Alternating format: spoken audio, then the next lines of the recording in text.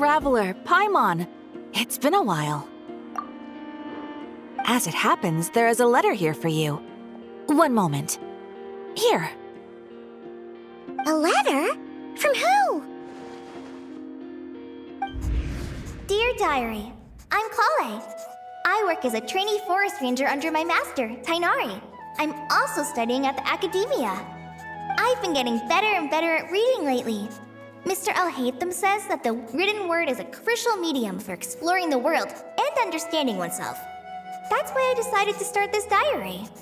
That said, what should I write about? Things are pretty quiet in Sumeru these days. Life is good. Every day is a fulfilling and happy one. When I think back to the days when I suffered from Elazar, or way back to when I was injected with God remains, I am in a much better place now. I hope it stays that way forever. I'll leave it there for now. Master said he'll take me shopping in Sumeru City today, which is great because I've been meaning to visit the toy seller at the Grand Bazaar for a while now. Kale, time to go. Yes, Master! Huh?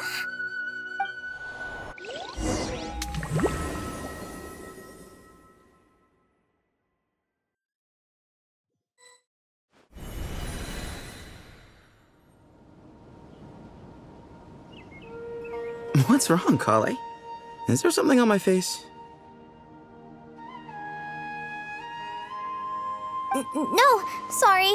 I didn't mean to stare. Did Master Tainari send you to pick me up? Master Tainari? What are you talking about? Tainari is the General Mahamatra. He's probably busy arresting criminals in Sumeru City. I mean, if that's what floats your boat, I can introduce you, but... Wait, Master Tainari is the General Mahamatra? But what about Mr. Sino? Sorry? Oh, you mean that guy who just joined the Vahumana Darshan? Rumor has it he's the leader of the Temple of Silence. If that's true, it's pretty impressive. Sounds like you've been getting to know more and more people since you joined the academia. That's great, but don't let your forest ranger duties fall by the wayside, okay?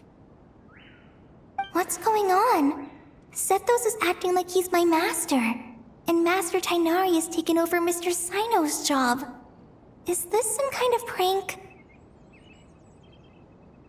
If so, it's a weird choice of prank. But anyway, Sethos doesn't look like he's joking. What is this all about? Hey, you're zoning out again. I'm gonna buy some tools for the rangers. Why don't you stretch your legs a bit? It's been a while since you last visited the city, right? Wait! He's right. It has been a while since I last visited Sumeru City. Was it always like this? I mean, it feels familiar, yet somehow... something seems different. Is this really Sumeru City?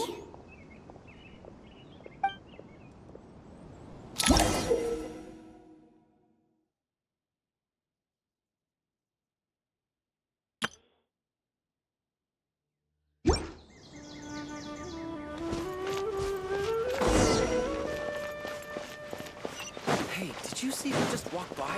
Would you like some fruit? It takes courage to maintain money a to peaceful buy life. that custom made. I heard that the sage disappears without a trace as soon. Lord Kabe Bay, did you get a chance to review this month's accounts? Any feedback? You mean the version you sent over a few days ago? Yeah, I took a look when I received it. I was thinking that maybe our profit margin is a little excessive. I visited some of our commercial partners last month. Their earnings are very slim. Are you suggesting that we give up some of our profits for them? Well, since we have more than we need, yes. Making money for its own sake is pointless. Don't worry, I've already planned for it and the numbers look fine. We can adjust the rates starting from next month.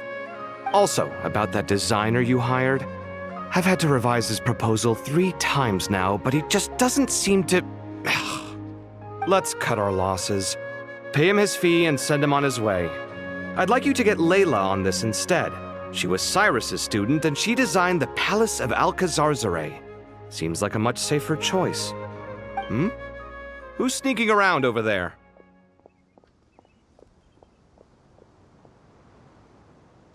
Mr. Cave? Do you recognize this person, sir? Yes, it's all right. We've met. This is Kale, Sethos' trainee. He brought her along the last time I went for drinks with him. What brings you to the city, Kale? Is your master here too? No, this is all wrong! Why is Mr. Cave saying that too? Tainari is my master, not Sethos. This can't be real. I have to ask someone else. There's gotta be someone else out there who still remembers the truth. Hey, wait! Don't run off! How strange. What's gotten into her today? It's like everyone switched places. I guess I'll keep looking around. Would you like a cup of coffee? Students are under so much pressure. Lots of visitors today, I see. Welcome all. It's been a while. Hey, Rahman. You know that guy who sells face powder on Treasure Street? I haven't seen him around in a while. Any idea what happened to him? Oh, you mean a Hongar? Yeah, he got into a brawl with Shavirme on Treasure Street. He's been banned from setting up shop there for now. Seriously? Oh, well, that's a shame. I was planning to pick out some makeup for you. Oh, don't worry about it. The legendary Flame Mane discussing makeup with the Zubair Theater star dancer. Now there's something you don't see every day. Flaming? You know, I'm not actually sure when people started calling me that. Maybe the other Eremites thought I needed a fiercer title to scare people off? To be completely honest, I think the title would fit you better than me, Dia. You think? Can't say I've never imagined myself as a merc.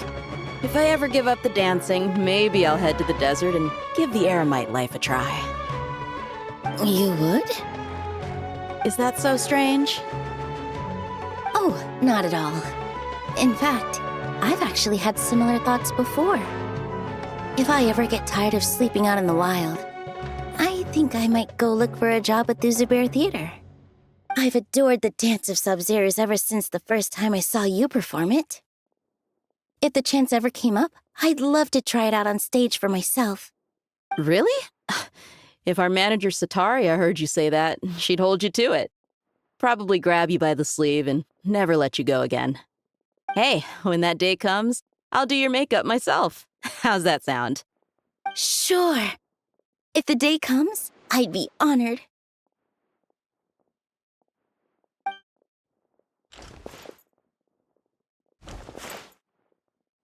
Everyone I know, everything I've ever known. Suddenly it's all a jumbled mess. The question is, who's right? Them or me? Oh, my head feels so heavy. I can't think straight.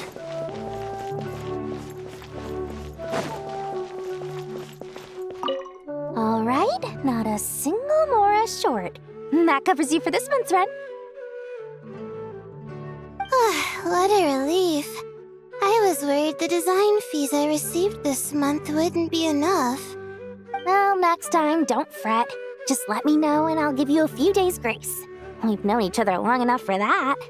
Anyway, how are you settling in? I couldn't help but notice that you're staying up late quite often. Yeah, I can't explain it. I just feel more inspired at night. Once I get in the zone, I can race through a whole bunch of drafts, no problem. But what about you? I keep hearing you sighing these days. Is everything okay? Well, it's just... Don't you think this house is a little small? I guess I should be used to it after living here for so many years. But for some reason, I've been feeling claustrophobic recently. I want to move somewhere bigger. Once I've made enough Mora, I'm gonna buy a huge new house. As big as... at least as big as the Palace of Alcazarzaray. That sounds really expensive. True. I'll never be able to afford it on a scribe's salary alone. I need to find another way.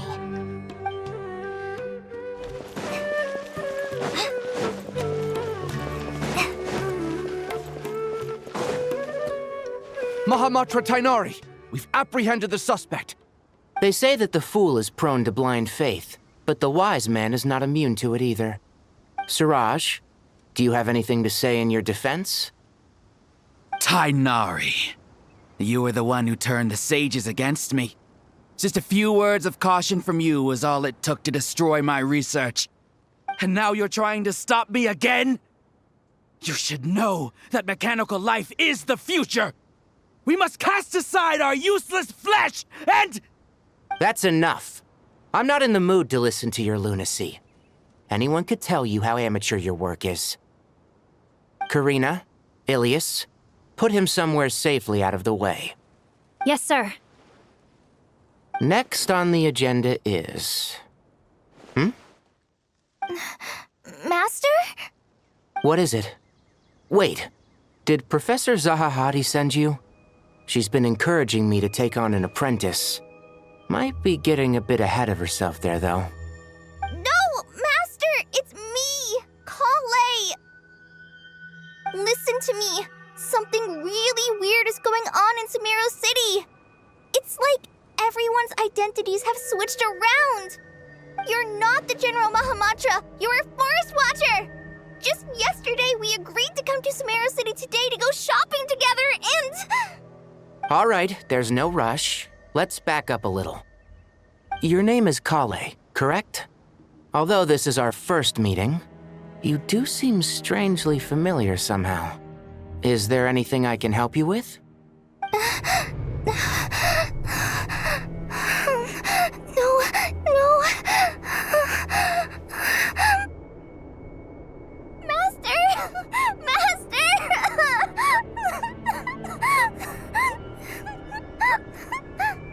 What is it? Huh? Did you have another nightmare? I've told you before, when you're tired, lay down on your back in bed and get some proper sleep. It's much better for you than napping on your front. Poor posture obstructs your breathing, which can lead to all sorts of weird dreams. Now, we're supposed to go shopping in Sumeru City today, remember? Cheer up. I'll take you to Hushang's. I heard he's got some new toys in stock. Go wash your face, take some deep breaths, and when you're ready, we'll head out. Okay. Thanks, Master Tainari. So it was just a dream. And yet, dreams can sometimes be a warning of things that will soon come to pass. Who said that? That dream felt unusually real, didn't it? Here's my suggestion. Since you're heading into Sumeru City anyway, you may as well tell Lesser Lord Kusanali about everything that happened. And just to be on the safe side, I think you should also inform your 2 traveler friends who once helped save Sumeru. I'd write them a letter if I were you. Time is short. A storm is coming from beyond the bounds of fate.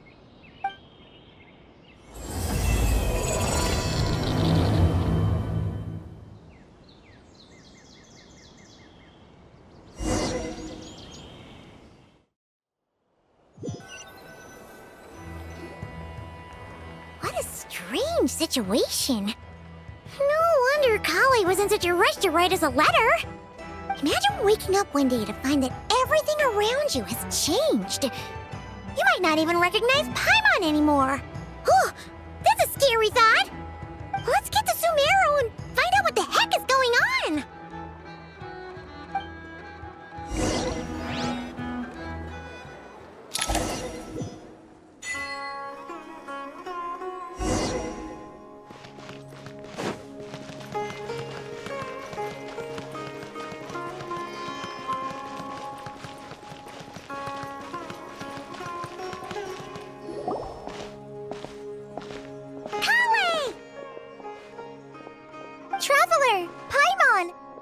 goodness! I'm so glad you made it! Of course! We won't let anything happen to you, Kale. So, what's going on in Sumeru City? Looks like lots of people are moving or something. Yeah, I was just gonna say.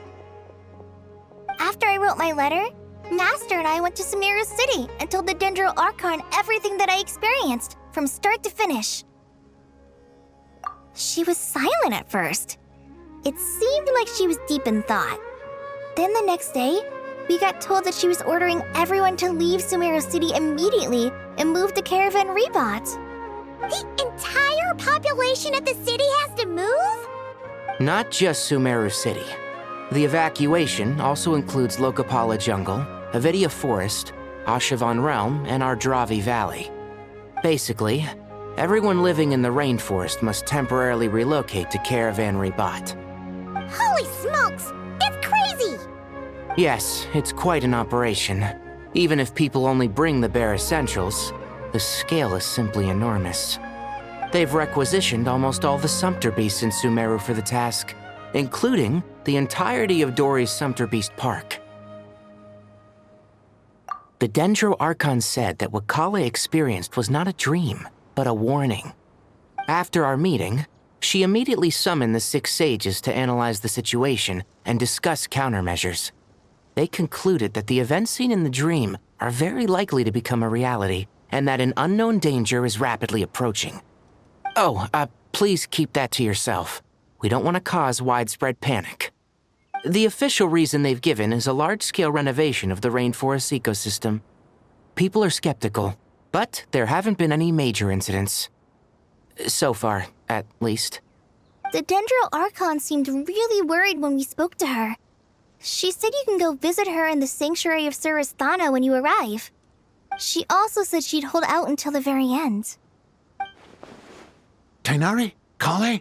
You got a minute? I need a hand here. One moment, I'll be right there. As a forest watcher, I've been tasked with assisting with the relocation work.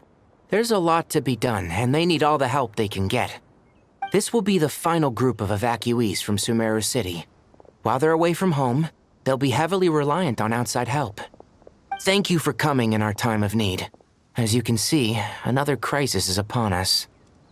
Excuse me, sorry to trouble you, but could you help an old man find his medicine? It's buried somewhere in my luggage. Where's my mom? Where did she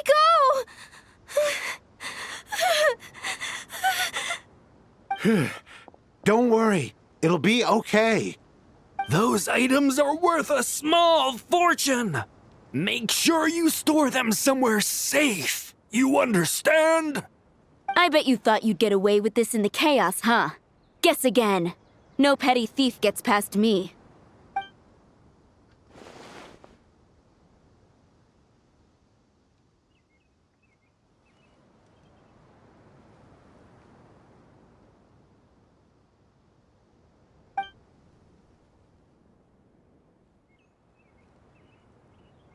We should go help the evacuees.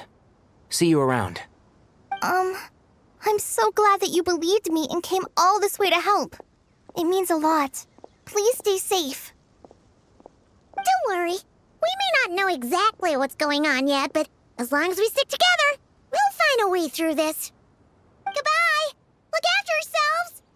Will do. See ya!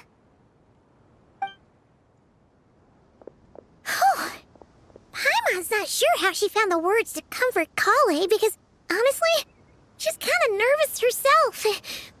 Let's head to the Sanctuary of Surasthana and see Nahida.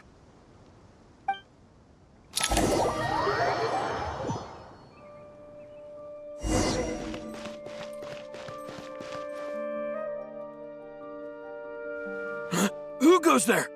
No unauthorized access to this place. By order of Mahamatra Sino. Are you blind? It's the Traveler and Paimon. Surely you've seen them before. Huh? Oh, so it is. I'm sorry, I haven't been sleeping well lately. My nerves are a little frayed. The Dendro Archon is in a very vulnerable state at the moment. Mahamatra Sino is concerned that our enemies might choose this moment to strike, so he's ordered us to strengthen our defenses. Just seeing you two again already puts our minds at ease. Please, enter. I'm sure everyone's expecting you.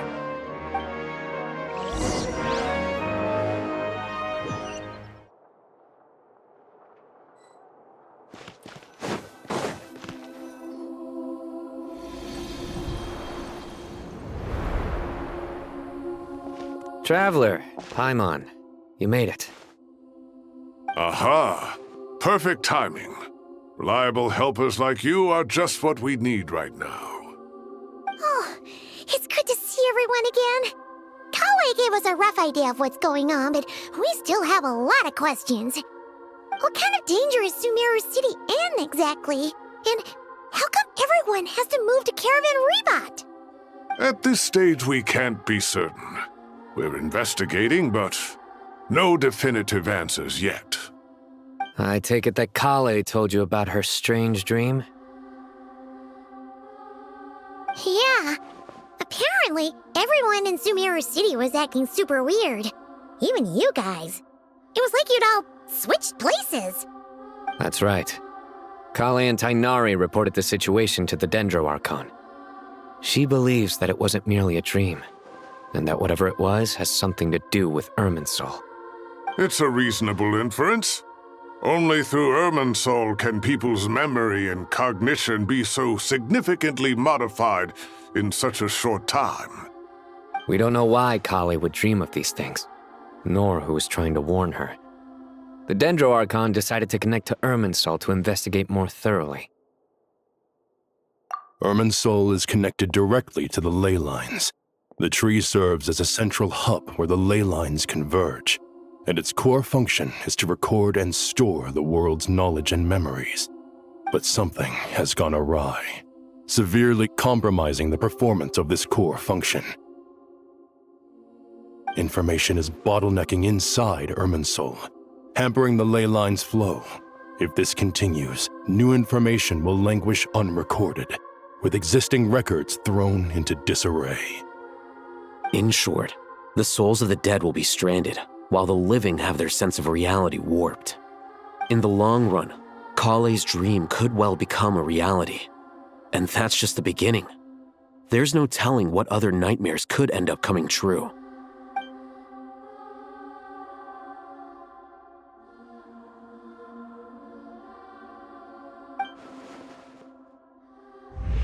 I have come this far, to use my death to open the gates of the ley lines to my people.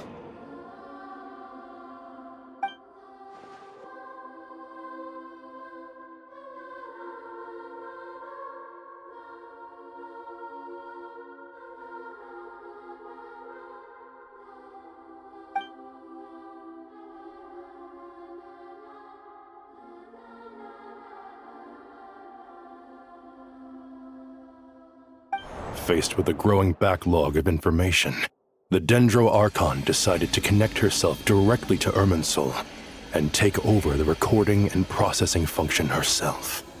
But it is an almost impossible task. Individual brains aren't equipped to deal with the sheer volume of knowledge and memories involved.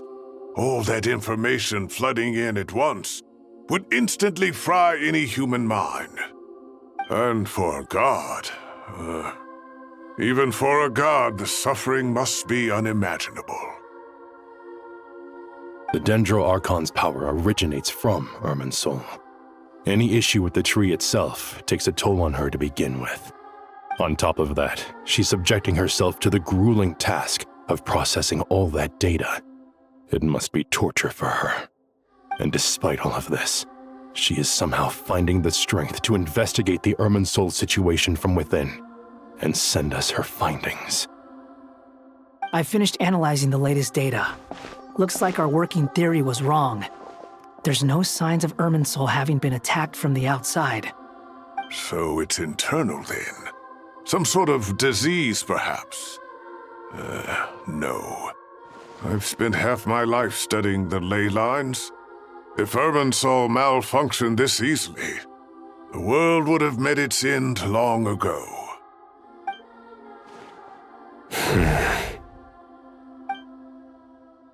Sino? What is it? Not long ago, I got a tip from the Corps of 30 that a large number of unidentified merchant caravans had recently been spotted entering Sumeru through Beta Harbor. At first, I suspected that they might have something to do with all this, so I sent some people to investigate. But if Irminsul wasn't attacked from the outside... Don't you think there are more important things to worry about right now than guessing who's behind all this? It's been over 12 hours with no new intel. If even the Keeper of Irminsul is this badly affected, you can imagine how bad things are in there.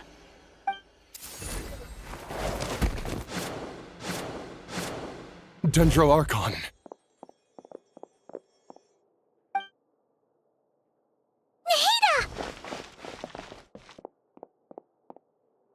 What's wrong? Her breathing is weak, and her elemental energy levels are dangerously low. Looks like it's time to move to the backup plan. What's the backup plan? Get out of the city and take the Dendro Archon with us. The entrance to Irminsul is directly beneath the sanctuary of Surasthana. That means this is ground zero if anything goes wrong. The Dendro Archon has a very strong connection to Irminsul. But theoretically, this connection should grow weaker with distance. Under normal circumstances, she can unleash her full power here. But with Irminsul out of control, our first priority is to get her away from here. The situation is critical. There's no time to deliberate. Everyone in agreement? I'll deal with it. I'll also let the Matra and the Corps of 30 know to start evacuating.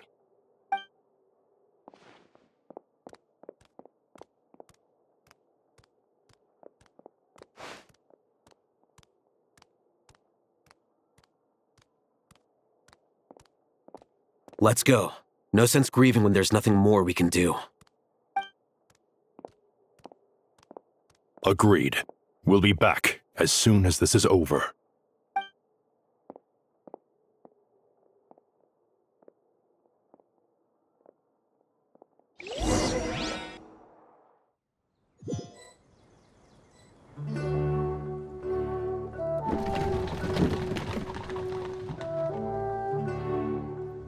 The last group of civilians has been safely evacuated. Dendro Archon's carriage will travel with them. Sino and Hat Guy will protect the convoy. With the Dendro Archon in a coma, we've lost our means of investigating the situation. And with Irminsul still deteriorating, we have no choice but to evacuate Sumeru City. Feels as though we're being pushed along by an invisible hand. Stop moaning, Cyrus. We're the teachers here. We should be showing a little more confidence, don't you think? A wise judgment. Let's move out to Caravan Rebot.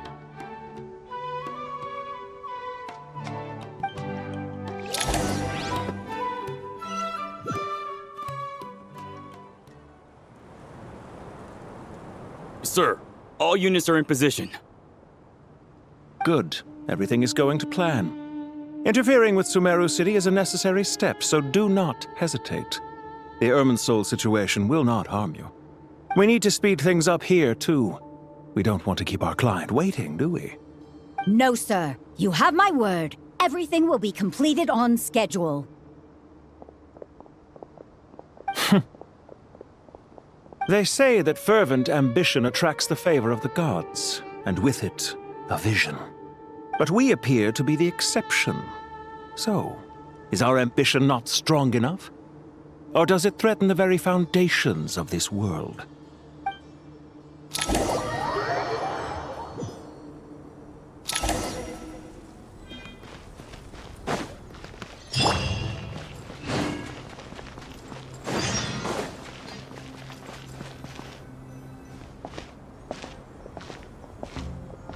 How is the Dendro Archon? Her breathing is steady. I prepared some therapeutic incense for her, but it hasn't had much effect. Her vitals are still very weak. Based on the information you've provided, I have a working hypothesis. Her condition is partly due to Irminsul's influence, and partly due to a physiological imbalance caused by the rapid depletion of her power. Elemental energy usually flows through the body at a relatively constant rate. The body grows accustomed to this rhythm, so when it's thrown out of balance, physical symptoms will appear. Is this similar to the ley lines? Overloading and withering both directly affect their vitality, potentially causing irreversible damage. Correct. From a biological perspective, if you overexert yourself, you pay the price with your life. The Dendro Archon is not only drained of power, but her life force is at a critically low level. Is there any way to restore her health? I know the ley lines have strong self-healing abilities. As long as any blockages or pollutions are dealt with, they can quickly regain their vitality. But what about people? Well, gods. What's their capacity for self-healing? Before we think about that, there's a bigger predicament to resolve. Restoring the Dendro Archon's power requires us to heal Irminsul first. But that will be extremely difficult without the Dendro Archon's power. Paimon's already getting lost here.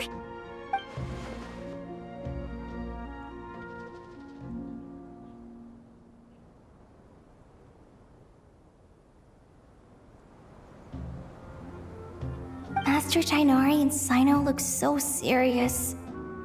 I've not heard Master speak in this tone for a long time. Tighnari.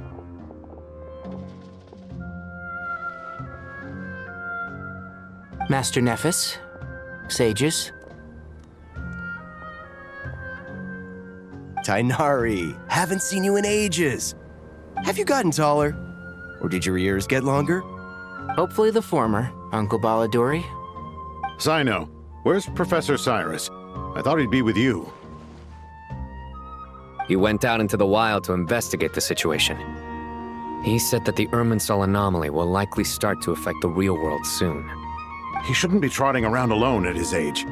Which way did he go? I'll look for him later. Would someone mind introducing us? Ah yes, of course. Allow me to do the honors. I'm sure we're all familiar with the Traveler and Paimon. They're the heroes who helped foil Azar's conspiracy and save Sumeru. These gentlemen and I are the 6 current sages of the Academia. Balduri and I are part of the Old Guard, while the other 4 took office after Azar and his clique fell from power. We have Sage Elkindi of the Spantamad Darshan, Sage Farnas of Kasharawar, Rataoist Sage Shakir, and finally Harabatot Sage Rusht. Nice to meet you all! I've heard much about you. Delighted to finally meet you in person. You're younger than I imagined for someone with the power to stand up to fate itself.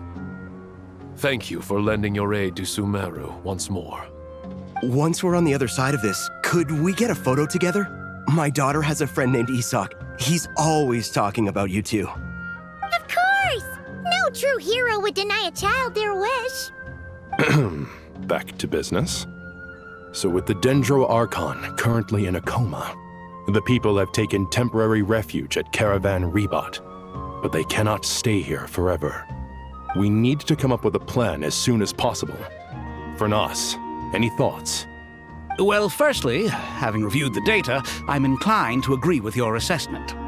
This doesn't look like an attack on Irminsul from the outside. Rather, it resembles a malfunctioning machine. Calculations going haywire and sparks flying. That being said, before we consider how to fix it, we need to understand precisely what has gone wrong. Furthermore, we somehow need to ascertain this without relying on the Dendro Archon's power. We have no direct access to Irminsul. However, we might be able to gather the information we need from the ley lines. Study the branches to learn about the trunk, in other words. Wait, is that what Cyrus is up to? No wonder he ran off to research in the wild. Curse, always one step ahead of me, isn't he? I heard that while in the sanctuary of Surasthana, the Dendro Archon had to serve as the central information hub herself. This is a clear sign the situation within Irminsul might be far worse than we can imagine. Irminsul is vital, not just to the safety of Sumeru, but to all of Teyvat. We must be the ones to bear responsibility for this world. To be on the safe side, I think we need to consider some backup plans. Are you saying we should consider a scenario in which Irminsul is completely destroyed? I'm merely pointing out that the possibility exists. You have a valid point. But until worst comes to worst, I believe we should focus our efforts on resolving the Irminsul anomaly and helping it recover. Kale, I understand that you were the first to foresee this crisis. If it's all right, I'd like to talk with you about it in more detail. Of course! But even I don't know how I came to have that dream. If there are no signs of external damage, could it be a stress fracture? Metals tend to suffer from this issue with long-term use. And Irminsul has existed for centuries, after all. It's possible, but surely a stress fracture would be more likely to cause a complete shutdown rather than chaos. Sages, General Mahamatra, sorry to interrupt, but something has come up. What happened? Some citizens didn't believe that Sumeru City was really in any danger. They slipped away and hid during the relocation, intending to return home. How many people are we talking? About a dozen. Sakura found them while on patrol, but they appeared to be suffering from psychosis. For whatever reason, they were trying to kill each other. By the time we arrived, there were only 2 survivors. One was unconscious from their injuries. The other tried to attack us, but was subdued. Where did this happen? Near Yasna Monument. That's not far from Caravan Rebot. Master. I know. The Irminsul anomaly is beginning to have effects in the world. I didn't expect it to spread to Yasna Monument so soon. It almost feels like we're being chased relentlessly, with no time to catch our breath. Sir Cyrus said the same thing. He sent me back to report in, while he continues investigating. I'll go join him. Count me in too. Don't let my age fool you, I can still fend for myself. Very well. Meanwhile, the rest of us will continue discussing our next steps. Get back soon. Take care of yourselves. It's getting dangerous out there.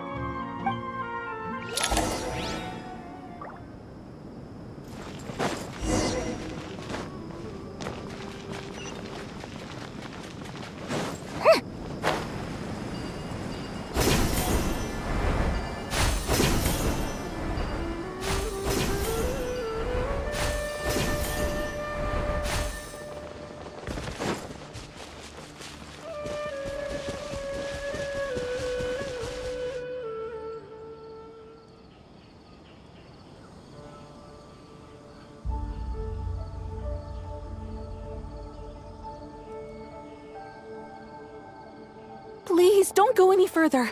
As you get closer to Sumeru City, there's no knowing what dangers you might encounter.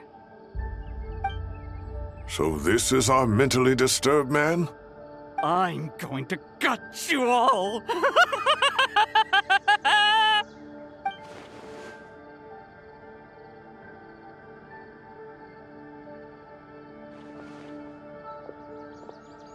Cyrus, you didn't even bring a single guard? Do you think you're some sort of warrior? It's fine. Come here and look at this. Oh, it's... That's right. Flowers that bloom from openings in the ley lines, indicating some sort of anomaly. I don't believe I've ever seen a color like this before. Did you discover it nearby? Not just here. Way over there, too. They're everywhere. There's even more in that direction. How did you ascertain the situation further ahead? Didn't you just say that we can't go beyond this point? Yes. This area is relatively safe so far, but if you continue forward, delusions will start afflicting your mind. However, some vision-bearing mercenaries were able to maintain their sanity a little better. They're the ones who brought back news from further afield. Sino, do you remember the class I taught on dissecting ley line blossoms? I do, Professor. I received full marks in that course. Good. After all these years, it's time to put that knowledge into practice. There must be anomalous information hidden within these blossoms. Alkindi, I'll need your help as well. Been a while since we worked on a project together, hasn't it? Sure has. Well, what are we waiting for? Let's get to work. Anything we can do to help?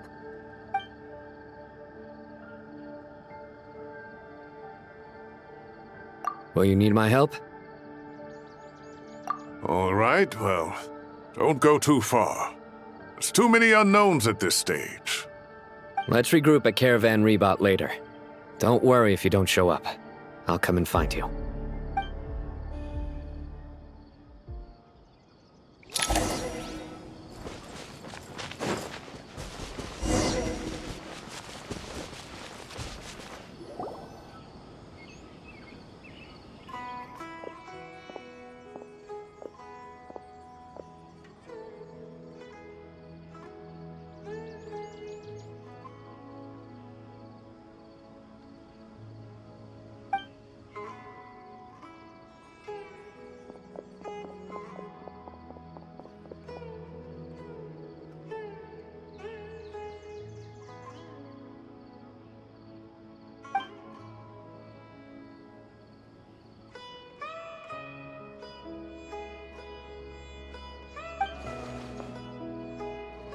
That should be the heart of Oasis. All we need to do is light it with the fire seed, and it'll restore a pep with elemental power. The damage it suffered internally will also slowly begin to heal.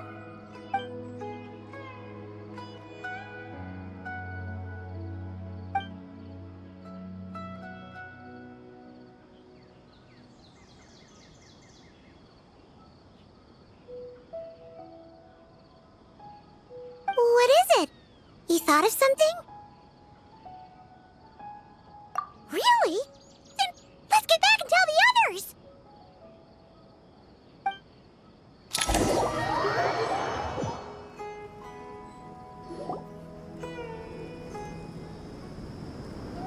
Whew. Glad to see you've returned safe and sound. Any longer and we would have gone out looking for you. Well, this is a nice surprise. I'm unsure feels better with everyone we know here. We've made some progress, so let's start by giving you and Paimon a quick update. By dissecting the ley line's blossoms, we've been able to deduce that although Irminsul is experiencing an anomaly, it has not completely rejected access from the outside. The Dendro Archon has the power to connect to Irminsul, but there's also another way. I assume you recall the devices everyone was wearing when you first arrived in Sumeru? Devices? Oh, wait. You mean... The Akasha terminals? That's right. Of course! It's been so long, Paimon almost forgot all about the Akasha. Wasn't it shut down, though? Yes, but although the system isn't currently operational, the technological infrastructure is all still there. And it turns out that a certain someone gets so bored at work that he's actually read through every single one of the instruction manuals. No prizes for guessing who that was. If praising others is that embarrassing for you, you can simply spare yourself the ordeal. As much as it pains me to say anything nice about him, there's no denying his intelligence. He rarely forgets anything he's read. The Akasha is exactly what Sumeru needs at this moment. Between us, we should have all the knowledge and expertise we need to get it up and running again. But if I recall correctly, doesn't the Akasha need a Gnosis to function? That's exactly right. The Akasha relies on the Gnosis as a power source, and in its absence, we'll need to find an alternative. To tackle this problem, it looks like we'll be relocating once again. Mainly to the Temple of Silence. Ring any bells? It's the only major institution in Sumeru dedicated to preserving the knowledge of King Deshret's civilization. You might find the answers you're looking for hiding there. I agree. There's a good chance. Master Nephis and the other sages have discussed it. As the chaos from Irminsul continues to spread, Caravan Rebot won't be a safe haven for much longer. We have to move into the desert next. The scholars and sages will head to the Temple of Silence, while the civilian population seeks refuge in Aru village. The Eremites will keep everyone safe during the journey, and Candace will be there to receive us at the village. This leaves us just one thing to worry about. That Dendro Archon. She's very weak. We can't afford to wait until Irmin's soul is fixed. There has to be another way to help her. Huh. Well, luckily, the Traveler had a eureka moment while we were out investigating. Really? Wow, nice one, Traveler. Let's hear it. What say our Amorta experts? Theoretically, it's feasible. From what you're saying, although elemental life and elemental energy have their differences, the Dendro Archon has explicitly stated that she can imitate the power of the former. In which case, as long as a Pep is willing, she should be able to convert her own power into a form that the Archon can use. It wouldn't be difficult for her at all. The only problem is convincing her to help. Yeah! Even though she wasn't exactly friendly the last time we met, she didn't refuse to talk with us. When she realizes the danger that Nihida is in, surely she won't turn a blind eye to it. Well, hopefully not. Either way, we're not exactly spoiled for choice here. Hey, it's better than having no options at all. I agree. Without Irminsul's aid, the legendary Dendro Dragon Apep may well be the only living thing in Sumeru who can help our Archon recover her power. There's no time to lose. I'll bring this proposal to Master right away. If he and the other sages agree, we'll split into 3 teams. The academics will go to the Temple of Silence to look for a solution to the Akasha problem. The Eremites will escort the civilians safely to Aru village, and the Traveler and Paimon will take the Dendro Archon to see Apep. There's still a long road ahead, and no knowing if we'll make it. But at least we have a direction now. I'll take it over floundering around in confusion. If there are no objections, then let's proceed. But before we adjourn, I would like to leave you all with some parting words. No matter the distance between us, there will always be an invisible force tying us together. May the bonds forged in the past shine bright like stars and open a new path before our feet. Huh. Is that from King of Invocations? No. This one's from King of Invocations, the sequel. What's the difference? The sequel's much cooler. Couldn't agree more. Well, it was very apropos. Once this is all over, I'll give everyone a copy of King of Invocations and the sequel to show my gratitude. Come on, let's get moving.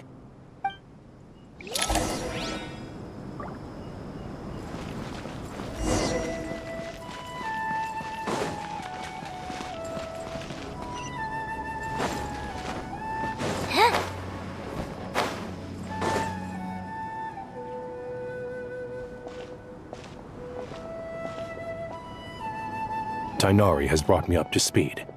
I approve of your plan of action, but we can't proceed with everything right away.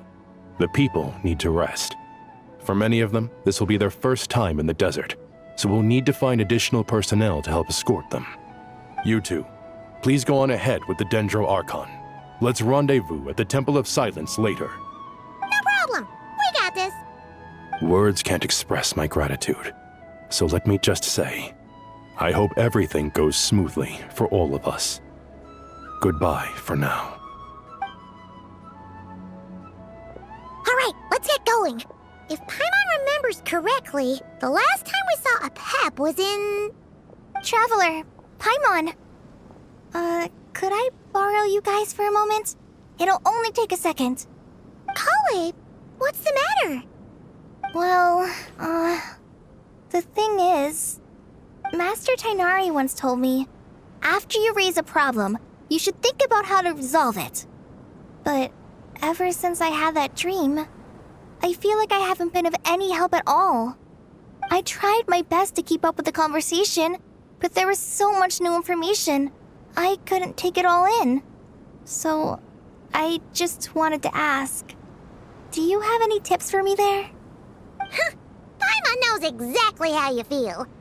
But fear not, everything you need to know is right here in Paimon's notes.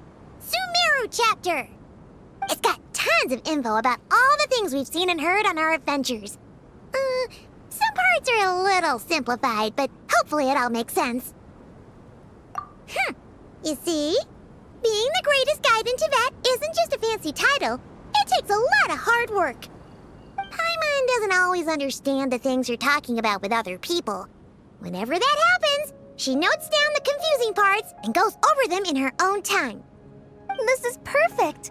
Could I borrow it? Sure. Matter of fact, you can keep it if you want. Paimon has another copy. The spare copy was originally meant for the traveler. Paimon used to worry that one day she might not need a guide anymore, so she wanted to have a gift for her, in case we ever parted ways. But it doesn't seem so necessary nowadays. We have so many more places to see together. One copy will be enough for both of us. Thank you so much. But still, these are your treasured memories. I think I'll make my own copy and then return the original to you. Anyway, that was all. I won't keep you any longer. Have a safe trip. See you again soon. See ya! Alright, time to bring the Hida to see a Pep. Let's hope that old grouch is in a negotiating mood.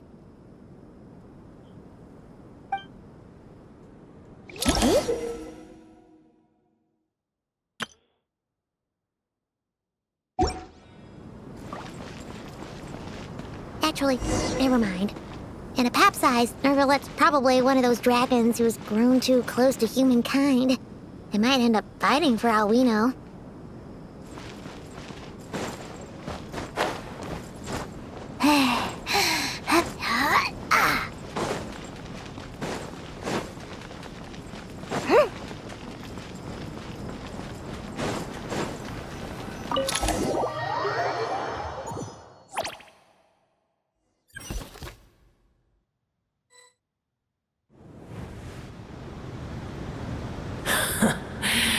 I had a feeling your kind might come calling.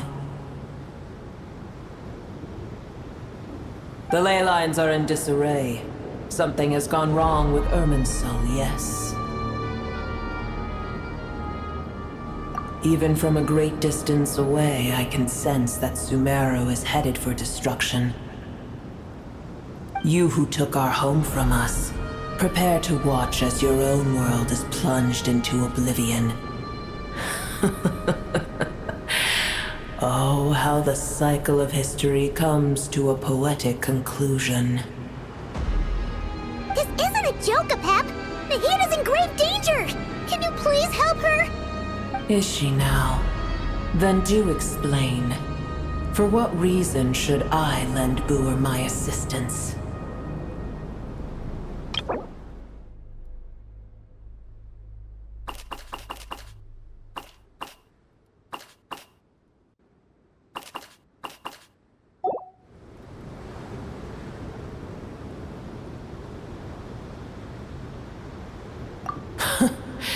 The age of the dragons ended long ago, and the world that replaced it is under the dominion of the heavenly principles.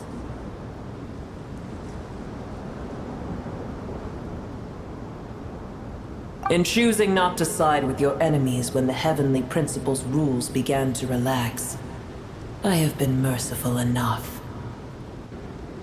Do not forget that I have no love for this world you hold so dear.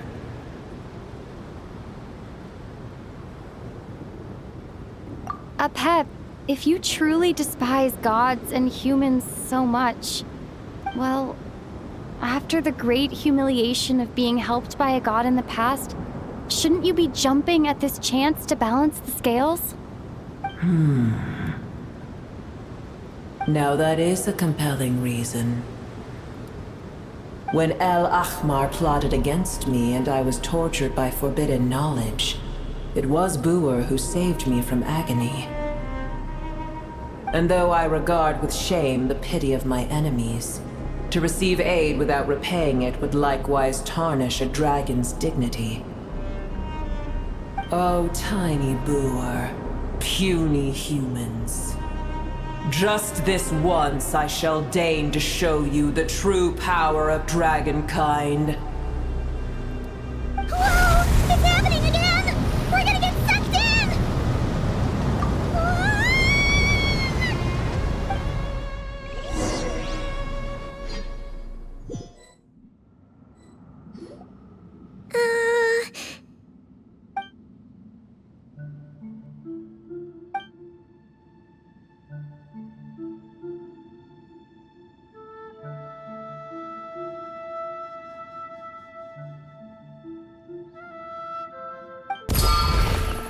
It is done.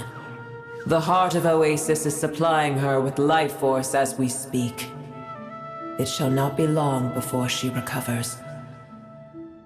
But I should warn you, Boer's existence is closely intertwined with Irminsul. Unless the issues plaguing it are resolved, she will never completely recover her former strength. Oh, thank you. Spare me your words of gratitude. You may also spare me your feigned concern.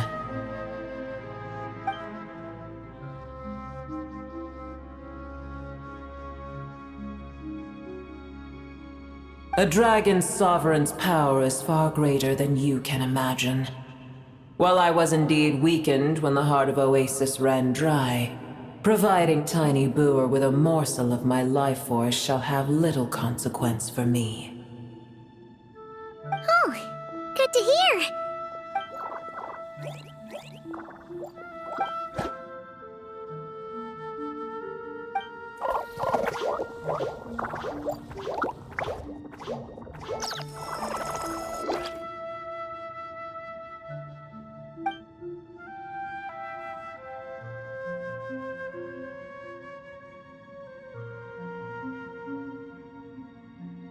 Ever held in high favor, I see. Oh, well, you know. The compliment was sincere.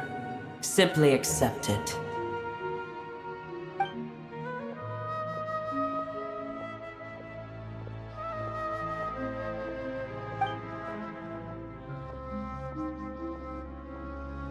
I did once. That tree was not planted by the heavenly principles. Irminsul existed before they ever arrived in Tevat. What? There was a time when it belonged to Tevat, to dragonkind. Its appearance and function then differed greatly from today.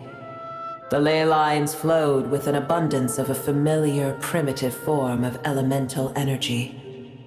You may know it as the power of the Light Realm. The heavenly principles usurped and refashioned Irminsul, made it serve humanity, and used it to anchor the fate of the world. Yet in the end, humanity has failed to protect it.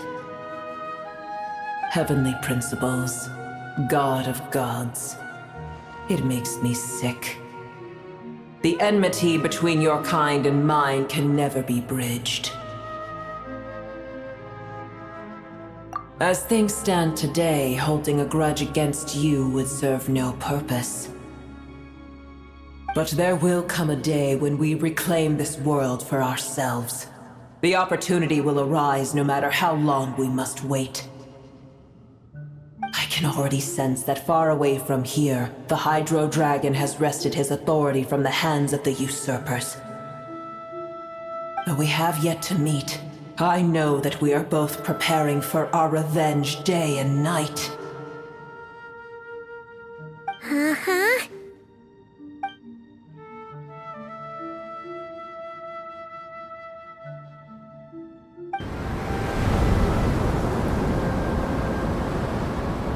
I hear a great disturbance out there. Huh? What is it? Sandstorms come. The Jinn. I see. Another calamity approaches. You both seem restless. Let us part ways here. Boer is safe with me. Once she has recovered, I shall return her to your side. Oh, thanks again. Take care, alright? I told you already I have no need of your feigned concern.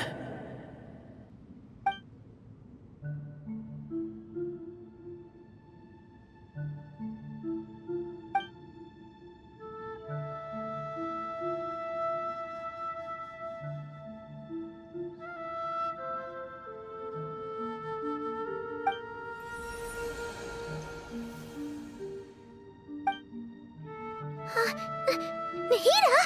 You're awake! Are you okay? Cease your interrogation. Yes, she awoke for a brief moment, but she has now lost consciousness again. Take it. We shall talk more at another time.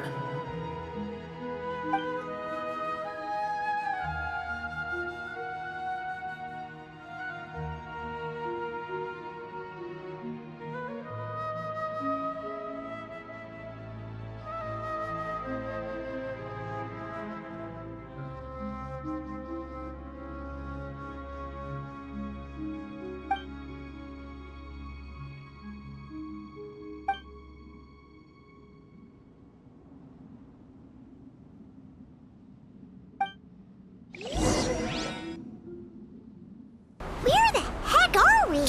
Did you just dump us in the middle of nowhere? Wait. No. Paimon remembers now. The Temple of Silence is over that way. Come on, let's go find the others.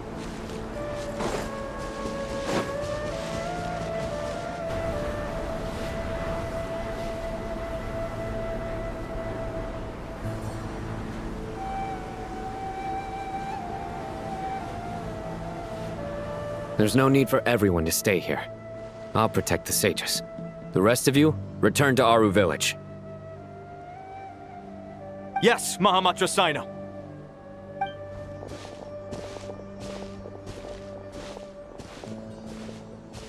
Sino! What's going on? You're back. How's the Dendro Archon?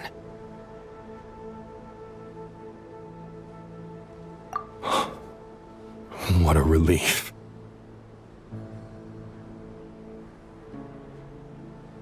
It's the Jinn. Countless Jinn have stirred up violent sandstorms across the desert, blocking our path to the Temple of Silence. Tainari and Kale have returned to Aru village to help. The Jinn are being highly aggressive, so both the village and the merchant caravans require protection. It's just one thing after another. Where did all of them come from anyway? In all my trips to the desert, I've never seen anything like this before. As I see it, the only possible candidate is Gurabad. Gurabad? Baladuri could explain in more detail if he were here. All I know is a rumor I've heard about from previous trips to the desert. Supposedly, a great number of dormant Jinn lie sealed beneath that city.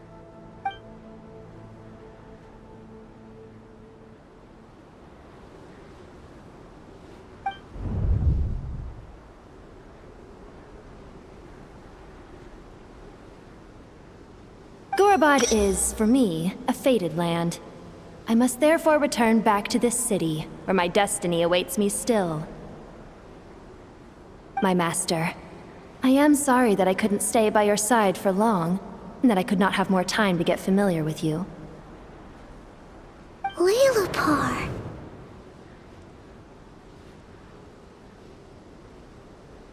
Yeah, we once said goodbye to a friend there. Well, maybe not a friend exactly, but someone we met on the road anyway. She was a strange bottle. If we can find a way to wake her up, maybe she can help solve the situation in Gurabad. Well, be careful. You may find there's more than just the Jinn to worry about. You mean, there are other dangers in Gurabad? It's a sensible assumption to make. The moment we arrived in Caravan Rebod, the Irminsul anomaly started spreading in that direction. Now we've moved to the desert, and suddenly we're plagued by Jinn and sandstorms. To call it a coincidence would be a stretch. Don't worry, we've gotten a lot stronger since our last stint in Sumeru.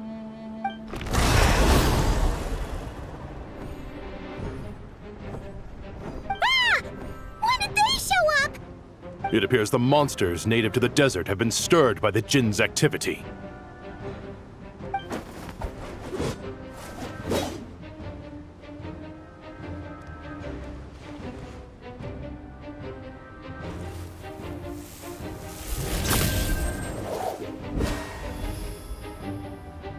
You should get going.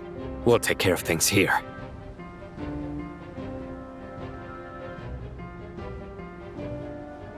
You too.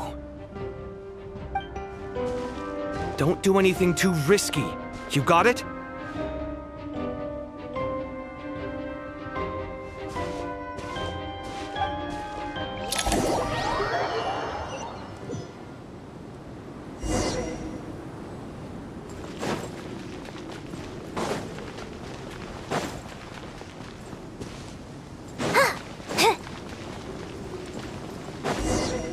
The Jinn are swarming out of Gorobod! Looks like Alhita was right!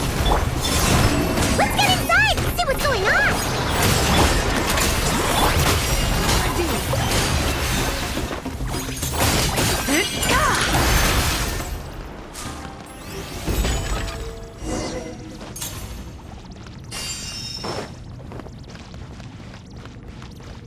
They just keep coming! How many of these things are there? Never take them around! Let's just head further inside for now!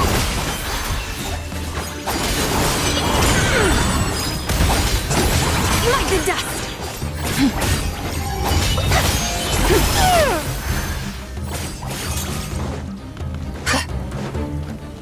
Target spotted! All units at the ready. The Patchouli! They must be using this place as a stronghold! Are they the ones behind all this?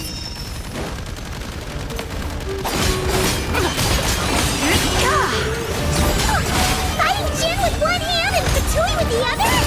This is pure chaos!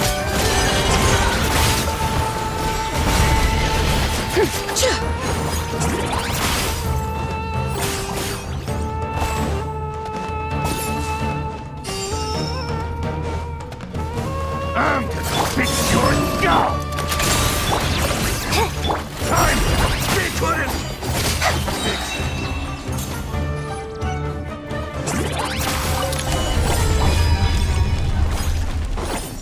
Do you see that strange machine? Paimon has a sneaking suspicion that that's the thing wrecking Gorobod and setting all those dangerous Jinn free! The target has reached the core zone! Requesting backup! Repeat, requesting backup! Backup en route! Stop her at all costs!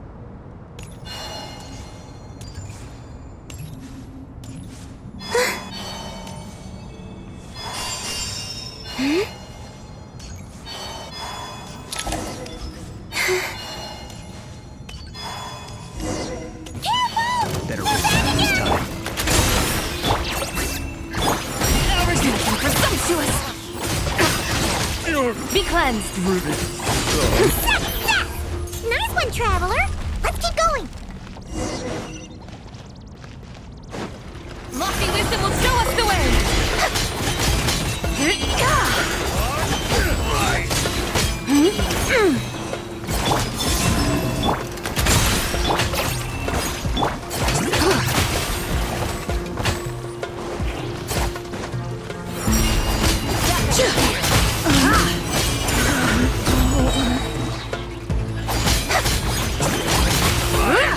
Like the dust! I was insufficiently prepared. This hunk of Jinn's gone kaput! Now we can finally... It seems my subordinates failed to stop you in your tracks. Apologies, sir. There is no need to apologize. You did well to hold your ground against such a powerful adversary for as long as you did. I must commend your courage and perseverance. So, you're in charge here, huh? First the problems with Irminsul, now this mess in Gorobod? Are you the ones responsible for all this? I'm afraid I cannot answer that. I assume you aren't naive enough to expect answers from an enemy. Oh, this guy is so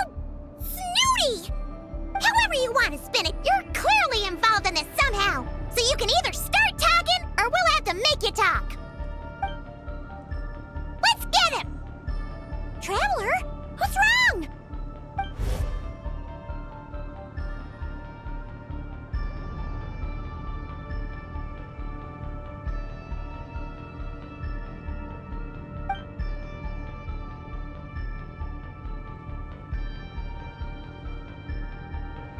You're remarkably calm.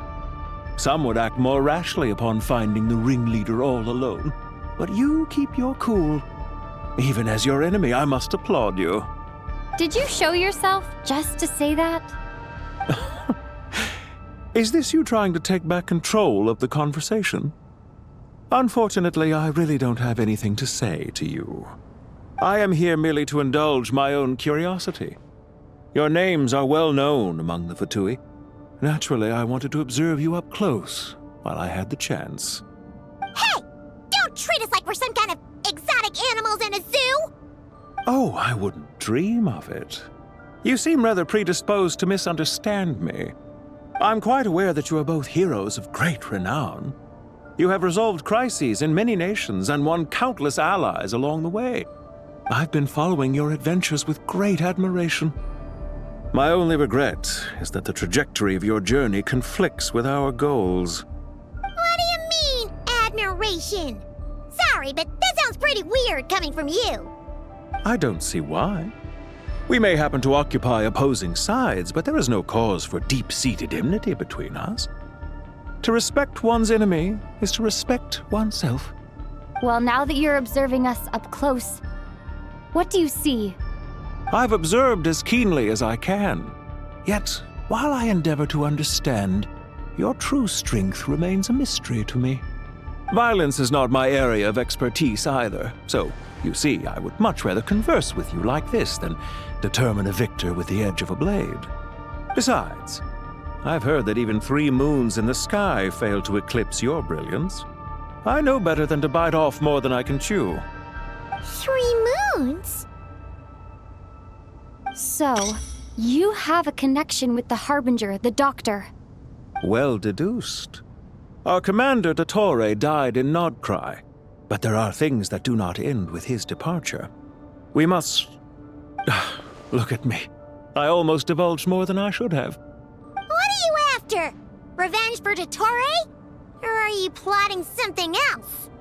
I've said quite enough, I believe. There's no point in continuing this conversation, except to say, I've noticed that you seem to know your way around here quite well.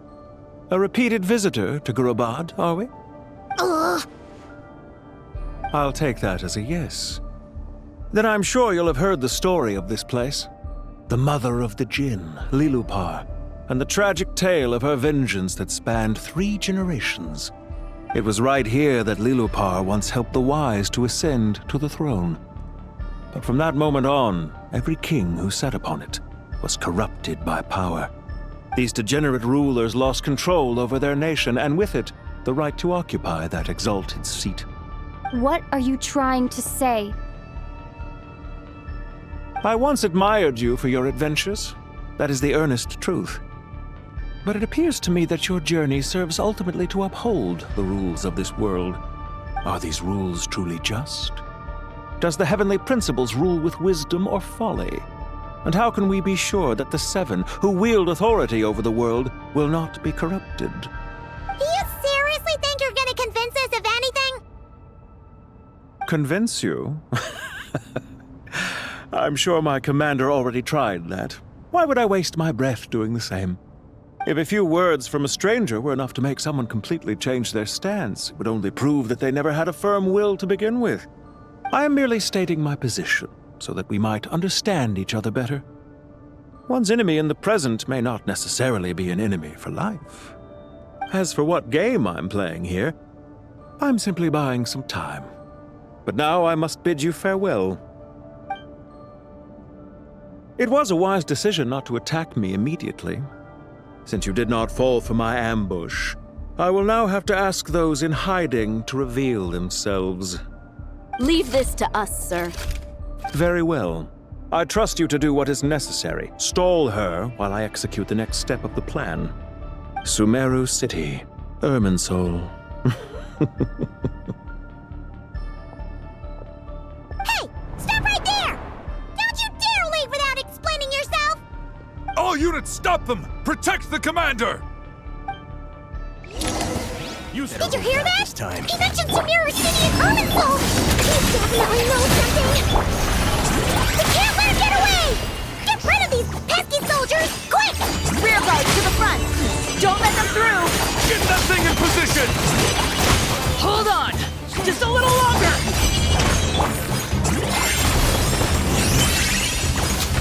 So, Lumi! Without further ado! We finally beat them! That mysterious guy can't have gotten far! Let's catch up with him!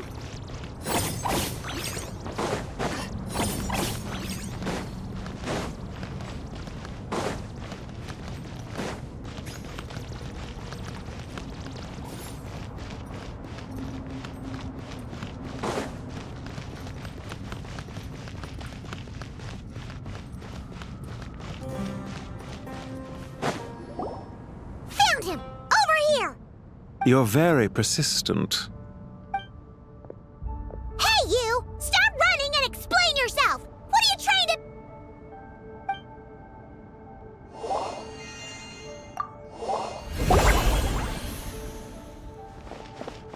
What's this? Relax. A small trap like this won't be enough to hold you. The sandstorms from Gurabad will die down soon enough, but this small window of time was all we needed to launch the next phase of our plan.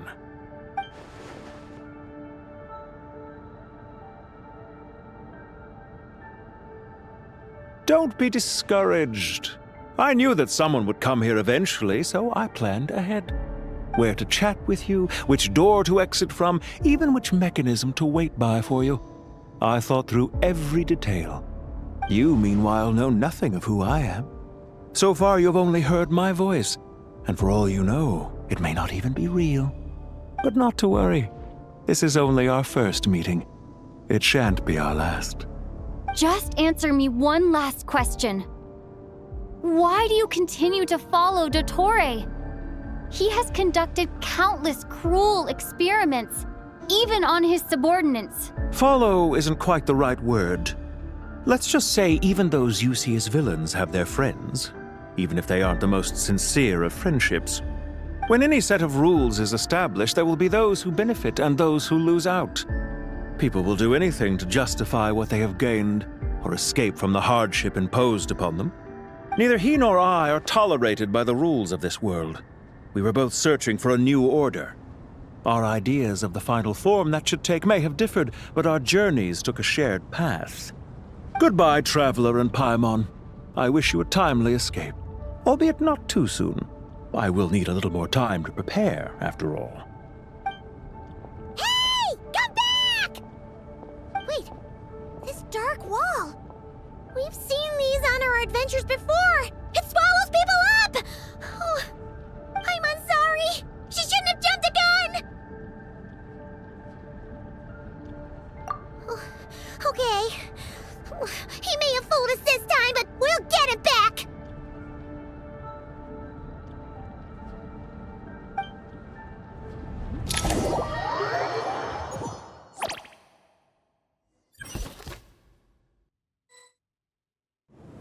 Sino and his team are guarding the north. We'll take this side. There's so many Jinn. We can't let them get into Aru Village. Don't fret. I am well prepared for this situation. Huh. So you have a solution?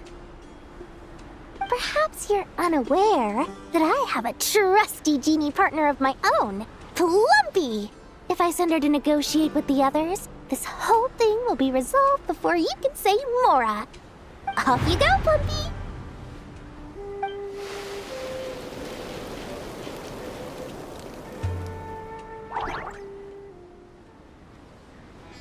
Come on, what's the holdup? 5,000 Mora. 20,000 Mora.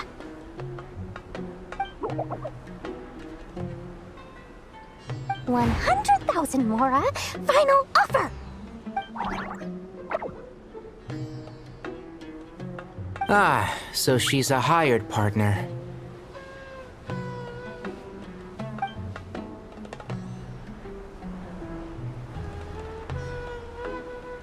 Hired partners are reliable too. Plumpy here is a highly skilled negotiator. You'll see. Just a few words from her and...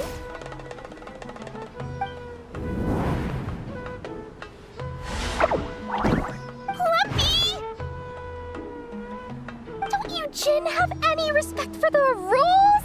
This was supposed to be a negotiation! How dare you treat my messenger like this?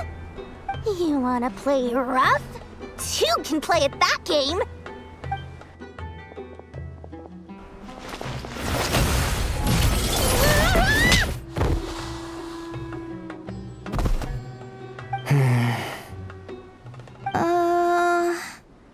Looks like it's up to us now. Be careful, Kale. Yes, Master.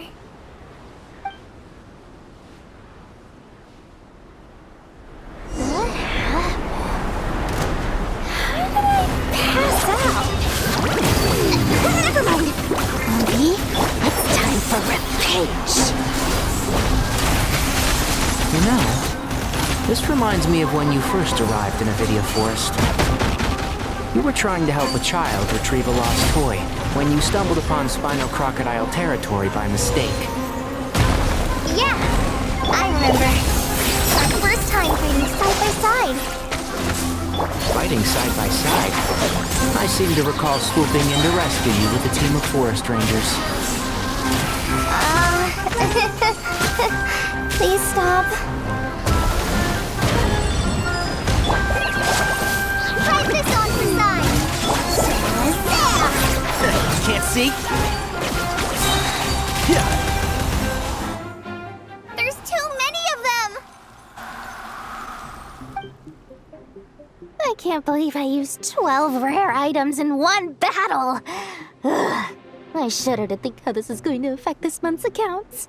The sight of that glaring deficit might be more than my poor heart can take. Tainari, how's the situation on your end? We held the line, though it was a close call. But it looks like they're preparing for another attack. Has something happened? They've breached our defenses in the south. The Jin are pouring in. We're moving the villagers to the north as we speak. We're hemmed in. This is getting precarious. Our margin for error just got a lot smaller. That's why we wanted to confirm your status. We need to consider our next move carefully. Bad news! Another line of defense has been breached. Kale, go with them and assess the situation. Dory and I will hold the line here. But Master! Even with 3 of us, we barely managed to. This is not a discussion, Kale. Don't worry about us. She clearly still has plenty of tricks left up her sleeve. Wait, you can't pin all your hopes on me? Oh, great. I've almost run out of the things I brought with me, and the rest is back at the caravan. I should be able to hold out for a little longer, but still... Master! Need any help?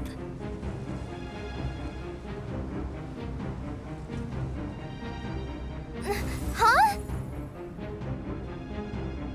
What is it, Kale? If things continue like this, it won't be long before Aru village is overrun by Jin, and the sandstorms are sure to follow in their wake. I do have a plan, but I can't guarantee it will work. I don't care. Whoever you are, please just help us. The only one who can help is you. I am merely here to guide you along the correct path. I am a spirit created at the beginning. I am a flickering illusion. I am the shimmering light that flows from the eyes of the Creator. What do you mean?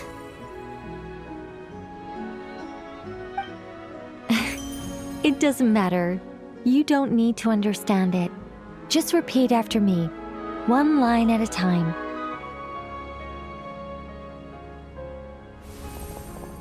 Watch out! Jin incoming! I am a spirit created at the beginning. Here goes nothing! I am a spirit, created at the beginning.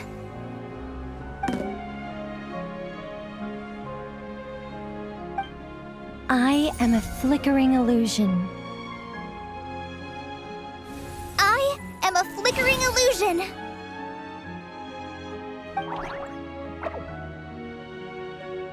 What's wrong, Plumpy? I've never seen you so agitated before.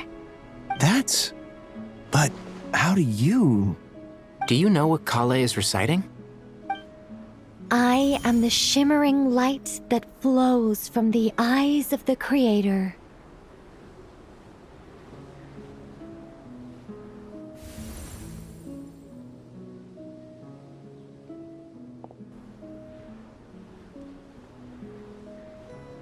I am the shimmering light that flows from the eyes of the Creator!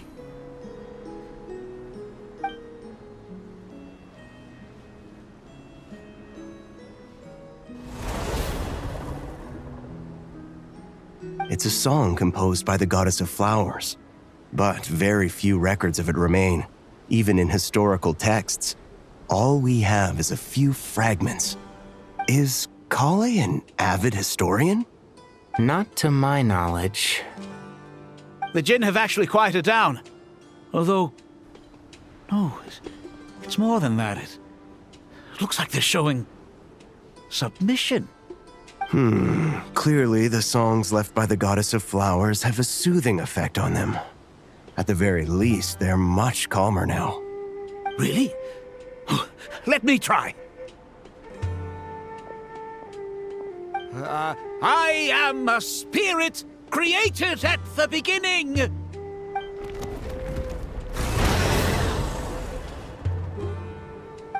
Don't stay away. I'll stop. I'll stop. It seems like the song only works when Kale recites it. But why? Kale.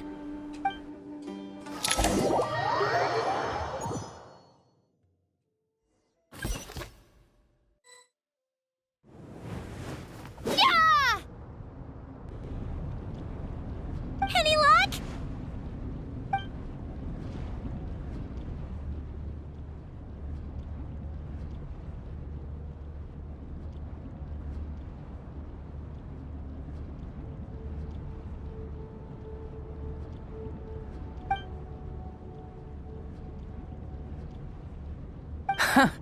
When I heard that loud rumbling in the distance, I thought the shifting sands had bust open the gates to some ancient treasure vault. Turns out it was just you guys. Huh? Wait, that sounds like...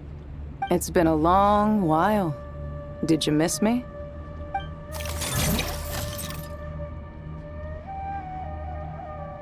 Jet! Ben! Let's save the catching up for later. First, I gotta get you guys out of there. This should be the right mechanism. Ben, can you handle it?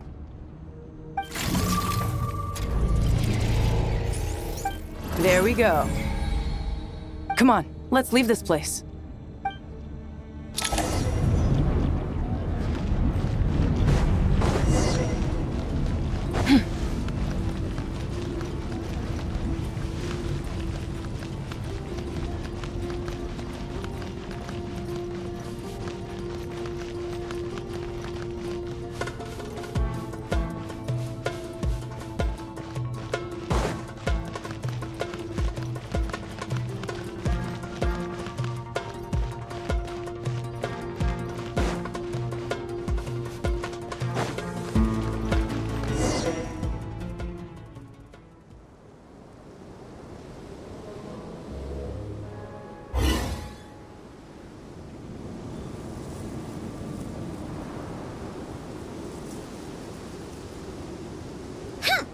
Fatui sure made themselves scarce. It's like they were never here. The Fatui? They came to the desert again? Yep. No idea what they're planning this time.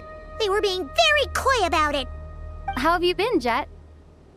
Well, since we last met, I've started my own band of mercs. We've actually made quite a name for ourselves. Oh, yeah. On a slightly different note, I have some good news. I finally took care of Masaira. Not much to write home about. It was just another day. Found his hideout. Dragged him out of his cozy little bed. He tried to talk me into seeing his point of view, as usual. But I'm way past that by now. There was nothing he could say to save his life. What about you guys? Bet you'd forgotten all about me and Ben, huh? Of course not! We're super duper best friends! Wow. Sounds like I should make time to visit some other nations too. Anyway, what brings you to Gurabad? Oh, right. Paimon almost forgot. We're here to look for Lilupar. That bottle? Seriously? Yeah! We need her power to calm the Jinn and stop the sandstorms. Here's hoping we actually manage to find her, after all the trouble we've been through. Surely, with everything's been going on in Gurabad, she must have woken up, right? Only one way to find out.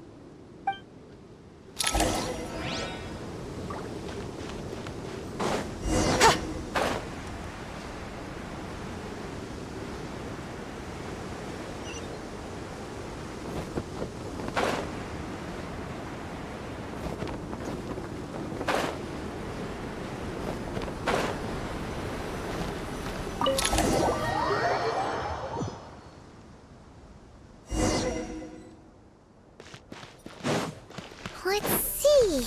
She should be around here somewhere. Aha! Found her!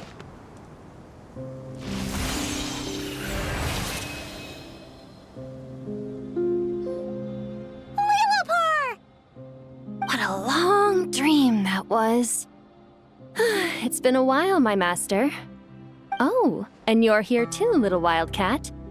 The four of us back together again. Imagine that. After we last parted ways, I merged with the land beneath Gurabad to suppress the dark calamity stirring in the depths. It rekindled the flame of vengeance within the Jinn, depriving Gurabad of any hope of peace. I fought against it for a long, long time, until one day, I sensed a change in a foreign land to the west. Suddenly, the pitch-black abyss fell silent.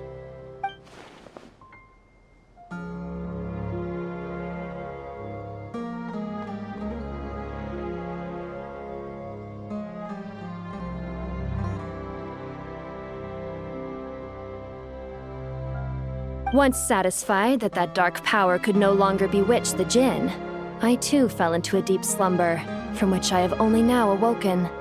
Why have you returned to Gurabad, my master? And why is my sand-swept homeland in disarray once more?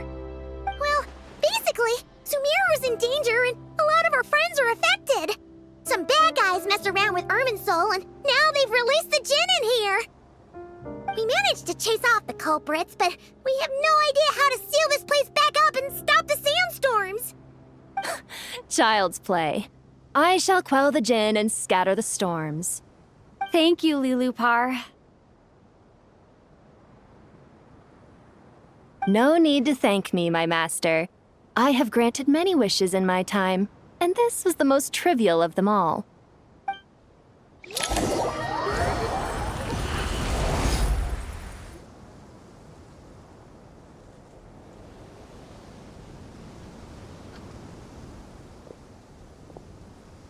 The sandstorm's gone.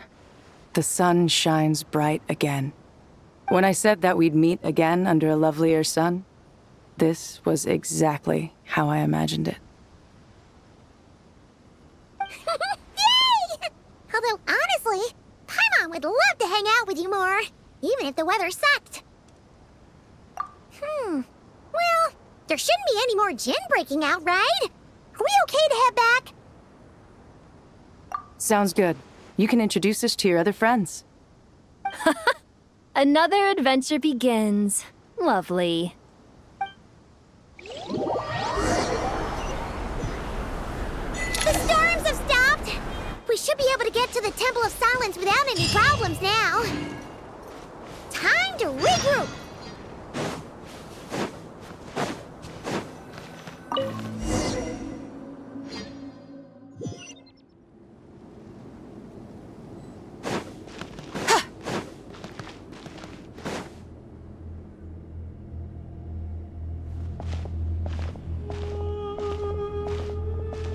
So, this is the Temple of Silence.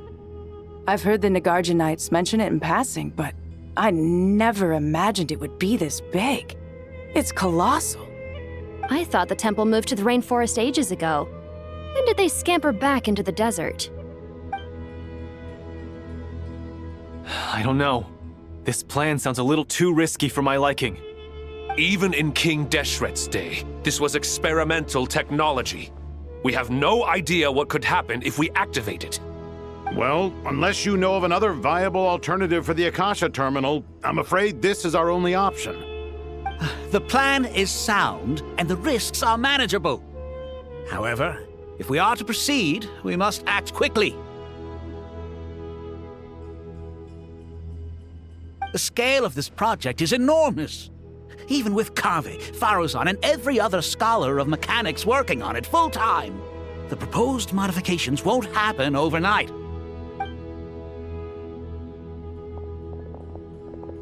You're back. Everything all right? And who are they? Friends of yours? Pretty much everyone in the Temple of Silence is. This guy's Kave, and the one next to him is Alhaitham. Hello, I'm Jet, and this is Lilupar. Oh, a famous name from the history books. Pleased to meet you. A friend of a friend is a friend of mine, as they say. Who's they? Huh? Do people not say that? Not in the desert. Friends you can trust, but friends of friends? Gotta keep an eye on them. Still, I do trust the Traveler's judgment. I'm sure you're good people. The sandstorms have calmed down.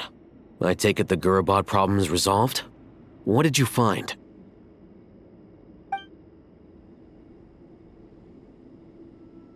And after getting all smarmy with us, he trapped us there. Luckily, Jet used the mechanism outside to free us, and then we got Lilupar to put a stop to the chaos. Wow. Thanks for being there to help them.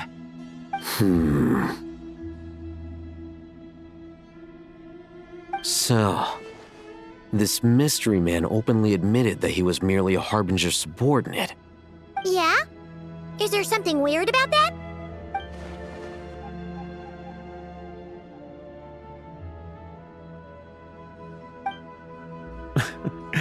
I assume you aren't naive enough to expect answers from an enemy. Well deduced. Our commander, Dottore, died in Nordcry.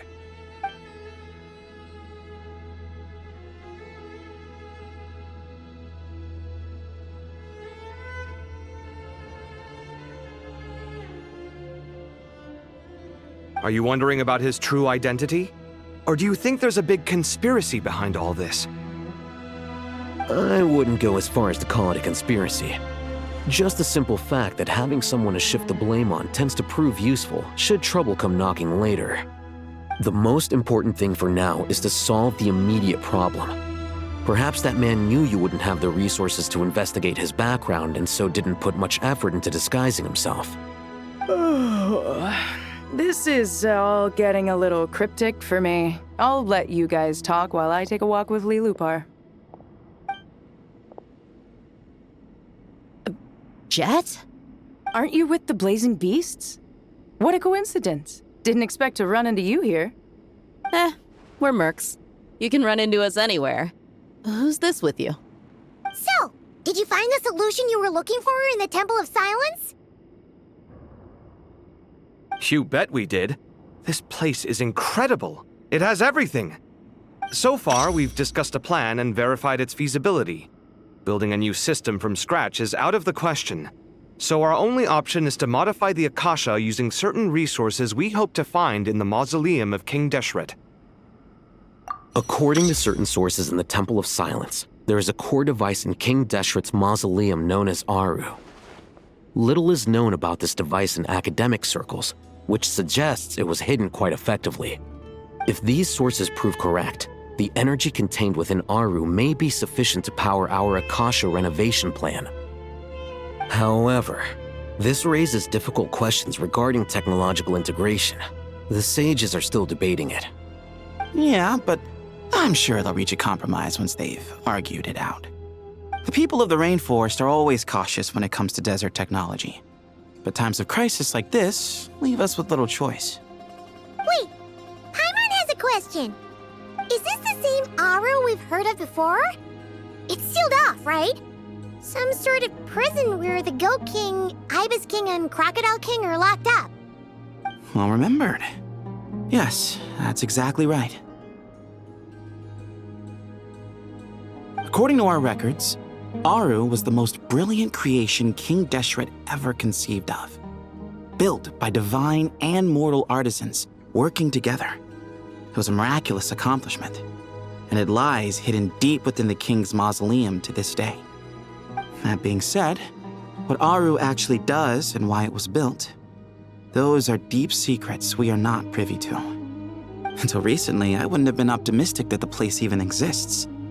The only reason I'm inclined to believe it now is because we heard it from the Ibis King Thoth himself at his temple.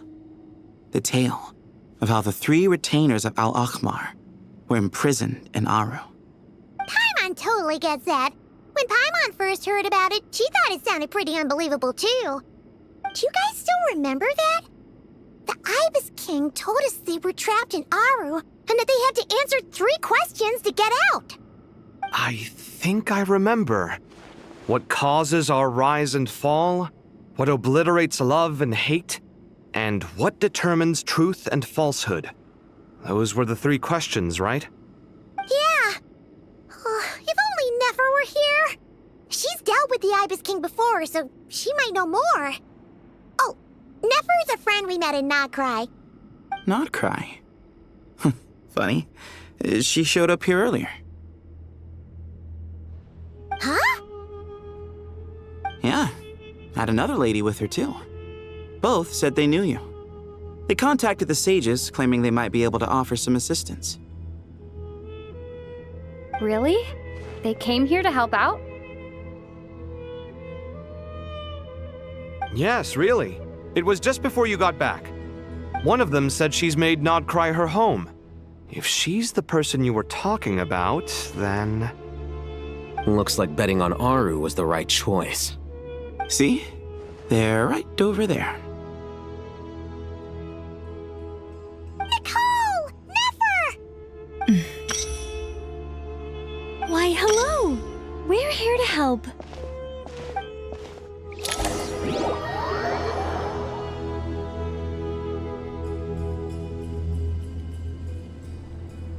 It's a good thing we left early. We almost got locked out. Locked out? What do you mean? Oh, you haven't heard? An invisible barrier has appeared around Sumeru's borders, cutting off all travel in and out. No one can leave and no one can enter. Sumeru has become a lonely island. Are the Fatui behind this too? Actually, no. This has nothing to do with them. I suspect it's a defense mechanism within Irminsul itself. Irminsul is the source of Tevat's ley lines, after all, and Sumeru is the nation closest to it. I imagine this function was put in place to seal the entire region off in the event of serious damage, preventing the disaster from spreading to the rest of Tevat. It may have been implemented long ago. But doesn't that mean that the people here won't be able to escape to other nations if the anomaly keeps spreading? Currently, that does appear to be the case, which is precisely why I am here. This is a critical moment for the world, and Sumeru is the eye of the storm. Paimon's surprised you managed to convince her to come back to Sumeru. Indeed. Even for someone of my wisdom and eloquence, this tested my skills to the limit. And why should it concern me that Sumeru's in trouble? Surely you don't think I still have feelings for that place? Judging by your tone, I suppose you don't. Sounds like you don't know much about my past.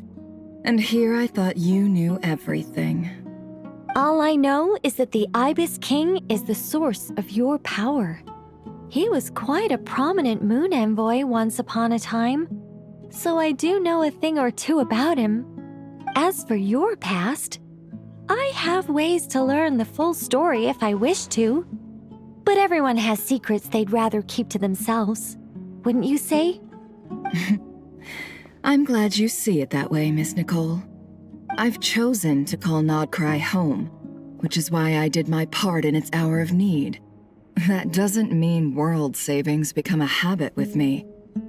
I have no particular desire to play hero in Sumeru, thank you. I understand. Human emotions do not appear and disappear without cause. There is always a reason to be found behind both salvation and destruction. Still, if time has taught me anything, it's that human emotions are often complex and in conflict. That's why people change their minds about things all the time. But that's where we angels come in. Our duty, ultimately, is to guide people towards their deepest, truest desires and help bring them to fruition. So I wish to hear about your past, because I do not believe you are motivated by hatred alone. And if we still arrive at different conclusions in the end, that's okay.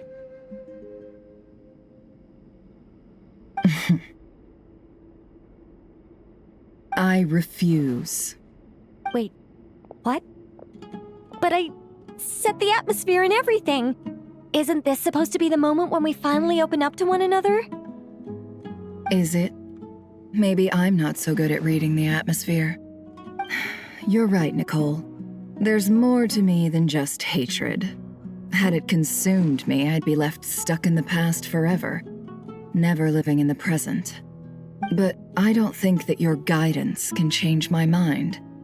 The all-consuming sands, the bloodshed, both deserved and undeserved. Those old emotions cling to me like a shadow. Do you wish to shake them off? No. I hope to remember them forever. Those emotions and memories shaped me into the person I am today. They'll always be a part of me. In that case, would you like to hear my perspective, at least? Sure. It's not every day you get to hear an angel's opinion. A long, long time ago, when the angels still walked freely upon the earth, I found life tedious. Monotonous work, lukewarm relationships. Things weren't nearly as interesting as they are now. And yet, since the angels' demise, I have found myself missing those days on more than one occasion. Human emotions are often attached to a person, a place, or an object. When those things are gone, the memories quickly fade, and the emotions slip away along with them. If Sumeru were destroyed, both rainforest and desert would be no more. With the object of your hatred wiped from existence, it would not take long for the memories buried deep in your heart to slowly fade.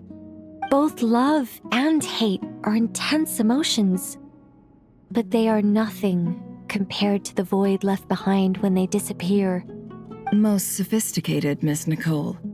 But anyone focused on the future could only ever applaud the destruction of the things they hate.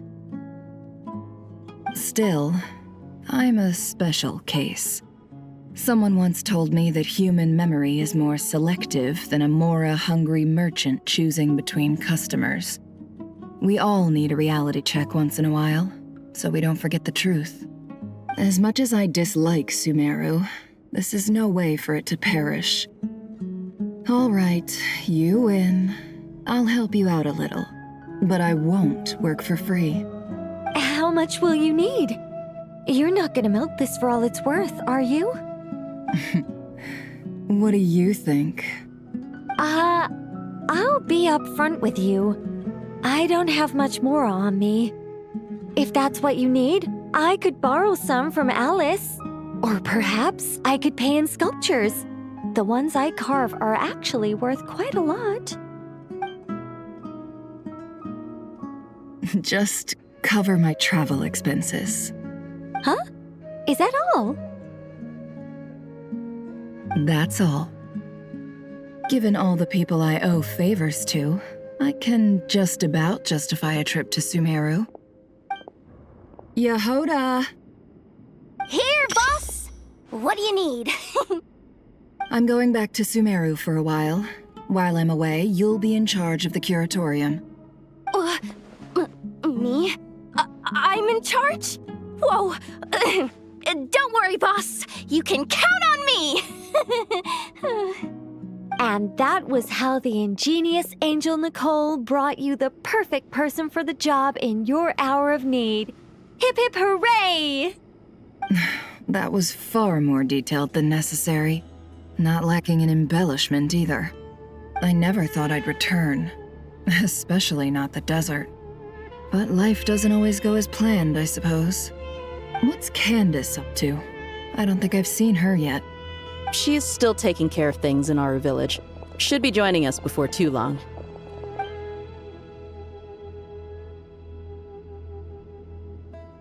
Oh, and sorry. Hope we're not interrupting anything. We have some good news, though. We're planning to go to the mausoleum of King Deshret to look for the legendary Aru, then use it to try and restore the Akasha system. According to records in the Temple of Silence, the mausoleum houses something called Aru's Chute, which can be used to establish connection with Aru. We still have some time before we leave, so there's no rush. By the way, who are these two new faces? Just call me Nefer. I'm based in Nodcry. Did I hear you mention Aru? Correct. Well, I happen to have a connection with one of the 3 retainers imprisoned inside, the Ibis King. I'm here to get things done, so if you don't mind, I think I should come with you. That sounds perfect. Miss Nefer, are you from the desert by any chance? Why do you ask? I don't know. There's a familiar air about you. Plus, you mentioned Candace. Sorry, I don't mean to pry. It was just a random thought. I'm Dia, an Eremite mercenary. My work usually keeps me out in the desert. I'm on good terms with Dory, and she's mentioned you all before. It's nice to finally put faces to the names. However, my associate here is probably less well acquainted with you. Why don't you all introduce yourselves? Actually, I'm a little better acquainted than you might think. Huh? Huh. Are my eyes playing tricks on me? It looked like you spoke without moving your mouth. Ventriloquism. I have heard tell of it before. What is it, Kale? It's you! You're the voice who's been speaking in my head, aren't you? You encouraged me to report my dreams to the Dendro Archon, and got me to recite that magic prayer. Mm-hmm. I have many titles, but let's go with the most pertinent one. I am Nicole Rain, an angel who has lived since ancient times. An angel? Sounds like a big deal, but, what exactly is an angel? Oh,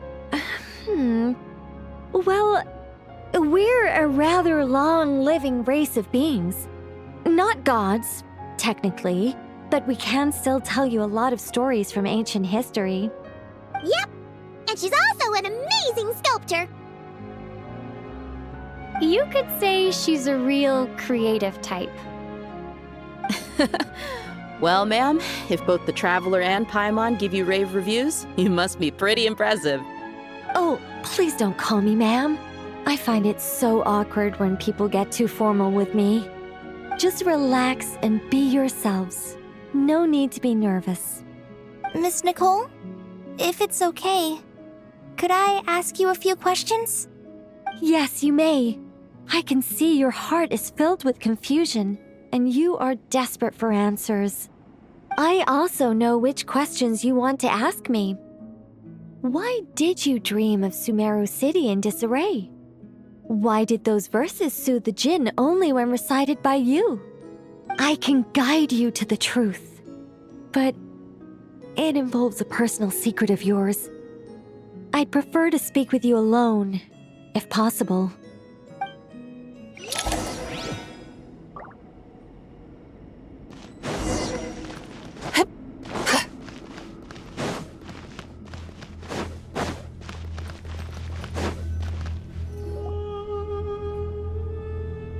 I thought we were going to speak alone.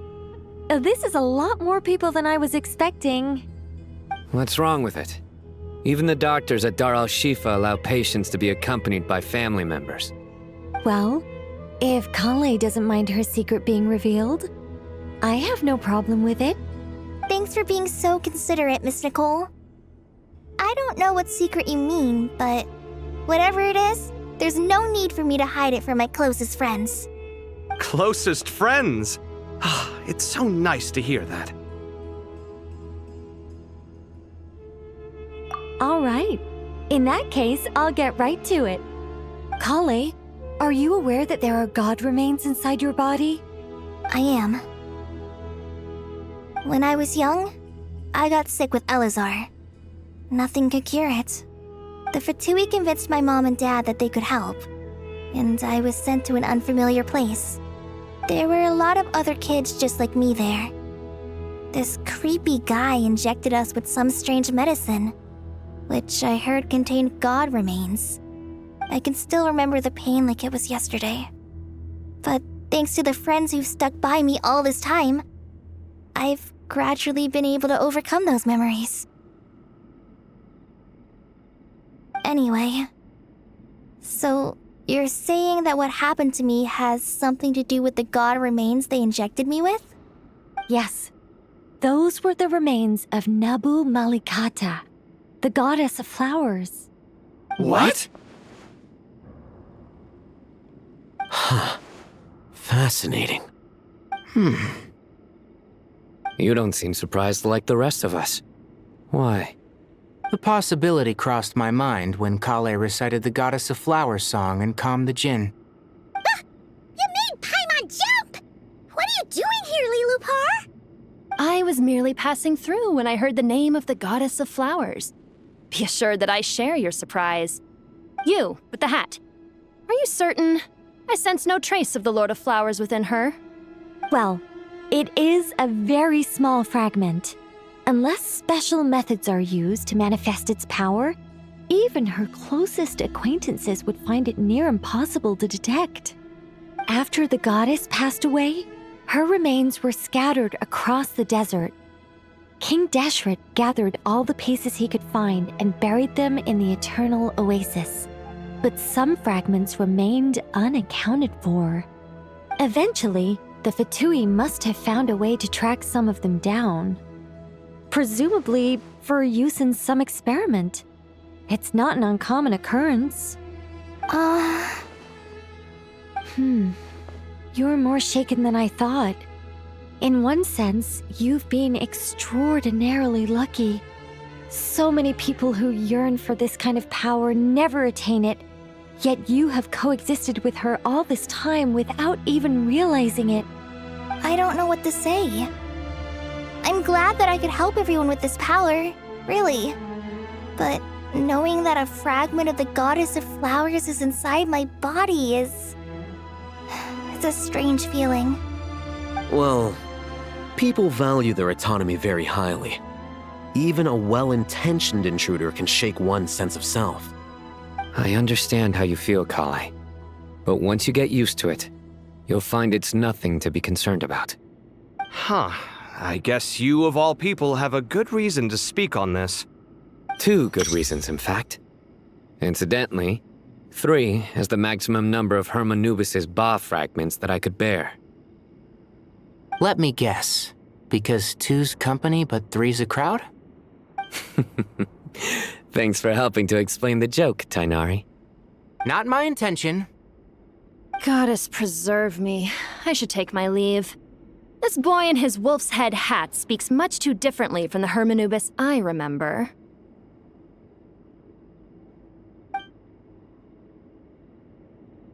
Kale, all I'm trying to say is, no matter how many Hermanubis fragments there are within me, you wouldn't think of me as Hermanubis.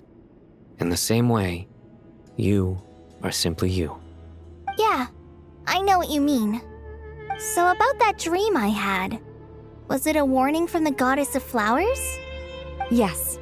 Just like me, she was an angel created by the primordial humans, born with the instinct to guide living beings. Though her body and soul have perished, her essence retains its natural instincts. Even her smallest remaining fragments would do their utmost to send you that warning. The Mother of Dreams? Lord of Flowers and Oases? She must have had a premonition. That is why she gave that dream to you. We won't let our efforts go to waste. But I still don't understand. Why me? Yes. Why indeed? You weren't the only one injected with god remains, but only in you have her fragments persisted. I suspect it may be because of the firm will you showed in the face of suffering. She was likely assimilated by that will. Of course, this doesn't mean you have to shoulder any extra responsibility. As this young man said, you are who you are, and that will not change. All right, any further questions from the family members of the patient? If not, we should head to the mausoleum of King Deshret. Let's move out. Time to put our plan into action. We all hope it'll work. But will we really be able to open Aru? And even if all 7 pillars of King Deshret agree to let us proceed, the scale of the work to follow is daunting to say the least. Haven't you handled other big projects before? I mean, the biggest project I've worked on to date is probably the Palace of Alcazarzaray, I guess? But this is orders of magnitude beyond that. It's a total nightmare. Look on the bright side. At least this time you're actually here when Sumeru needs you most. You won't have to come asking me for details after the fact. Mock me all you want. But now that I'm here, things will be resolved far more quickly and smoothly than last time. Kave's self-doubt disappeared in an instant. Like magic. Well, this confidence is most gladdening. Now, go and pack your things. We'll head to the mausoleum as soon as you're ready.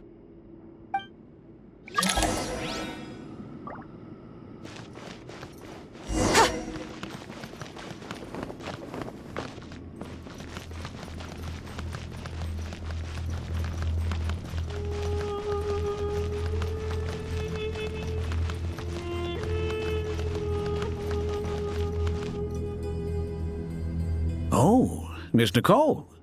I heard you're a very talented sculptor. Is that true? Oh, I don't know. I wouldn't want to blow my own trumpet.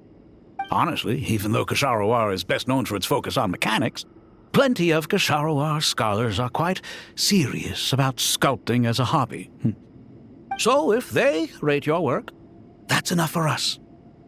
We just have to take a look. Who's we? Myself and a few other scholars. Kashif, Daneshvar, come take a look. Oh, well, if you insist, I suppose there's no harm in showing you.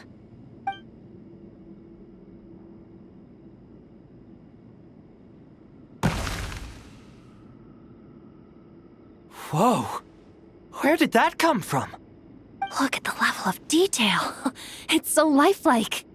The squirrel descends from the heavens like a champion, and the earth trembles beneath its feet. What do you think? Striking, isn't it? Kaveh? Kaveh, come here for a sec. Oh, and Madame Farazan, didn't you used to study in our darshan? Come take a look. All right, but hang on a moment. I have to finish reviewing this proposal first. You called? What is it, youngster? This squirrel statue. Isn't it cute? Oh, a squirrel. I wouldn't say cute per se. The realism is what stands out to me. Were you trying to carve a statue of a hero, young lady? Oh, a hero? I suppose so. Actually, I didn't really have a specific theme in mind. I just started working on it, and this is how it turned out. I see. Well, do you tend to read novels about heroes in your spare time? As a matter of fact, I do quite enjoy those. Everyone loves a good tale of daring do, right? Then perhaps this statue represents the heroic tale you long to see deep down inside. Also on the subject of heroism, I feel that if the subject posed with a finger raised towards the heavens, it would lend a greater gravitas to the overall image. I'm sure some would call it cliché or old-fashioned, but not me. I think it would be a perfect fit. It has a certain classical beauty about it. Kaveh! Sorry, Madame Faruzan, I'm a little busy right now. Don't wait up for me. What a pity. That young man has excellent aesthetic tastes. I was hoping to ask him for his opinion. What a genius idea! Why didn't I think of that? Classical beauty is a great direction to explore. That's it. Once I get back, I'm going to sculpt a heroic squirrel pointing its finger towards the sky. Precisely. A declaration of victory. You understand my vision. Then place the two statues face to face. Yes! That's exactly what I was thinking. It'll be a masterpiece. Miss... I'm sorry. I didn't catch your name. Just call me Nicole. Madame Faruzan? Was it? What? No. That wouldn't be right. Why ever not? Madam is a state of mind cultivated from within. Anyone may call me Madam if they so desire. My dear Miss Nicole, once we make it through these trying times, should we have the pleasure of meeting again, I shall look forward to seeing your new work. In this day of age, it's rare to find people with an appreciation for classical aesthetics. Meeting you was truly a pleasant surprise. Honestly, I feel the same way. It's been a long time since I met anyone interested in this style of statue. Clearly, they don't call you Madam for nothing. Also, I have to say, you're a very good judge of character. Because when I think about it, I really am someone who likes stories about heroes. That must be why I've quietly kept watch over generation after generation of them. Sorry, keeping watch over heroes? What exactly do you do for a living? Oh, never mind that. Let's not tell Madame Faruzan about Miss Nicole's true identity for now. Good idea. Let's limit the conversation to aesthetics.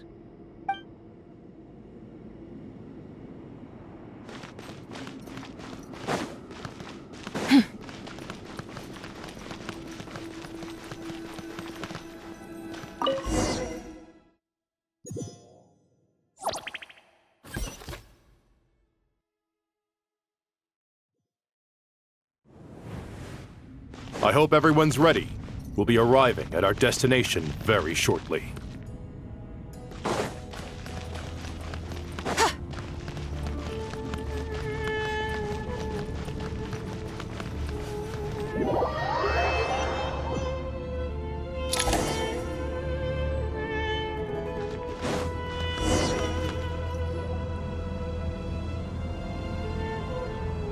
Why, we've not seen so many visitors ever, really.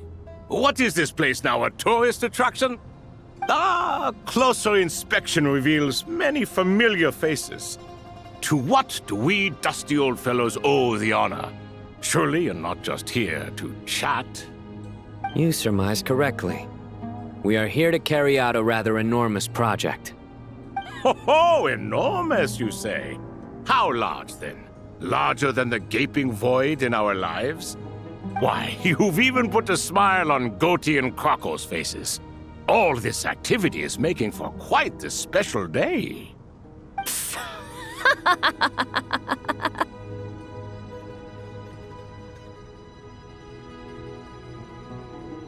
I know that laugh. Lilipar? What on earth are you doing here? Oh, this is hilarious. Turns out good things really do come to those who wait, as long as you stay alive long enough. When did you three get locked up in here? And still you act all high and mighty, putting on a show for the younglings. Truly hysterical. Why, you... Yes, I know. No need to shout. You're right, Lilipar. Goatee, Croco, and I all have the same problem. But didn't King Deshret seal you away? How did you break free, and how did you get in here? Who knows? Perhaps you can ask my master one day, should you ever get the chance. Behold, the executioners of old. Some have turned into fragments residing in human bodies, and others are imprisoned eternally, leaving not a single shard behind. It's almost tragic, watching lowly prisoners like you act all self-important. Curiosity gnaws at you, doesn't it? Your interest in the outside world threatens to burst you at the seams. Turf. I'm starting to take a liking to this magic bottle lady. Time is of the essence. Let's get down to business. We come to you, O three ancient lords, to request your assistance on behalf of the Academia. If we can help you regain your freedom, then please consider lending us your aid. As for precisely what we need your help with, it's a long story. So, to demonstrate our sincerity, we are prepared to first resolve the problems that plague the three of you. All right, stop arguing, Croco. And Goatee, don't you start. What's the harm in letting her speak? It's not worth getting so angry about. Forget about her. The three questions are the crucial thing here. But do you really have a way to answer them? You once answered the final question, Nefer, but the seal did not open. Unless, with the passage of time, you have found a new answer? You could say so. When you first asked me what determines truth and falsehood, my answer was a liar's soul. Liars are the best at seeing through the falsehoods of the world. But if you want them to tell you the truth, you have to reach their soul. I think that makes sense. I found it quite compelling myself, and I told Nefer so. Unfortunately, it brought us no closer to liberation. Well, that's simply because it was my answer, not the one King Deshret was looking for. Can you guess which answer Al-Ahmar wanted then? Time. And that's not only the answer to the final question, it's the answer to all three of them. All things wax and wane with the passage of time. Love and hate eventually fade into nothing. Current affairs are always fraught with conflict and controversy. Only time can distinguish between right and wrong. You once described King Deshret as a proud man. I'd say that the prouder someone is, the more inclined they are to believe that only time is qualified to be their judge. Time. Well. Indeed. Perhaps in building Aru, our king was in fact attempting to reverse time, to bring love and hate, right and wrong, the rise and fall of all things back to their point of origin.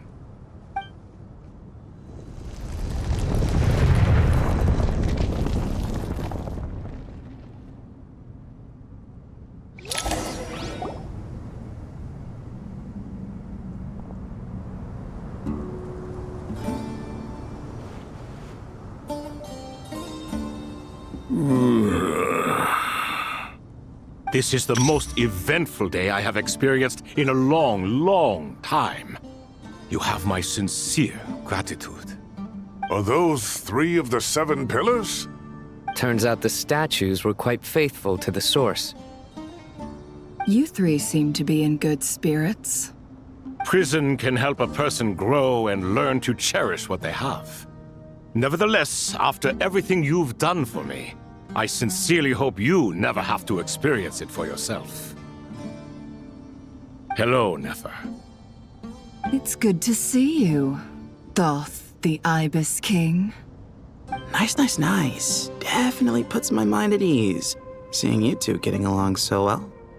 Should we maybe introduce ourselves, or... Sure. I'm Sethos, the current leader of the Temple of Silence. This is General Mahamatra Sino, and this is the former Spontamat sage, Cyrus. But I'm guessing none of that means a whole lot to you. Everything is equally new to us, in truth. We've been gone from this mortal world for longer than you can imagine. Let's hold off on the introductions for now. We can always ask Nefer about you later. It'll give me something to talk about with my chosen disciple. You're like a helpless parent. Gods and people of yore are not necessarily welcome in today's world. Self-awareness is one of my finest qualities. I thought I ought to share its fruits with you two. Is that so? Well, I think we'll take it in stride, just as we did with the 3 questions. Let's not forget, it was my persistence that won you both your freedom. Fair point. I have to applaud your persistence. And I must praise you for your wisdom.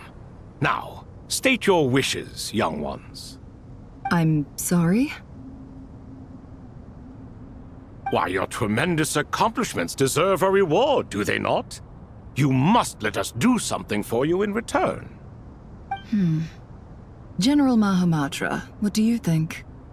I won't beat around the bush. Sumeru is facing a crisis the likes of which have never been seen before, and we need your help. Every calamity throughout the ages has been connected to us in one way or another, whether we were its cause or consequence. Whatever is wrong with Irminsul, it severely affected the Dendro Archon. She fell into a coma, and is currently receiving treatment from the Dendro Dragon. The Dendro Dragon? I'm sorry, the Dendro Dragon is helping to heal the Dendro Archon? Not a pep, surely. Not vicious, cruel a pep who possesses no virtues aside from her basic instincts. Ah, good heavens.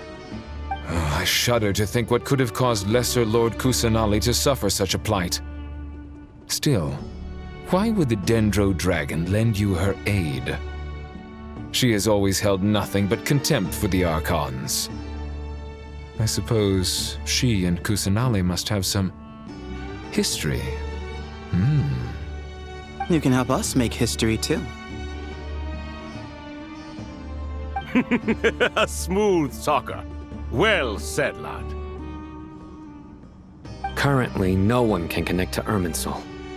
We hope that by opening up Aru and making some modifications to it, we can use its technology to our advantage.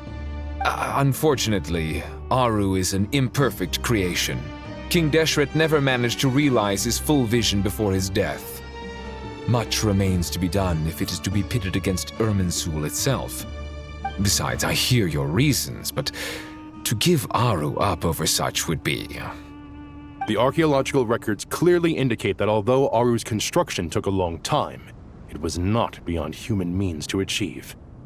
Modern technology should solve the efficiency issues. We have no choice but to go all in on this.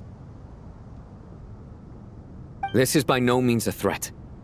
But the only reason we helped you escape from Aru was to gain the necessary leverage to negotiate with you.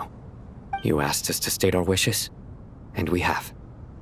Each one of us here needs your help, as do all the thousands of people living in Sumeru. They need you, and they need Aru. What do we think, my fellow old fogies? Shall we lend our support or not? Since you ask so nicely, naturally. Naturally what? Are you for or against? I simply mean we shall do what comes naturally. You claim that you wish to open Aru. Know you then that the golden slumber created by King Deshret is preserved within? We do. We understand the risks involved. In all likelihood, the mortal world will never again be able to replicate King Deshret's work. Never will there be another chance to come so close to creating a utopia. Knowing this, are you sure of your decision? We our shore. Before people can dream, they must first live. If your minds are made up, very well. We shall summon our erstwhile colleagues to discuss this further. Saint Chesapank, Saint Bennu, once you surrendered to silence and were buried with King Deshret. But now, we invoke the right to awaken you with our voices.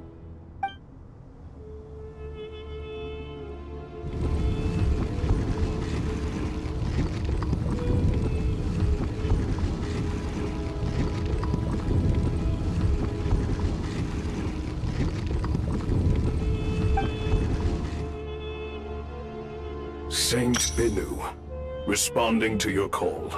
3 kings detected. Initiating autonomous will. Saint Shezbank, responding to your call. 3 kings detected. Initiating autonomous will. Ah, Lord Herreshoff. What a long time it has been. I trust you are keeping well. Then your trust in my well-being has long outlived your physical body. You have always opened with that same phrase, in life, death, and now even beyond. Al-Akmar is long gone. What is the reason for this meeting? You're awake? Good. We are voting on whether to give the people of present-day Sumeru access to Aru and permit them to perform technological renovations. You have the right to support or oppose the motion. Aru is the pride of Al-Ahmar. Opening Aru requires the unanimous consent of the 7 pillars. I hope you have a convincing reason to present to us. Sumeru is currently in the midst of a major calamity. Let us not forget that while Al-Ahmar was a stern ruler, he was also a teacher of wisdom. A god without his people shall cease to exist, and King Deshret's greatest wish was to provide protection for his people. Let us then honor our God King's wishes as we consider our decision. I do not mean to mock these proceedings, but what is the point of a unanimous vote when we know that the last of the 7 pillars, the Dendro Dragon Apep, will never communicate with us? This will no doubt surprise your mechanical mind, and I have no intention of trying to persuade you it is true. But Apep is, in fact, healing the Dendro Archon as we speak. Huh? Can someone attest to this? Do we have any proof? I ask the 3 kings. Can any of you vouch for the truth of this claim? Naturally, the Ibis King, Thoth. What? It was Thoth's disciples who revealed the truth to us. We need not debate its veracity. Simply let Thoth bear accountability. That way the rest of us may have a clear conscience. Herreshoff, you diabolical fiend! I awakened our former colleagues for you, supported your opinion, and backed your decision. What sort of fiend would do that? I miss the days when Hermanubis was still around. At times like this, he would offer to take accountability. What are you trying to say? Is my word worth less to you than Hermanubis's? Hypocrite though you are, Lord Thoth, you are humorous in equal measure. How could we bear not to associate with a character such as you? I, Saint Shezpank, approve the Goat King's proposal. Since King Deshret is no more, we shall receive no reprimand for acting beyond our remit. Nevertheless, I sincerely hope that those before us understand the significance of what they intend to do. Remember, the moment that Aru is liberated, the myriad souls residing within the Golden Slumber will return to the ley lines. And once the ley lines flow again, these souls shall in turn be received by Irminsul. To take this step is to bring the perfect afterlife created by our king to a permanent end. We understand that well, and we have decided to proceed regardless. Furthermore, the contemporary human perspective would contend that confining souls in this way is no act of benevolence. The deceased have a right to rest in peace. King Deshret's creation is clearly a place of rest and peace. It is just that many do not see it this way. But no matter. Saint Binu approves. Hermanubis' representative and the Dendro Dragon Apep made their choice ahead of time, while the Goat King, Ibis King, and Crocodile King have also granted permission to liberate Aru.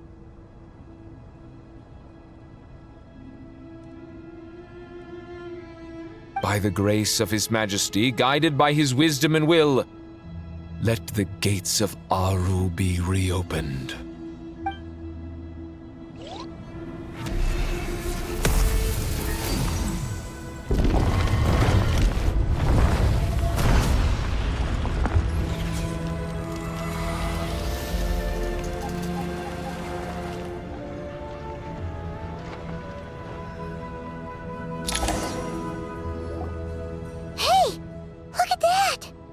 What's this? Are we under attack? No. Wait, it's...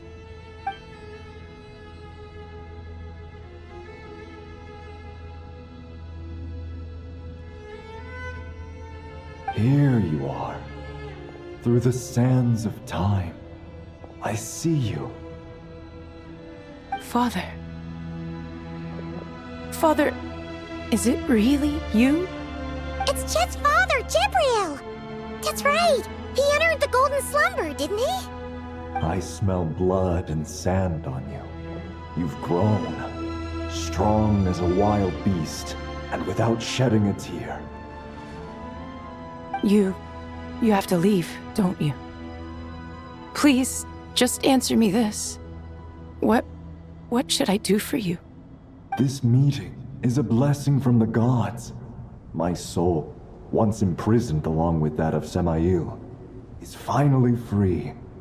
I am truly grateful for the chance to see you again. That the dead should meet the living is itself a miracle. One brief, precious moment is enough. Enough to set my heart at ease. Do not weep for me, Jet. I know you will accomplish many great things in your life.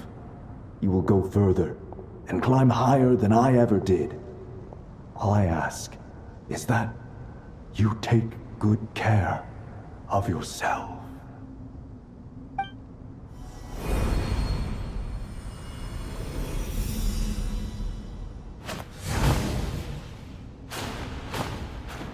Father! Father! Father. Hey, Jet. Do you want something to eat? Maybe it'll help you feel better. I'm fine. Thanks, Paimon. It was just a little sudden. The chance to see my father again meant the world to me. He was trapped in the golden slumber for our sake. And now, after all this time, he can finally rest in peace. I'm glad. It's a huge relief. You've grown strong, Jet. More than enough to fend for yourself. Yeah. I'll leave the past in my memory where it belongs. My family, the good times and the bad. Goodbye, Father.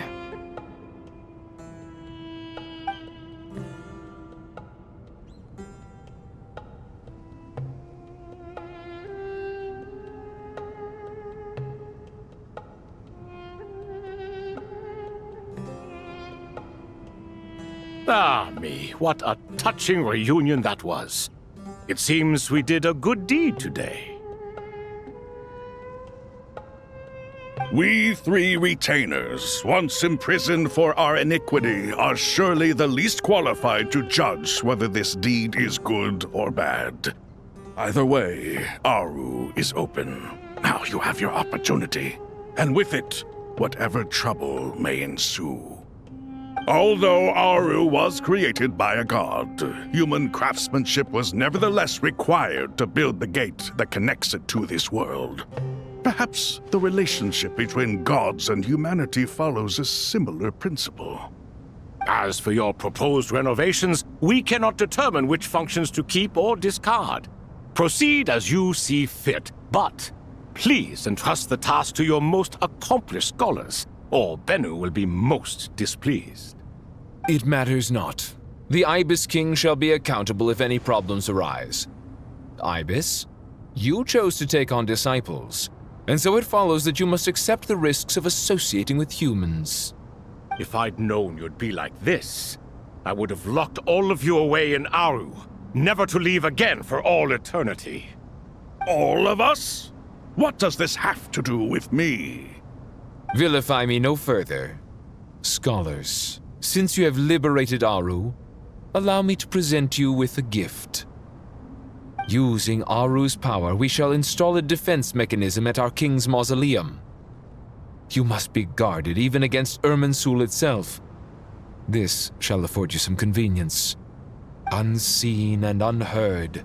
From this moment forth, none may by sight or hearing perceive anything said or done within the mausoleum. Amazing. And all this is achieved just with the power of Aru?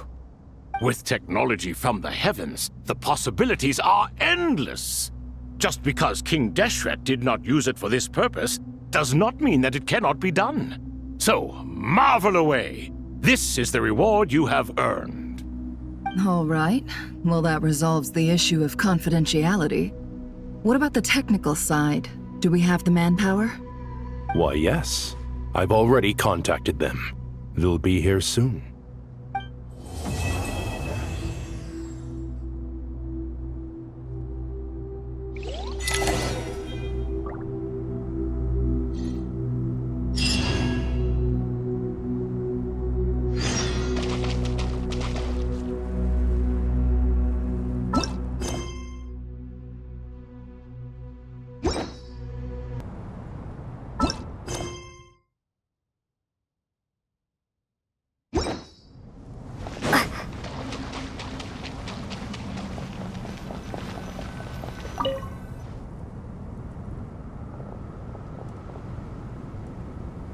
You must be the ones tasked by the Academia with renovating Aru? That's right. Good afternoon. I'm Kaveh, and these two are Termezi and Naisaburi. Hey, I'll hate them! Come and introduce yourself! We've met before. This is Thoth, the Ibis King, and everyone knows these two. Afternoon, gentlemen. I've only ever seen these two in murals! Ah, the paintings in the temple. They show us chatting, playing cards, playing chess. Precisely the activities we most enjoy, funnily enough.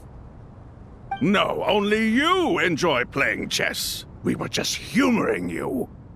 I wouldn't go that far. Back to the matter at hand. A preliminary assessment by the Academia indicates that this project requires expertise in various disciplines, including the deciphering of ancient texts, mechanical engineering, the restoration of ancient ruins, and elemental theory. The most capable minds in their respective fields are here before you. If there are no objections, we'd like to begin our work. The artisans who built Aru for Al-Ahmar gave their very lives to create this splendid work. Follow their example by giving your utmost devotion to this project. I didn't know that. We'll do our best, of course, but we certainly won't be sacrificing our lives. Such brazen words. Humans these days are a far cry from their ancestors. What little respect you show for King Deshret. No, that's not what he meant. Please, don't mind him. He shares your sentiments, just not your, penchant for hyperbole. Assuming that's what you were going for? I just think it's important to manage expectations. Forgive my lack of courtesy, but we simply can't sacrifice our lives to the gods on completion of the project like people in the legends of old. Here's a first draft of the project proposal for your perusal. Please let us know if you have any requests. Normally, I'd have made it look a lot more visually appealing, but we were really pressed for time on this occasion. I hope you'll forgive me if it's a little rough around the edges. Naturally. If my fellow ministers deem this meager display of respect sufficient, I suppose I can consider agreeing to their proposal. Why are you so preoccupied with the ostentatious displays of respect to Al-Ahmar? We should be trying to make things easy for them. You never know. We might have to rely on these young people to look after us in our old age. Exactly. This is Aru's mainframe. Be reminded to use it with great caution. We certainly will. Thank you for your assistance. You may attempt to lay out punishment should you so desire, though I'm afraid it would be futile. You and I both know that certain components of Aru can only be operated by humans. King Deshret always believed in humanity. Still, the reason that Aru's modules are designed that way is not so much because he trusted them, but more because he was wary of you. Is that true? No wonder human artisans helped to build Aru then. He actually required human assistance to create his greatest work. Naturally. Have you noticed that the Goat King keeps giving superficial responses? It's like he's just going through the motions and leaving the real debate to his colleagues. He understands the art of perfunctory speech. That's what earned him his position as the Minister of Ministers. It seems the rumors about King Deshret being a poor judge of character are baseless after all. Excuse me for being blunt, but it sounds suspiciously like you're putting yourself on a pedestal and mocking me. You're mistaken. And while there's nothing strictly wrong with making every conversation about yourself, it's not exactly a positive tendency either. You? Whatever. I knew it'd be like this working with you. All right, let me past. I need to look at this console. It's your job to activate it after all. Let's begin. Everyone, please proceed with the external checks and preparations as per the procedures outlined in the engineering plan.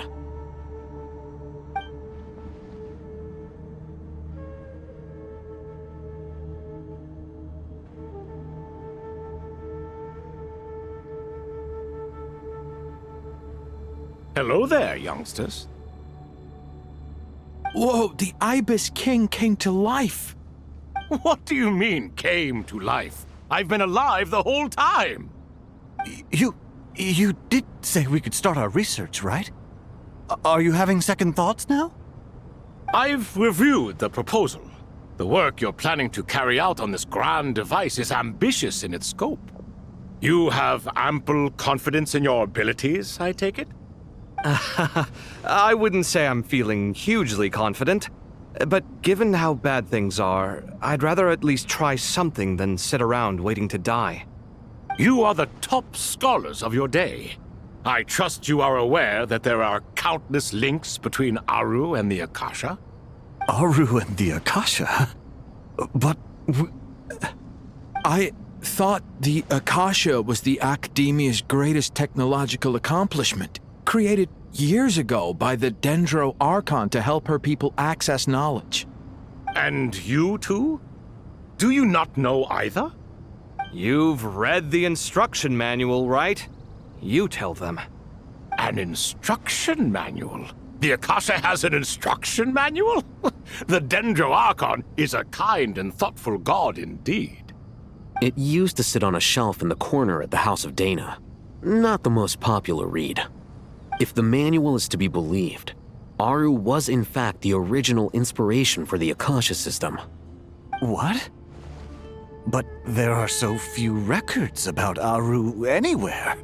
And practically none of these scientific expeditions into the desert had anything to do with it. Ah, but this is something you could not possibly have known. You may have heard many stories about the desert, but what is the most important aspect of history? Consider this a quiz. Anyone from Vahumana present? I'm from Vahumana. It's, well, veracity. Precisely. And a large part of veracity is the chronological order in which events occur. I may as well tell you. In the beginning, Nabu Malikata, the goddess of flowers, descended upon Sumeru. The glory of the heaven was within her. She brought life, oases, and knowledge to this land. Then she created the Jinn, enlightened them, and ordered them to serve her. 2 other gods also walked upon this land where wisdom flowed in abundance, and the 3 met beneath the great green trees. It was the first and greatest alliance. We should speak with reverence of this covenant between the 3, which transcended both time and life. For they promised that in Sumeru, wisdom would be shared with all. All the great changes in Sumeru's history began with the goddess of flowers. For King Deshret's sake, she pried into the secrets of Celestia, and for this was burned to ashes by the flames of wrath. So grieved was King Deshret by her passing that he lost all interest in state affairs and devoted himself instead to the knowledge that she had brought back. It was after learning of the technology from that floating island in the sky that he first conceived of Aru. And so, the Akasha was inspired by Aru, while the basis for Aru itself came from Celestia's technology. Well, if the 2 share a common technological origin, then connecting one system to the other is an entirely feasible idea. Unbelievable. Have you no reverence at all for celestial technology? No, I do, but there's no time for that. The schedule is too tight. Blame it on the deadline. Perhaps you could try coming up with our cutoff dates. You know what it's like having to turn around 5 different drafts in one day? I wouldn't wish it on my worst enemy. Yeah, also, Sir Ibis, King, you don't plan on getting directly involved at all, do you? Yes, well, you strike us more as having come to give a popular science lecture. Or, wait, does this count as more of a first-hand witness statement? Neither. Anyway, this sounds like far too much work for me. Still, if Aru is so powerful, why didn't King Deshret use it for more ambitious ends? Because it was never fully completed. King Deshret had grand plans, but he perished before they could come to fruition. In the beginning, his wish was to create something that could rival the very world itself. The Lord of Flowers sacrificed everything for that ambition. What he desired, she bestowed, and thus was knowledge brought into the world. Her courage and sacrifice had to be honored with the most splendid of monuments, or King Deshret would surely have deemed it a grave injustice. And that monument, built from knowledge and technology, etched with a sacrificial and courageous love, even in its unfinished form, it deserves to be treasured. At that time, King Deshret said the following to the Lord of Dendro. Since we share an eternal covenant, I shall never be your enemy. Hence, the fruit of wisdom from the heavens is not to be devoured. Remember, it is not that I lack the power to become the enemy of wisdom. Yet you and she have taught me much and shown me kindness. For this, I cherish you both. In the end, Aru was only used to store a portion of the souls. It was but a primitive form of the masterwork the king had envisaged. His final hope for Aru was to return to the past, when she yet lived. So the point you're making is, King Deshret was both powerful and ambitious, and he only ceased his imperious ways out of affection for the goddess of flowers and the Dendro Archon. You could see this as an act of mercy, but you could also see it as the sentiments that lay between these 3 gods placing constraints on him. This was, after all, the foundation of the alliance between them.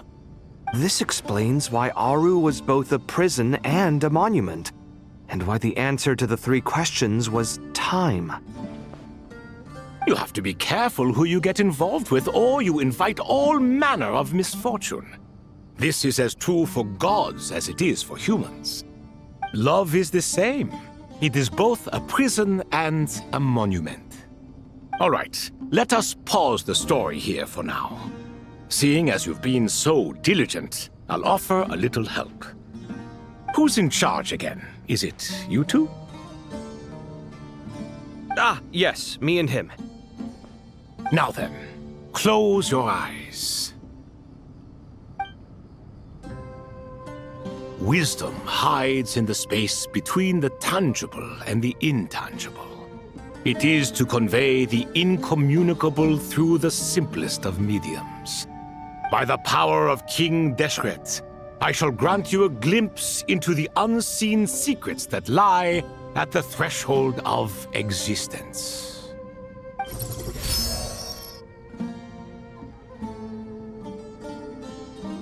Where did this come from? Is it a new mechanism? It looks more like some form of externalized information. You've rendered it visible? Just as the Akasha allows you to access a greater range of knowledge, the power of our king permits one to perceive ingenuities that do not belong to this world. This is no ordinary mechanism. It reflects the internal structure of Aru. Whether you choose to increase or decrease, keep or discard. Come, use these to achieve the outcome you desire. Looks mechanical to me. Better let me handle it, just in case. But wait, how do I get up there? Turn around. So that's where the elevator is.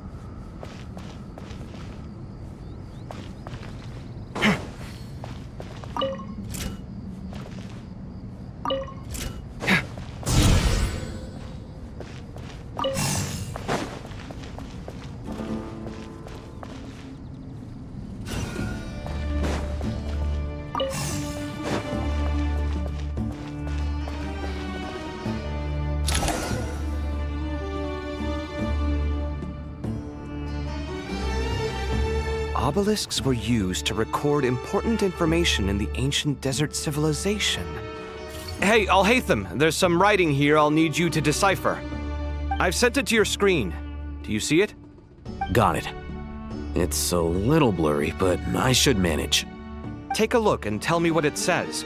Oh, and I'll send any other similar text directly to you from now on. Let's start with this one. It's a variant of an older script. Herein lie verses written for the Yellow Sands. Looks like cultural information from the age of King Deshret. If so, I suggest you delete it. Words thrown together merely for fun. I had no idea Aru kept a record of this. Well, as long as you're certain that this is strictly private information, that's fine. It is unimportant. All right, well, I guess I'll start now.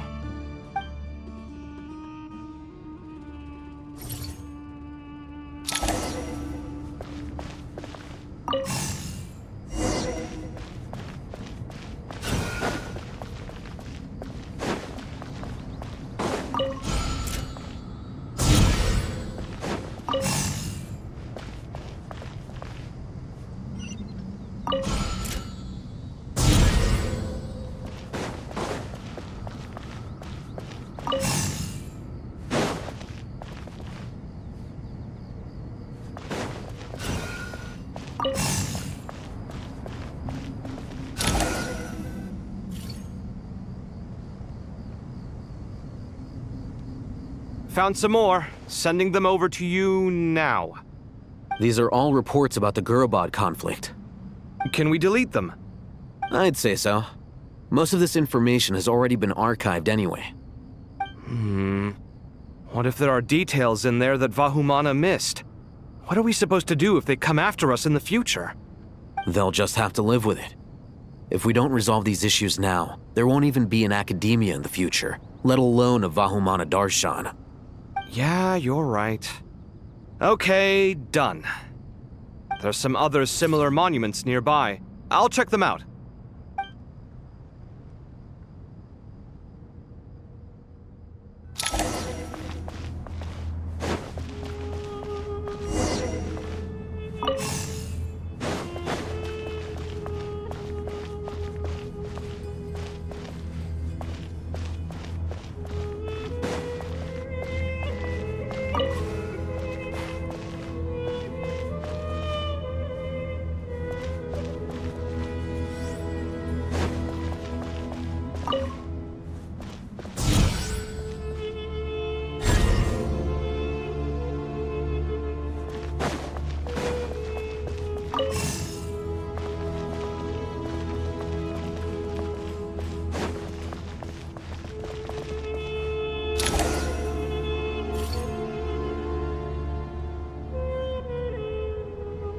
Another monument.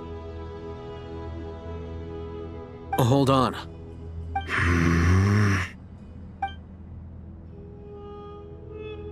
You're still reading it? How long is it? It records the development and governance of the Oasis civilization. Most of it concerns the Jinn, but it also contains records left by the artisans who built Aru. Is it important? Some of it. There was no way for me to read the whole thing in its entirety, so I had to rely on my intuition to pick the parts worth keeping. What about the artisans' records? What do they mention? They're speculations, mostly. For instance, they were wondering how to protect themselves if King Deshret decided to silence them after the construction of Aru was complete. Sounds like pure mythology to me. Surely that kind of thing didn't really happen. The records do emphasize that this was merely their conjecture based on various myths. Still, the artisans did leave details of their plans to survive, including blueprints for their escape route. Even that got recorded? Okay, well, I'll make a copy of this first before I delete it. Is that truly necessary? You won't be needing those. No, the blueprints are important. I want to keep them as a memento.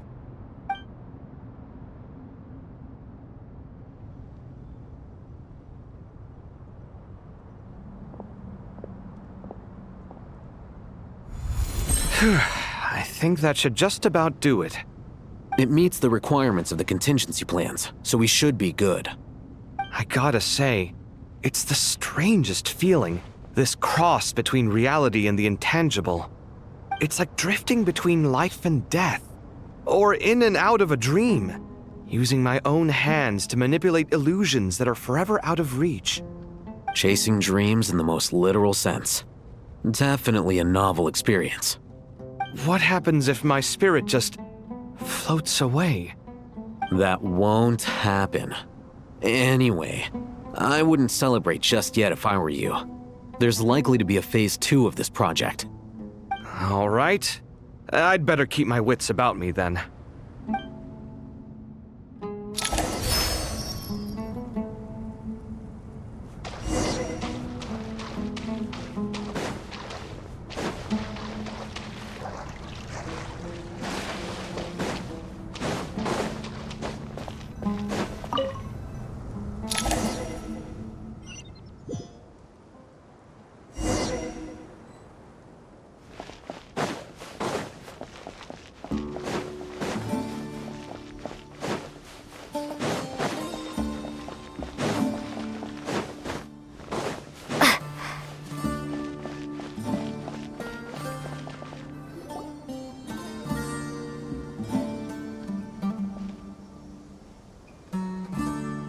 Traveler from afar, do you worry for the fate of Sumeru as well?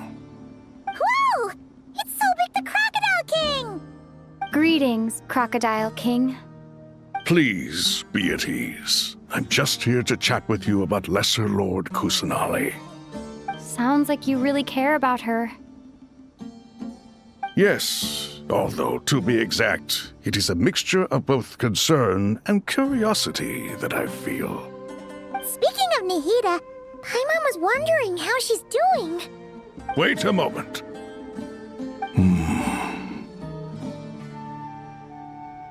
What is it? I tried calling out to Apep, but there was no response. This can only mean that she is focusing all her energy on taking care of Lesser Lord Kusanali. All the gods who served King Deshret seemed super surprised to hear that Apep agreed to help Nahida.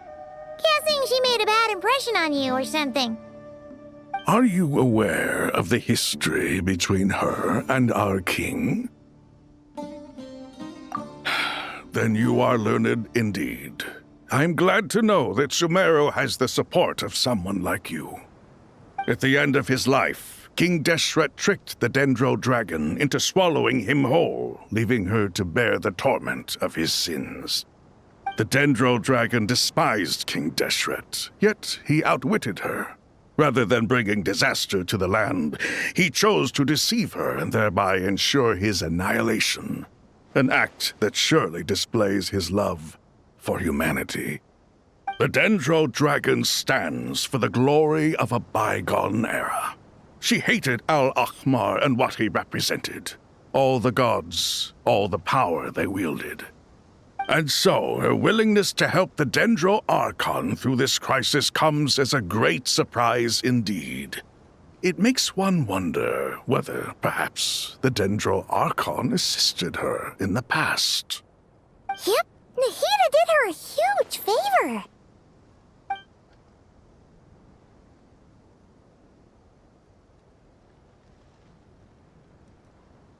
So Lesser Lord Kusanali put an end to the Dendro Dragon's many long years of torment.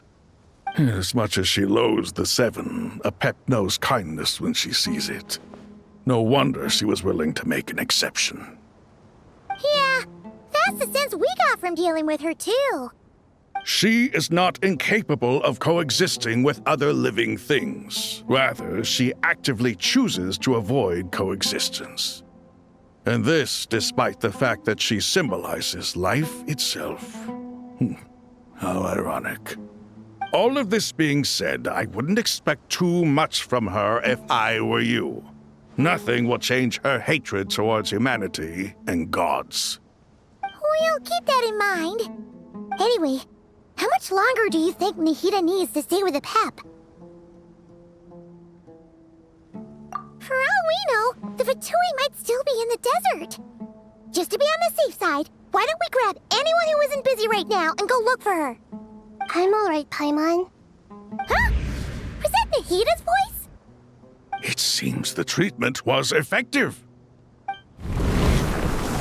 Since when do my deeds require your evaluation? Ah!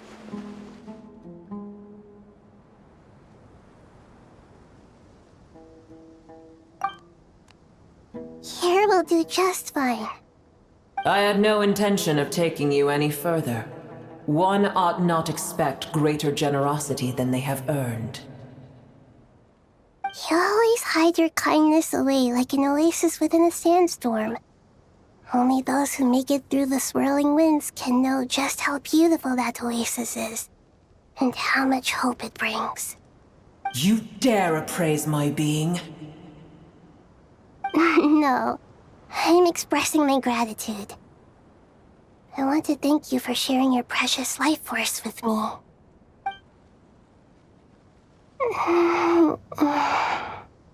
Awake already? You are more resilient than I thought.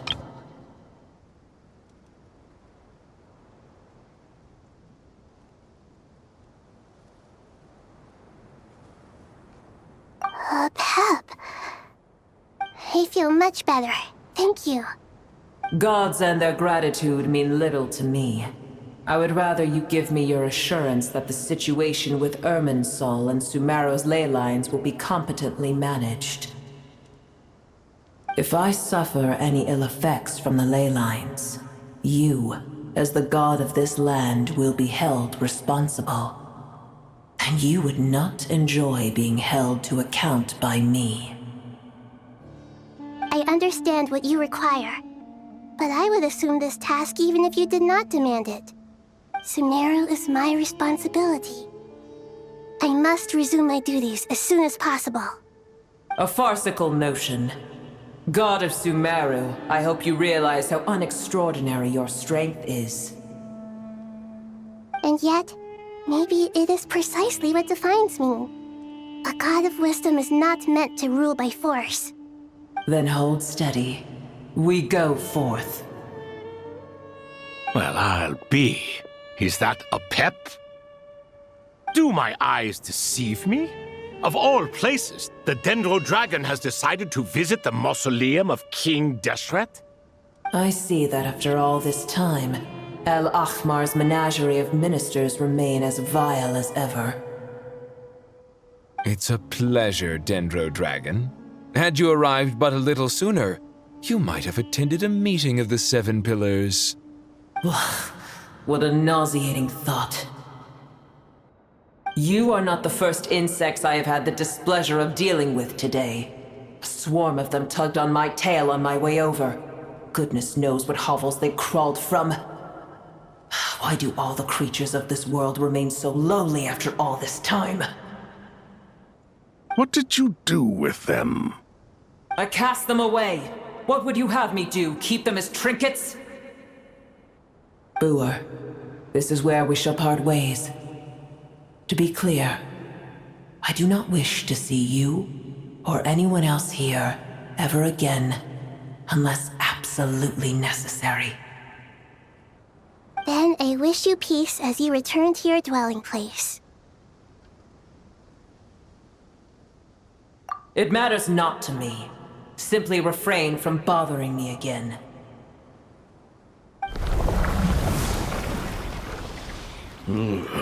A force to be reckoned with.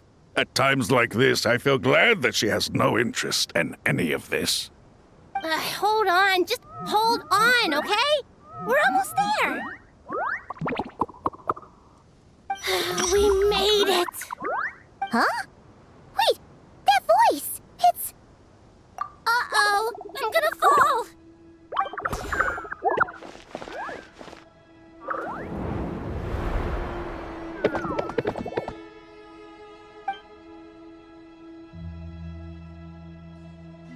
Well, that's a relief. A pair of safe hands indeed. The Dendro Archon's familiars. They are the last thing I expected to see here. Huh? Wait, what are the Aranara doing here? Don't you guys hate the desert? Obviously I was worried about the Dendro Archon. I've been supporting them with my Pari powers the whole way here. Oh, you seem pretty nervous. Is it 'cause there are too many people around? Not just people. It's all these non-human beings, too. It's hard on them. I can't believe you made such a long and dangerous journey just for my sake. I appreciate your support so much. Thank you all. I'll have to ask everyone to wait while I help our new arrival settle in. Once I'm done, I'll gather everyone to discuss our next steps. Traveler, Paimon, shall we find a place for our friends to stay? Awesome! Let's go! Well, first I have some questions.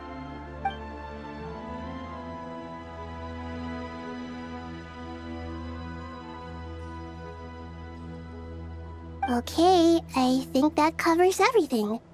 Thank you. We can get going now.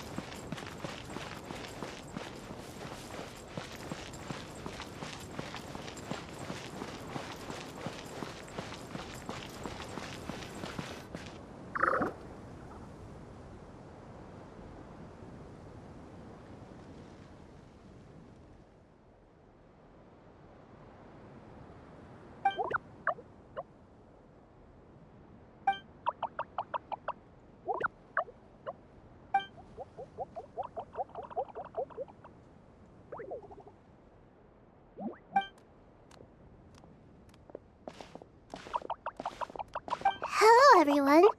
It's only us.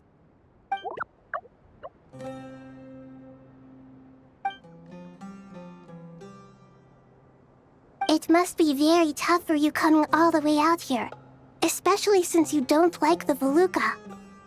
Is everyone back in Vanarana doing well?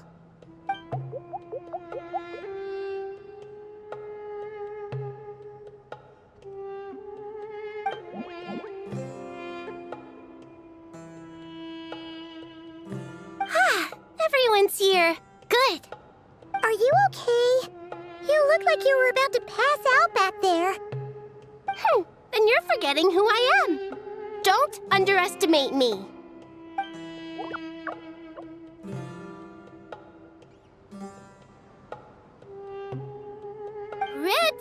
Oh, excuse me! Are you comparing me to Paimon?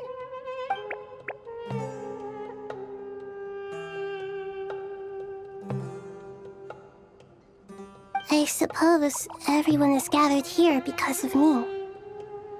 As we can see, the situation is critical, and everyone is very busy with their various tasks, so...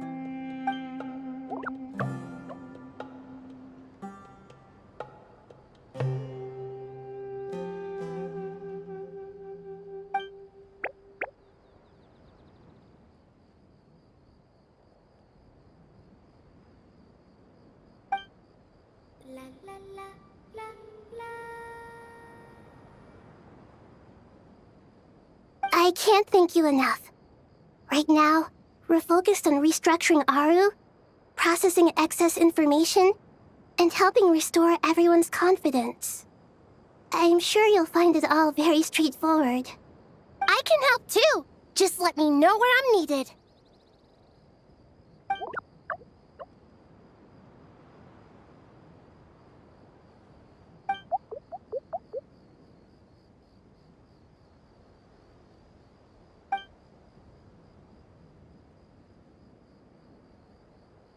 Up to no good?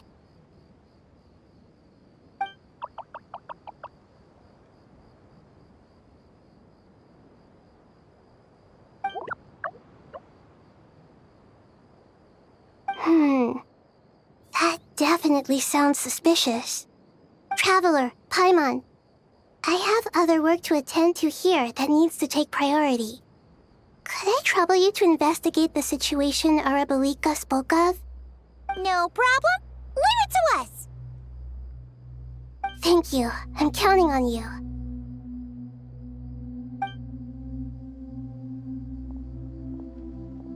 There's one other thing. If you are to work alongside the people of Sumeru, you will need to make yourselves visible to them. Is that acceptable to everyone?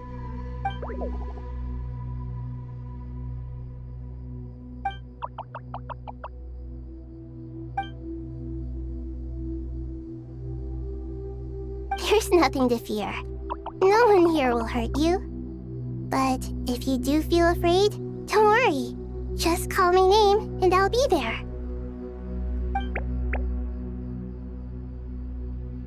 Very well. Now, I shall bestow a small blessing upon you all. Whenever people see you and interact with you, from the moment their gaze meets yours, they will experience the most beautiful of dreams.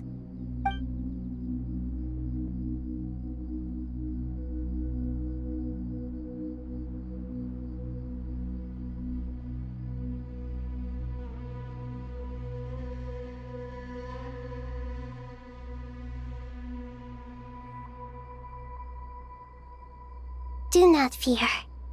We will face it together. This too shall pass.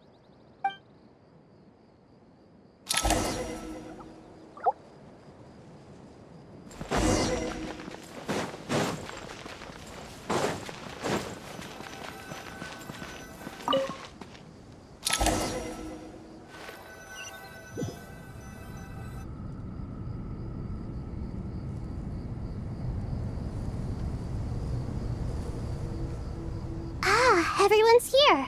Wonderful. Dendro-Archon, you're back. Are you recovering all right?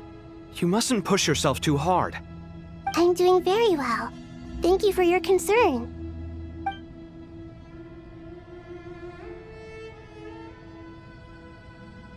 I see. Using the power of Aru to reboot the Akasha and gain access to Irminsul. It's a sound plan, although... I regret to be the bearer of bad news, but with the state that Irminsul is currently in, it's impossible to access via traditional means. Even the Akasha won't change that. Alas, we had feared this may be the case. And what about non-traditional means? Non-traditional means? Are you saying... Desperate times call for new measures.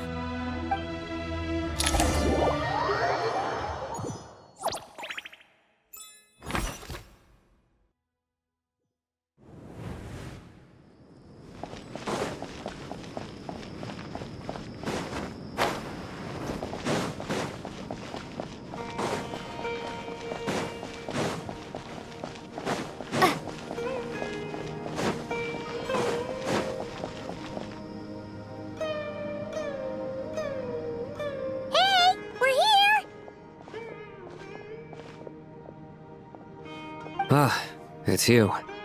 Is there a situation?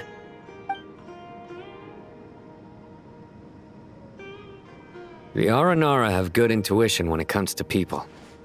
In other words, there may well be a traitor among us. Given everything that's going on, I'd be more surprised if there wasn't. Miss Nefer, as a professional intelligence broker, I trust you have a solution? Not one that I'm willing to volunteer. What's in it for me? Let's say I'll treat this as a pilot project aimed at expanding your intelligence operations. Whatever business you're in, an avenue to demonstrate your abilities could never hurt. I like the sound of that. Glad we're on the same page. Given that you rarely set foot in Sumeru, practically no one at Caravan Rebot knows who you are. I take it you've read the files on everyone in the area? Yes. I also skimmed the list of evacuees, and am more or less up to date on where everyone stands. Any initial suspects? Limiting the scopes to males whose recent activity could be viewed as suspicious. I've identified 3 names. The Aranara saw 2 people talking, but currently we only have 1 suspect. The other person was probably just a messenger, and in all likelihood has already left Caravan Rebot. Everyone is heading for the desert per the evacuation order. Anyone willing to turn back at this stage is almost certainly with the Fatui. There's no way it was a spur-of-the-moment decision to act at a time like this. This spy must have been planted long ago. We need to smoke him out from wherever he's hiding. Sounds like you have the beginnings of a plan.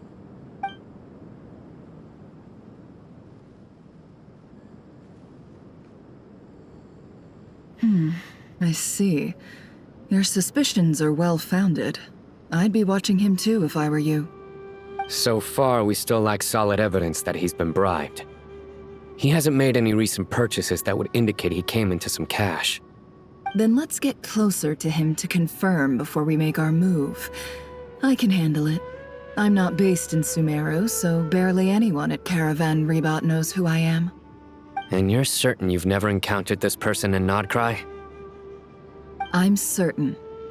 Besides, it's extremely rare for me to have had any direct contact with Sumeru mercenaries besides Jet. There's no way he could have seen my face before.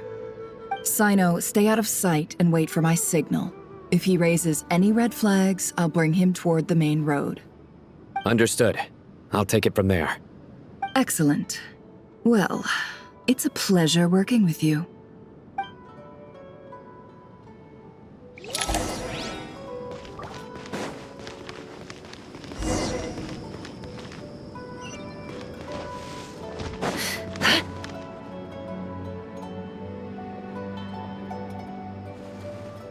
Darker skin, scars, frequents the desert and has ample combat experience. Nothing unusual about how he dresses or acts. What's that he's looking at? A coin. Interesting. Could that be how his contact paid him? Conveniently discreet for someone trying to hide any unexplained income. And yet it could be highly valuable. Sorry to bother you. Has everyone here already left? I don't suppose you happen to see a lady wearing a hat? Ma'am, what are you doing in Caravan Rebat all by yourself? The main group evacuated some time ago. Didn't you pass them on the road? My friend and I lost some of our cargo along the way. I didn't want to miss out on potential business, so I told her to go on ahead and meet the client while I retraced our steps. I didn't think it would be so late by the time I found it. And then there was a terrible sandstorm. I guess I must have taken a wrong turn, because I didn't see any large groups on my way here. Forgive me for asking, but just to be on the safe side, could you describe this friend of yours? Sure. She has blonde hair, and she was wearing a hat and a white dress. You'd definitely know if you'd seen her. Yes, I think that does ring a bell. Ah, my apologies. During this exceptional time, the Corps of 30 are under orders to be extra cautious when dealing with unknown people, whoever they might be. I understand. Well, sir, is there anything else you need to know? If not, I'd better try and catch up with them. Hey, wait! They left a good while ago now. You'll never catch up with them on your own. Why don't I give you a ride? I'm here to collect the last few people anyway. We have plenty of carts, so one more won't be a problem. That would be amazing. Traveling with a group will be much safer. I'll have to pay you for your trouble. Hey, let's not worry about the money for now. Wait here a moment. Once I'm done packing up, I'll take you to join the rest of the group. All right, thanks. Let me know if you need a hand carrying anything. No need for that. I'm strong enough for both of us. Okay. Well, I wish there was some way I could repay you. Guess it's my lucky day, running into someone who knows what they're doing here. You might have just saved my life, you know? You're not wrong there. I mean, what kind of cargo is so important that it's worth risking your life to get back? I hope for your sake that it's priceless. Actually, I suppose I can tell you, since you've been such a big help. But be sure to keep it to yourself, or we could both be in big trouble. Oh, really? Sounds mysterious. We're in the antiques business. You understand? Some of our goods aren't acquired through the most legitimate means. We have to be very discreet when we're selling them. That's why I had to go looking for the missing cargo alone. Ah, no wonder. Well, ma'am, in that case, it turns out that maybe there is something you could do for me. I'm all ears. But to be clear, our commission isn't cheap. Think carefully before you ask. We don't want to ruin our relationship before we even hit the road. I'm sure that won't be a problem. My issue is, I have something that's a little difficult to sell on as well. Take a look at this.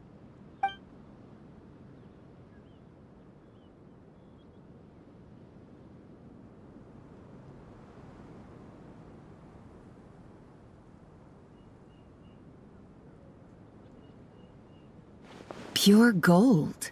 That's quite something. How'd you come across it? Dig it out of some ancient tomb?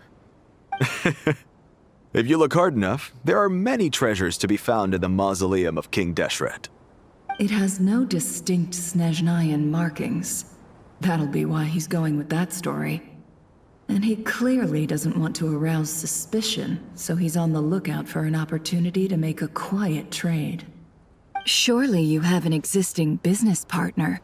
Won't they take it off your hands? I hope I won't be attracting the wrath of my competitors by helping you sell this. The shop I used to work with is having cash flow issues at the moment after losing some money. I'm under enough pressure as it is without having to deal with them. On the off chance anything went wrong, I'd never get my money back. I understand. Gold is the last thing that traders with cash flow problems want to see. Well, in that case, I think we can work something out. As it happens, I'm just about done packing. Shall we make a move? Sure. Let's walk and talk. This evacuation was a huge operation. They needed a few people to stay behind and tie up loose ends. And I ended up being one of them. You're lucky you ran into us in time. I certainly am. I don't know how this happened. One thing led to another, and look how it ended up. I just hope our client doesn't get spooked and cancel their order. Fingers crossed. But either way, life goes on, and we all have to make a living somehow.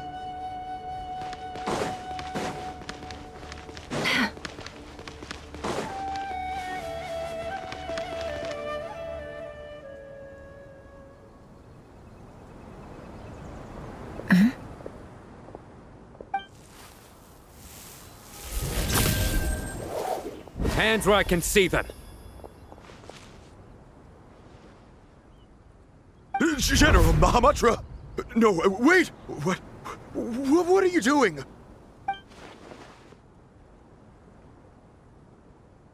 This is the coin? Good. Sadly, you won't have the chance to spend it. Nicely done. Looks like Sumeru's Matra are a well-oiled machine nowadays. Unmarked gold coins are quite difficult to trace. Thanks to you, we have secured the evidence. Here's what's gonna happen.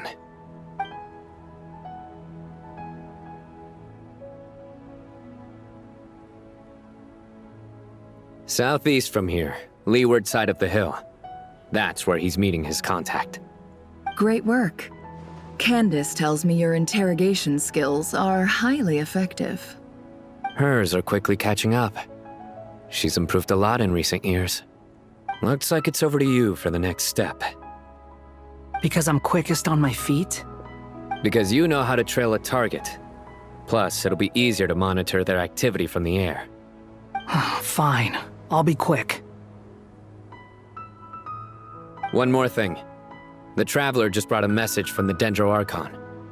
Once you're done with this, we're to meet up at the mausoleum of King Deshret. Got it. Will do. Are you sure you'll be okay on your own? Gee, I don't know. Maybe you should come with me. Okay. Then Paimon's coming with you. Really? You do know this is a stealth operation, right? Meaning, you have to be quiet? Paimon? Are you sure about this? Well, Paimon at least wants to give it a shot.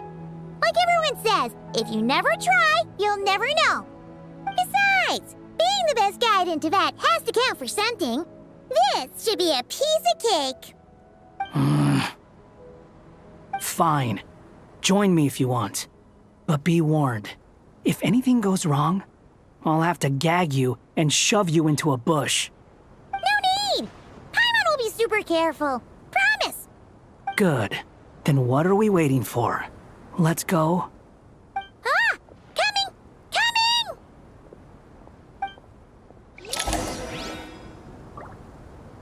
Coming! Too slow.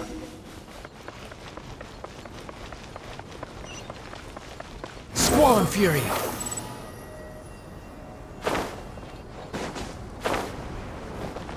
Quit following me.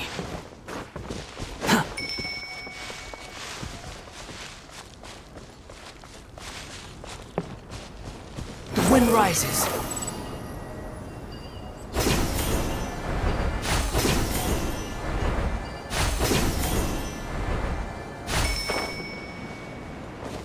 Quit following me.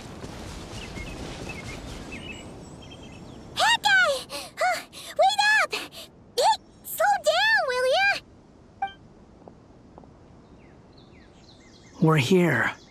Now we wait. Okay, yeah, cool. Cool. What's on your mind, Paimon? Huh? Oh, nothing? I thought all you cared about besides being a guide was food and sleep. Why the sudden urge to go on a dangerous mission? What's that supposed to mean? Paimon's been on plenty of dangerous missions before. But never on your own. You hardly ever leave the traveler's side. Just saying, I'm kind of at loose ends right now. So if you did want to share, I suppose I'd have to listen. If not, suit yourself. Makes no difference to me.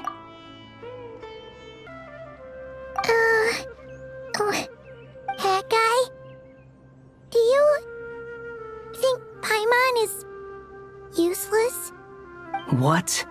Where's that coming from? When we were in Notcry, Paimon suddenly realized something. Even though Paimon's with the Traveler every single day, whenever we face real danger, she can't do anything to help. Paimon doesn't get like this very often. She just got really scared when the Traveler got kidnapped that time. What if she never came back? What would Paimon do then?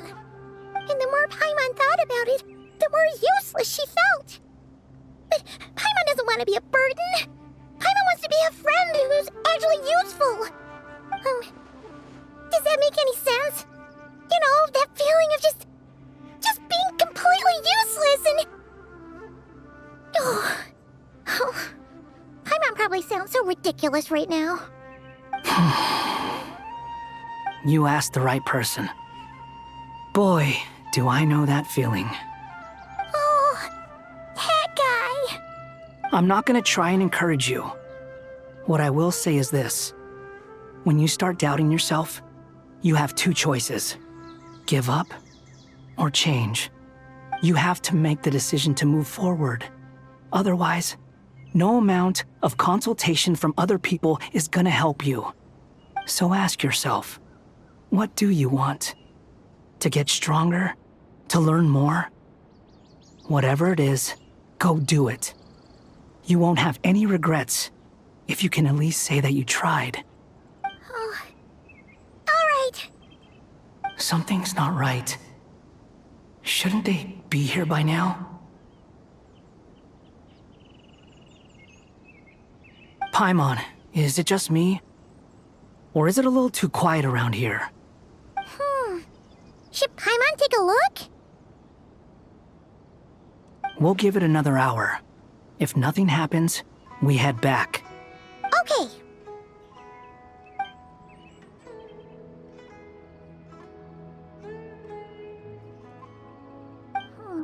How strange. We've been here for ages. Where the heck are they?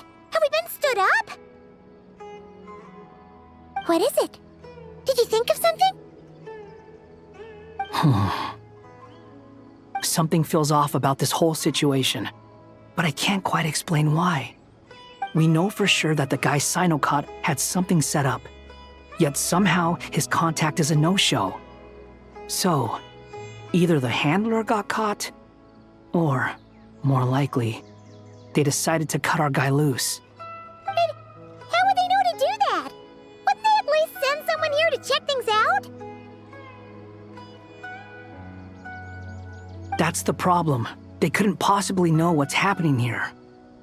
Unless... This feels all too familiar.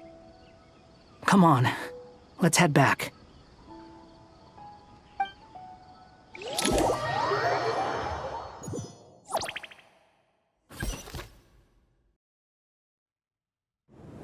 Even though this isn't a formal meeting, I'd still like to start by saying how grateful I am to each and every one of you. Thank you all for coming here and standing by our side. Shesipank and Bennu are currently assisting the scholars with the maintenance of Aru. Please forgive their absence. As for Hermanubis, may he rest in peace. We remember him with great fondness. There have been times when I imagined what it might be like to meet you all. Now that it's really happening, I feel quite emotional. Time has taken many things away, but that which remains is all the more resilient. I must say, there is one thing that rather surprises me. You appear to be in good spirits, Lesser Lord Kusanali. But even so, I can sense that the life force given to you by the Dendral Dragon has far from fully resolved the problem of your vitality. Oh no! So even Apep's power didn't work? Don't worry, Paimon. It worked very well indeed. The issue is how closely I am tied to Irminsul. Until the problem with it is resolved, there is no way I can fully recover. Sumeru has undergone tremendous changes during your absence. When gods pass away, inevitably, people's faith in them grows weaker. You must have sensed it already. Your power is not what it once was. Regrettably, this is true. I too have grown weaker due to the effects of Irminsul. Right now, we're all in quite a sorry state. Then what do you suggest? We take all the help we can get. Sumeru is our shared home. You and I, gods and humans alike. We must unite all our strength in this moment. Though Al-Ahmar is no longer with us, the alliance between the three gods remains in force. Regardless, as subjects of our king, we have a responsibility to support Sumeru through this catastrophe. Not to mention that it was the people of Sumeru who released us from this prison of Aru. Times have changed, and the people of today possess greater wisdom than those of the past. You really know how to give a rousing speech, Koti. Now then, let us learn more about your plan. The brightest minds of the Sumeru Academia are busy opening and renovating Aru. They claim it has something to do with Irminsul? Correct. Irminsul has existed in Tevat since the very beginning. But during the Age of the Dragons, it did not possess the significance it holds today. After the heavenly principles arrived, the power of the Light Realm was divided into elemental energy, and Irminsul was refashioned as a device that records and preserves all information. Since then, everything in this world has been inextricably linked to it. As the Dendro Archon, I have a duty to protect Irminsul. To Sumeru, it is both a national treasure and undeniably a major threat. Tevat has seen many upheavals in the last few years. The most recent of these was a major crisis in Notcry, which forced Sumeru to be even more vigilant than usual. I made sure to monitor all the pathways through which an outsider could potentially transmit themselves into Irminsul. But despite my efforts, a major problem still arose within. I still believe that someone has actively invaded Irminsul. But rather than taking any of the pathways I referred to, the intruder chose instead to utilize the most direct route, and the only one that cannot be protected against, by entering Irminsul through death. I see what you mean. You cannot simply stop all deceased souls from returning to the ley lines because of a potential invasion that could occur at any time. That's right. As important as it is to guard against external threats, I couldn't allow myself to stop the souls of the departed from finding peace. Please, understand how difficult this predicament was for the Dendro Archon. Defense has never been an easy task. After Irminsul was invaded, my authority was quickly restricted. Soon after that, the tree began denying access to any connections. I'm sure you feel responsible, but you are not to blame. No one can predict every possible disaster. There will always be trials and tribulations for the world to endure. But the people of Sumeru should not have to endure this. We must find a way to break through the lockdown and connect to Irminsul. And this is why you need Aru. Yes. The only thing in Sumeru capable of rivaling Irminsul in terms of overall function and performance is Al-Ahmar's legacy, Aru. All I managed to do before falling into a coma was make some minor adjustments to Irminsul. Using Aru is a last resort, and a move that comes with enormous risks. The scholar's initial plan was to borrow Aru's power to reboot the Akasha, then use the Akasha to connect to Irminsul and investigate. Unfortunately, Irminsul has suffered far greater damage than they first thought, rendering that plan futile. To rise to the challenge, we had to resort to more extreme and far costlier means. This has led to a number of new contingency plans. To reclaim Irminsul, our brightest scholars have made further modifications to Aru with multiple goals in mind. I thank you all for giving them your blessing in this endeavor. Human wisdom has clearly improved over the millennia. You have not only our support, but that of the Jinn, the Aranara, and the Pari. Together, we will do everything in our power to save Irminsul. By the way, when you spoke earlier of an intruder, it almost sounded as if you knew who you were dealing with and what they were capable of. Well, since you ask.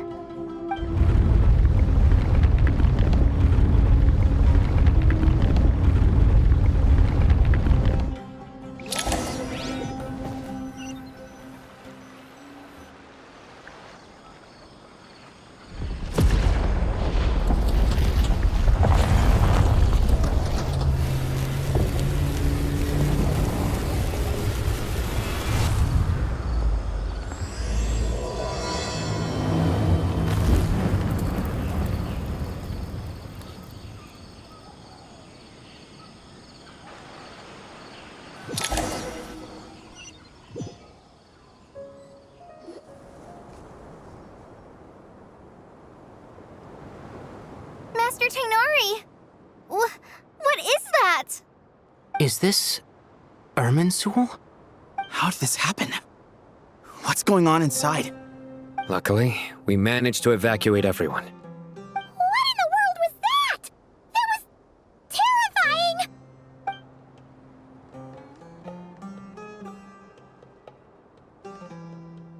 Oh my. I understand now, Dendro Archon. You make yourself quite clear indeed. Not once over the millennia has Irminsul been so terribly afflicted as this. Please continue, Dendro Archon. Irminsul's root system is what comprises the ley lines. In the past, it has always been hidden away, going unseen by the general populace. But now, an evil intruder is making it reveal itself. It has become a tree of unbridled greed. A clear sign that a deranged experiment has advanced to a new stage. Blasphemy. From where I stand, an experiment in the name of blasphemy sounds rather improper. But if we are to honor Dottores' will, this is what we must do. The birth of this tree proves to me beyond doubt that this incident is connected to him. But to explain the situation in full, there is someone I need to tell you about.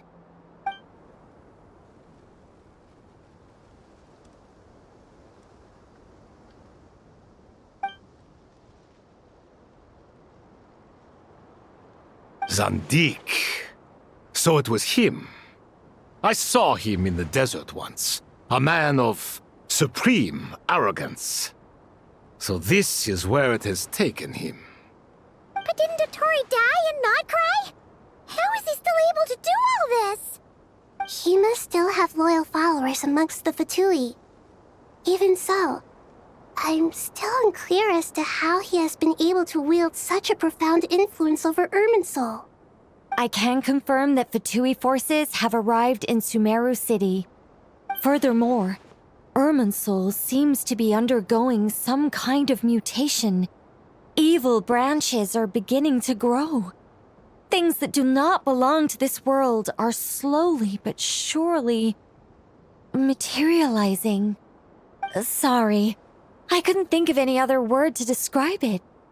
They don't seem to be fully formed physical entities yet, after all, but they are gradually becoming real. A baleful tree climbing up into the heavens. Speaking of Dottore, I have some information on that front as well.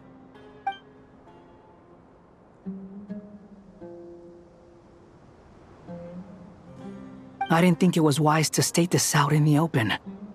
But my theory is, the mole wasn't cut off after he was caught. They wrote him off from the beginning. You mean the Fatui never intended to follow through with him? Then why plant a mole at all? It's hardly a conventional strategy, and the rationale behind it is pretty twisted. But as it happens, I know someone who works exactly this way. And when it comes down to it, his goals are very simple. He just wants to confuse people, so they can't figure out what he's up to. He's been a collaborator of Dottore from the outset. That fact alone confirms that Dottore is involved with this somehow.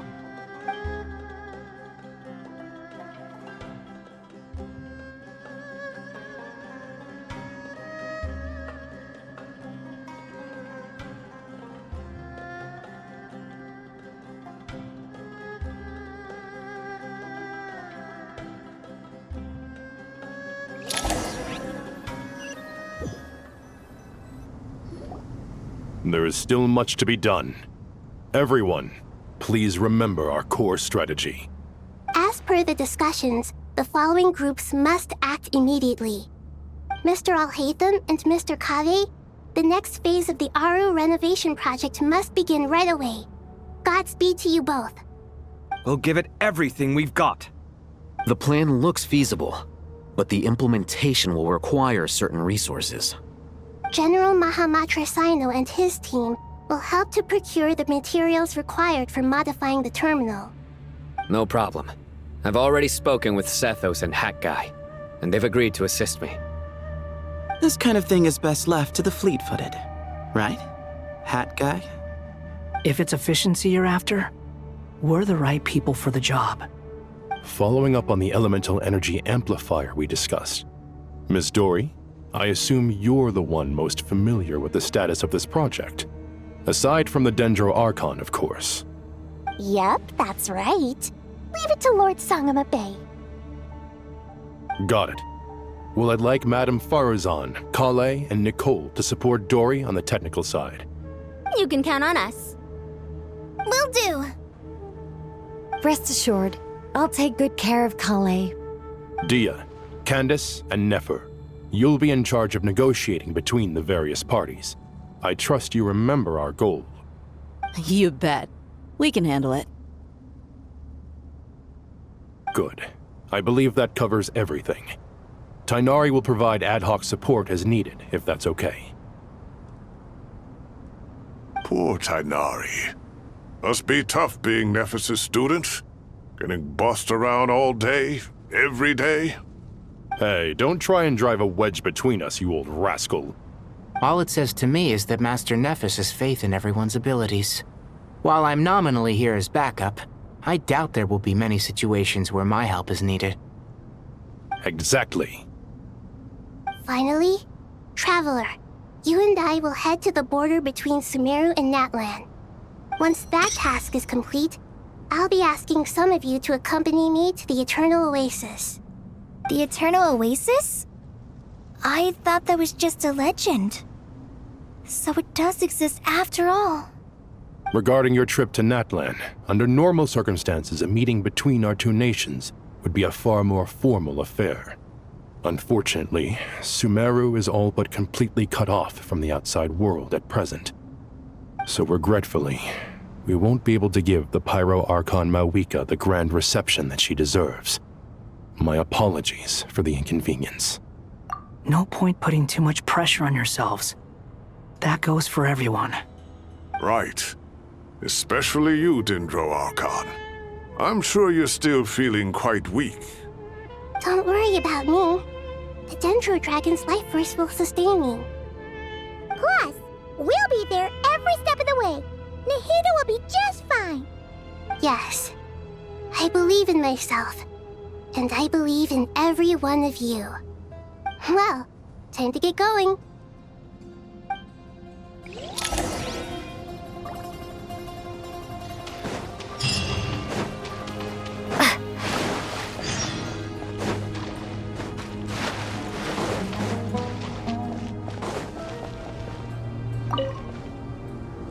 To what extent we can implement the final plan depends on how successfully the Akasha can be modified and configured. And to make sure the configuration works, Aru will also need some further optimization. Yeah, no surprises there. Once we roll this out, any Sumeru citizens who already have Akasha terminals can simply continue to use their existing devices. This still leaves us with a significant equipment shortage, though. Many groups of people were never issued Akasha terminals, including mercenaries, the desert folk, and many others. We'll need a supply of rare materials for the renovation of Aru and the production of new terminals. Right now, the best place to source these locally is from the primal constructs within King Deshret's mausoleum. Time is not on our side here. It's gonna be a race against the clock. The Aru merge and renovation project will have to be carried out by you two. Everything's riding on this, so failure is not an option. Best of luck to you both. As discussed, General Mahamatra Sino and Mr. Hat Guy will source the required materials. Mr. Sethos is quite familiar with the layout of King Deshret's mausoleum. With him accompanying them, things should go quite smoothly. I have every confidence. In the meantime, we may as well take a breather. Makes sense. There's not much we can do until the materials arrive. Get in formation and stay close. What is this, boot camp? Knock it off. It's just Sino being Sino. You know what he's like. Everyone clear on our mission objective. Look at the excess primal constructs, dismantle them, and extract the required materials. And King Deshret's 7 pillars agreed to this? If they're just sitting there doing nothing, we might as well put them to use. Thoth's words, not mine.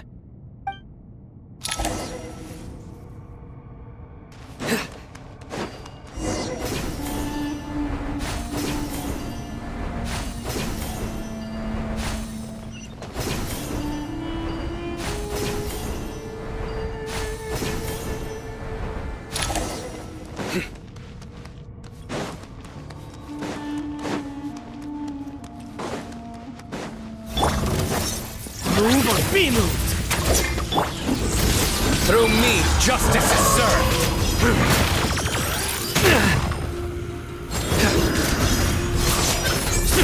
You stand condemned! Guilty! You stand condemned! Wretched vermin!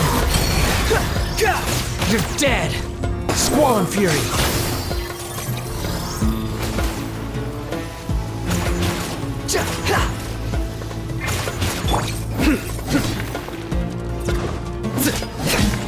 The wind rises.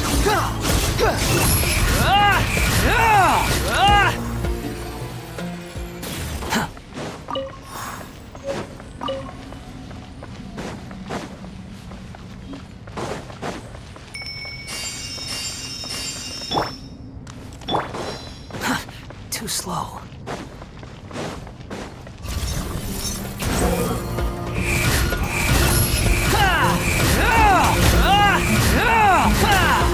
That's far enough. Way ahead of you.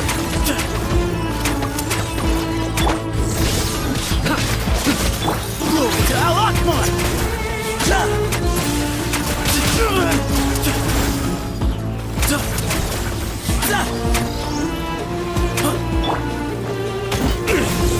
Come at me again. Futile! Unsightly insects! Behold!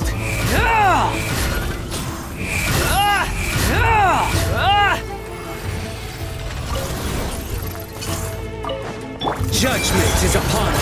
Their penance is due! The wind rises.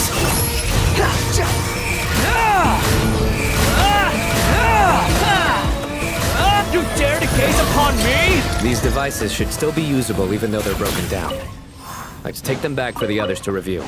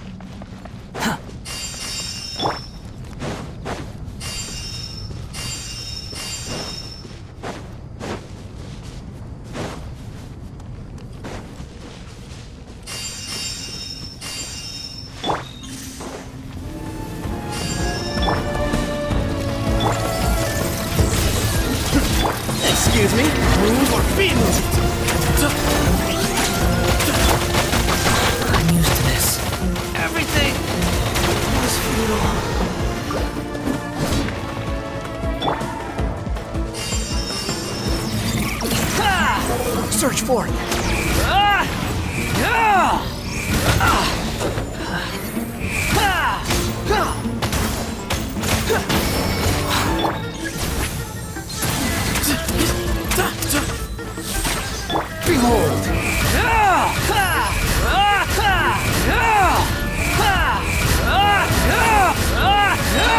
Know your place!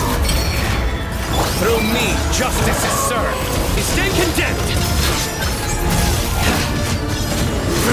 Their penance is due! How many do we need again? Enough to make an Akasha terminal for everyone who doesn't own one. I remember you telling me how revolutionary these Akasha terminals were. You've used one before, right? The Academia declared the Akasha to be the most powerful and comprehensive wisdom dissemination system in history. That should give you an idea of how powerful it is. Certainly sounds impressive. Neither Hat Guy nor I have ever had an Akasha terminal. Well, if it all goes to plan, that's about to change.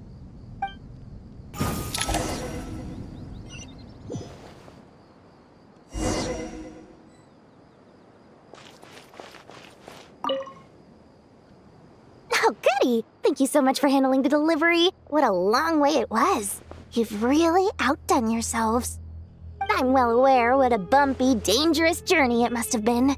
Now, I would have loved to oversee the process myself, but of course, those of us who know the plan can't leave the mausoleum. Oh, trust me, I'm patting myself on the back for my assembly work here. Simply flawless work. But will you really be needing all of this? According to our plan, yes, this is the quantity required. I have no complaints about the quality either. Only the price. So expensive. I heard you covered a lot of the funding out of your own pocket. Oh, that's an exaggeration.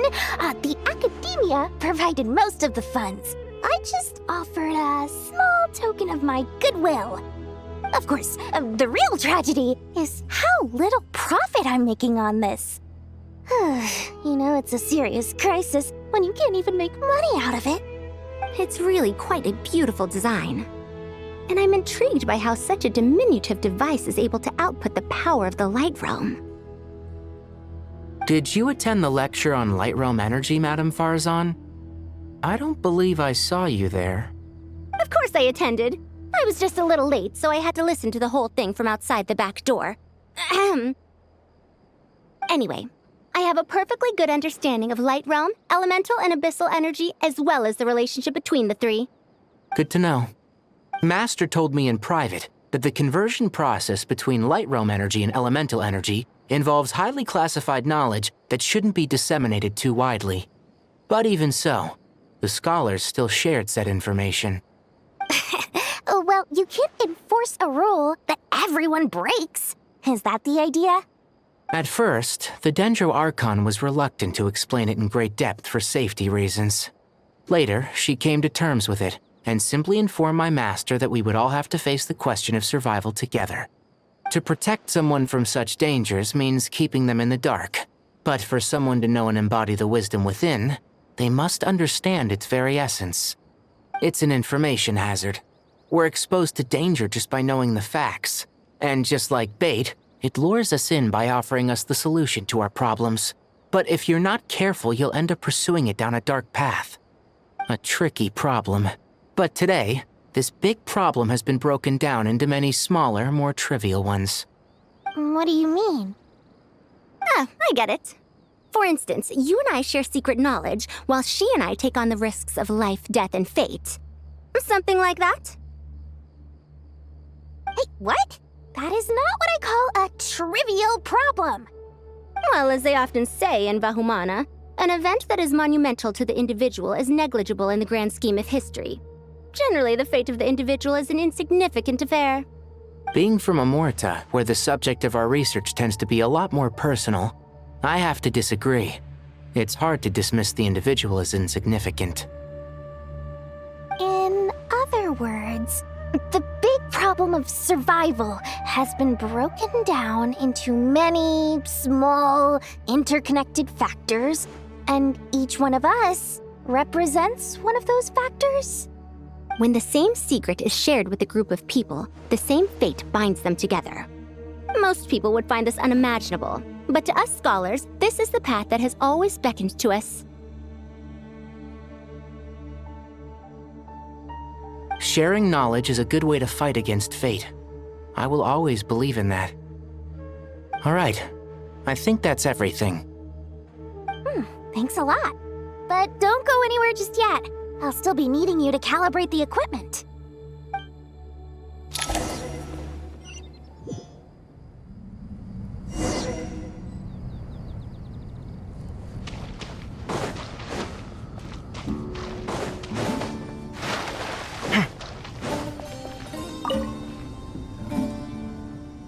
Okay, the materials are ready. We can proceed with the next phase. Alhaitham, how are you getting along? Most of the information in Aru is written in ancient desert scripts. Some of this is written in a tribal language, while other parts seem to be a variant of an oasis script, based on the glyph forms. Oh. Not lost to history, I hope. Some are. All we can do is infer the meaning based on the rules of related languages. Although, this section actually fills in some of the missing historical record.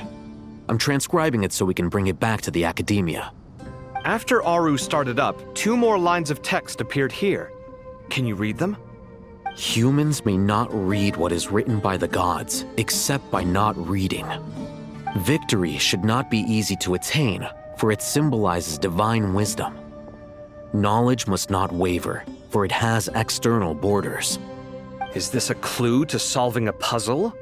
Or is it being symbolic? You can't read it unless you don't read it. Victory is wisdom. Knowledge is confined by borders. Wait, I think I've got it. It's a metaphor, isn't it? It's talking about... a chessboard.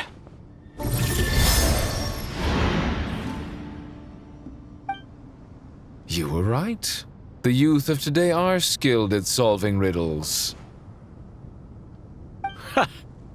Have the secrets buried in the desert not been unearthed over the years all the same? Since Aru is a place reachable through wisdom, this day was bound to come sooner or later. Oh, I've always been against overly cryptic sentences. Don't you get tired of reading and writing all that? Ah, it's you 3. Just in time. We've been delving deep into Aru, and now this board has appeared. I've heard this was how you'd while away your free hours. You must be quite the experts by now in that case. It is true. King Deshret's chess games are some of the most well-loved of all his wonderful creations. If you have ever been to Safhe Shatranj, you may well be familiar with the chess pieces you see here. Is this chessboard supposed to be another visualization of the interior of Aru, then? Naturally. Visitors, everything is ready. Only by completing the challenge on the board in accordance with the rules will you be permitted to overwrite Aru. 1 second. It's not dangerous, is it? Dangerous? Why, yes, of course. I should be the one to go, then. Wait for me here. Sounds like the self-confidence of our present company has rubbed off on you. Don't be ridiculous. I'm your upperclassman, and that means I have to look out for you. I appreciate the sentiment, but a game of chess typically requires 2 players. Besides, I'm sure they won't let things get out of hand. Keeping things relatively safe is in your best interest too, isn't it? Fair enough. I mean, you guys are controlling the difficulty, so please don't go too hard on us, all right? Ah, but Bennu said he wanted to put some respect into these whippersnappers. All right. Thank you. Obviously, we'll still try to be careful. This doesn't seem like ordinary chess. Is the goal to defeat the opponent? No, you must enter the board and pass the trials we have placed there. Ready? Let's do it.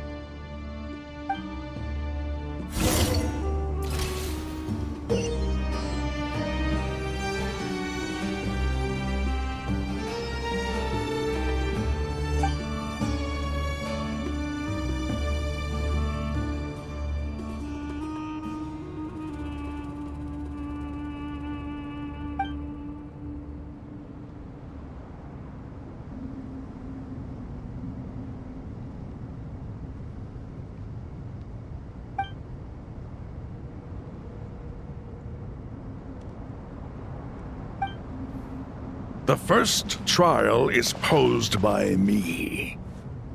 I don't think this is gonna stop us. Ah, but the key to this game lies in working together.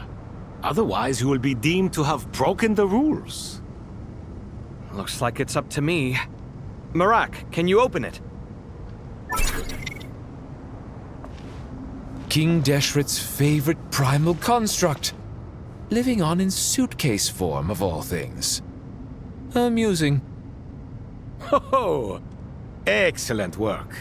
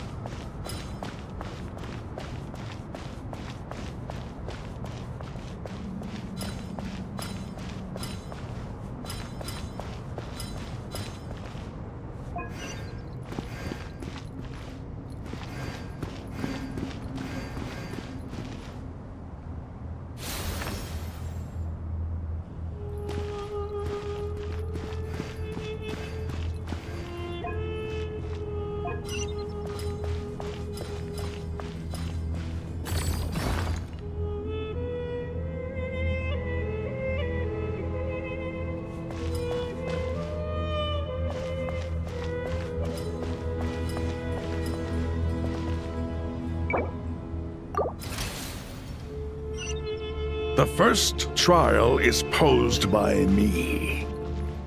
I don't think this is gonna stop us. Ah, but the key to this game lies in working together.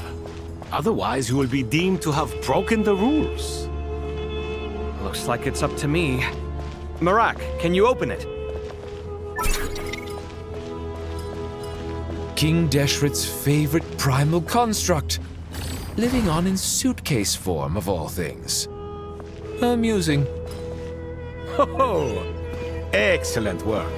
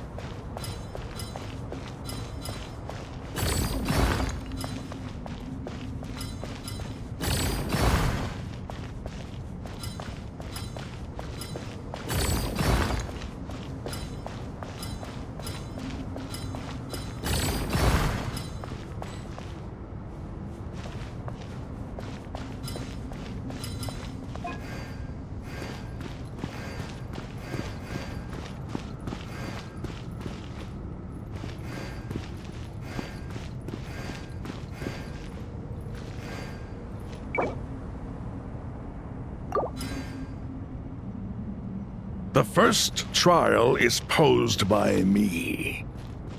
I don't think this is gonna stop us. Ah, but the key to this game lies in working together. Otherwise, you will be deemed to have broken the rules.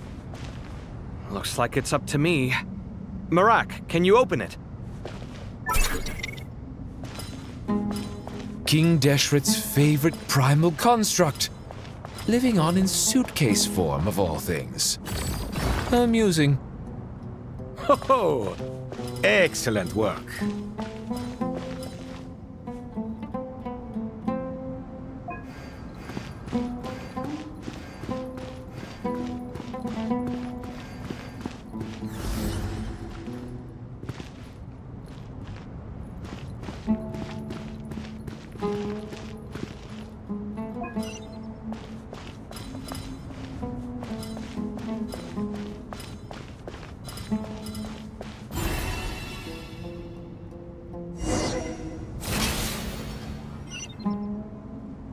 Now is the time for my trial. Now, don't be nervous. I'll make it nice and easy for you. Really? Thanks in advance. We appreciate it.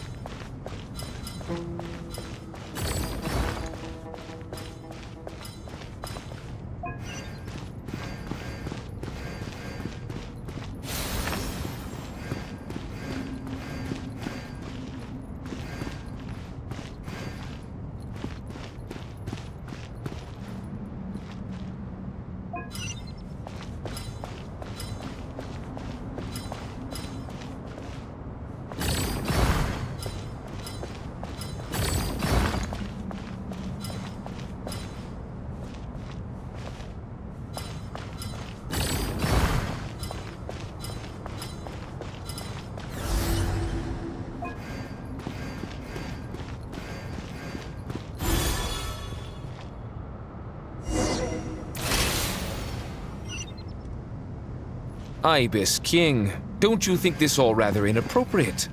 You may as well be handing them victory on a silver platter. Do not expect me to follow your lead. Ha! Suit yourself.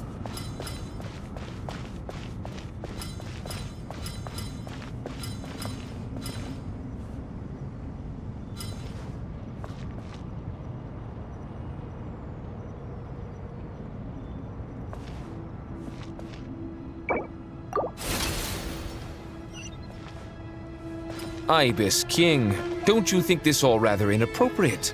You may as well be handing them victory on a silver platter. Do not expect me to follow your lead. Ha! Suit yourself.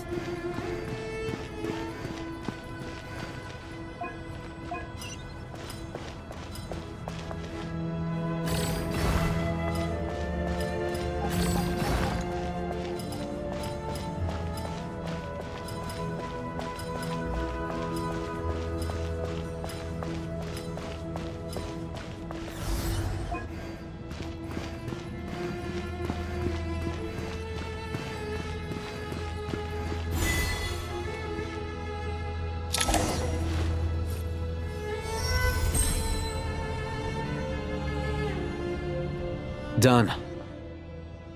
Finally. It's over. But seriously, that was incredible. Standing on the chessboard felt completely different from standing on solid ground. And also... Oh, sorry. I'll save my thoughts for later. Thanks to the three of you for helping us out with this. Is it just me, or were you giving us quite a lot of guidance along the way? We made but a humble contribution. You lived up to our expectations. Bravo! Our aid was not given for naught. In addition to the existing functions, I'd like to ask you for another favor. Since Aru's interference shield can cover the entirety of the mausoleum, it should be possible to extend its range even further. Perhaps you can find a way. So, building upon the existing functions to... Ah! I'm with you! Imagine for a moment. What would the ideal outcome look like if this function were compatible with the devices? I agree. This is the best solution possible. Please, everyone, we beg you to help us. Me, oh my! Well, since you ask so very nicely, I suppose... Goti? Kroko? What do you say? Naturally.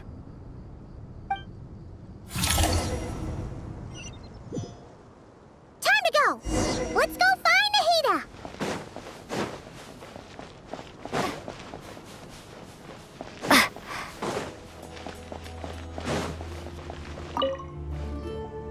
There you are. Miss Nicole truly is an angel. She shows great wisdom in guiding others, and she has already sent word to Natlan on our behalf. She said that while the other members of the Hexen Circle are busy with important work, she is quite free, and she is more than willing to accompany the people of Sumeru for the entire journey. Oh, there's Nicole, all right.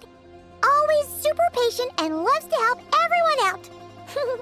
She's the best. She is. So kind and enthusiastic. Well, time for us to get going. Let's head out.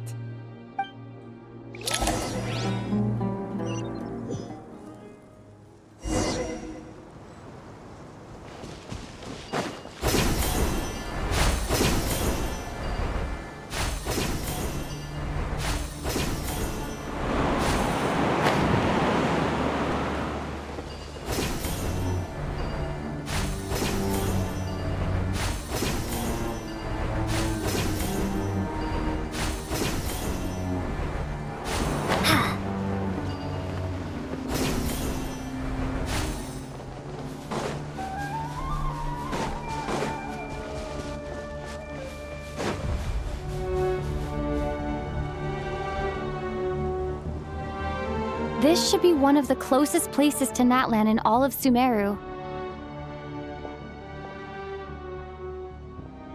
There's the barrier Nicole and Nefer mentioned. It completely cuts this nation off from the others. But why? Why separate you from the rest of the world now, specifically? if I'm not mistaken, Irminsul was polluted once before, wasn't it?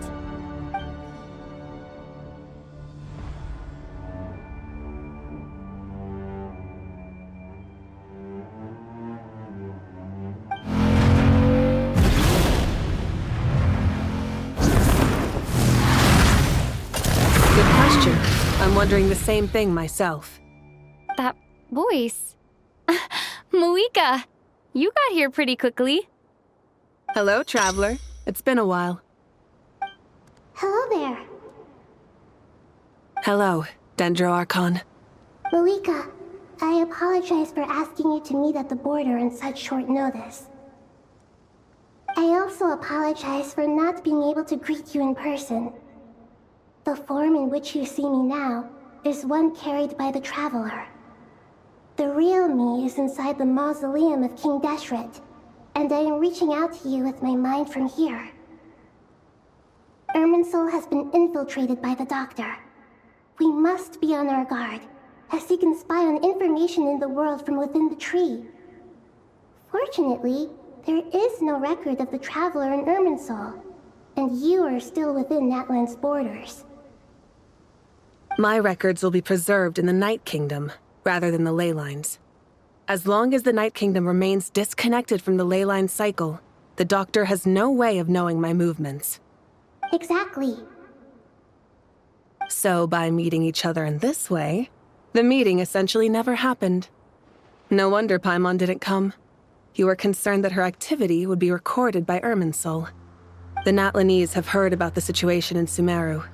With the borders sealed off, merchants have been forced to stop their shipments. It's pretty serious, and you're the ones bearing the brunt of it. I'd like to address the question you raised at the beginning. I can offer a brief explanation, although it will sound rather cruel. I don't reach this conclusion gladly, but Irminsul predates the Heavenly Principles. It existed long ago, when the dragons of Natlan were at the height of their power. So even when the people of Sumeru became ill because of pollution, it was not a critical issue from the perspective of Irminsul itself. As long as it continues to function normally, the barrier will not be activated.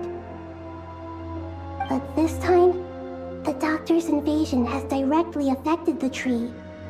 That is what caused the barrier to deploy.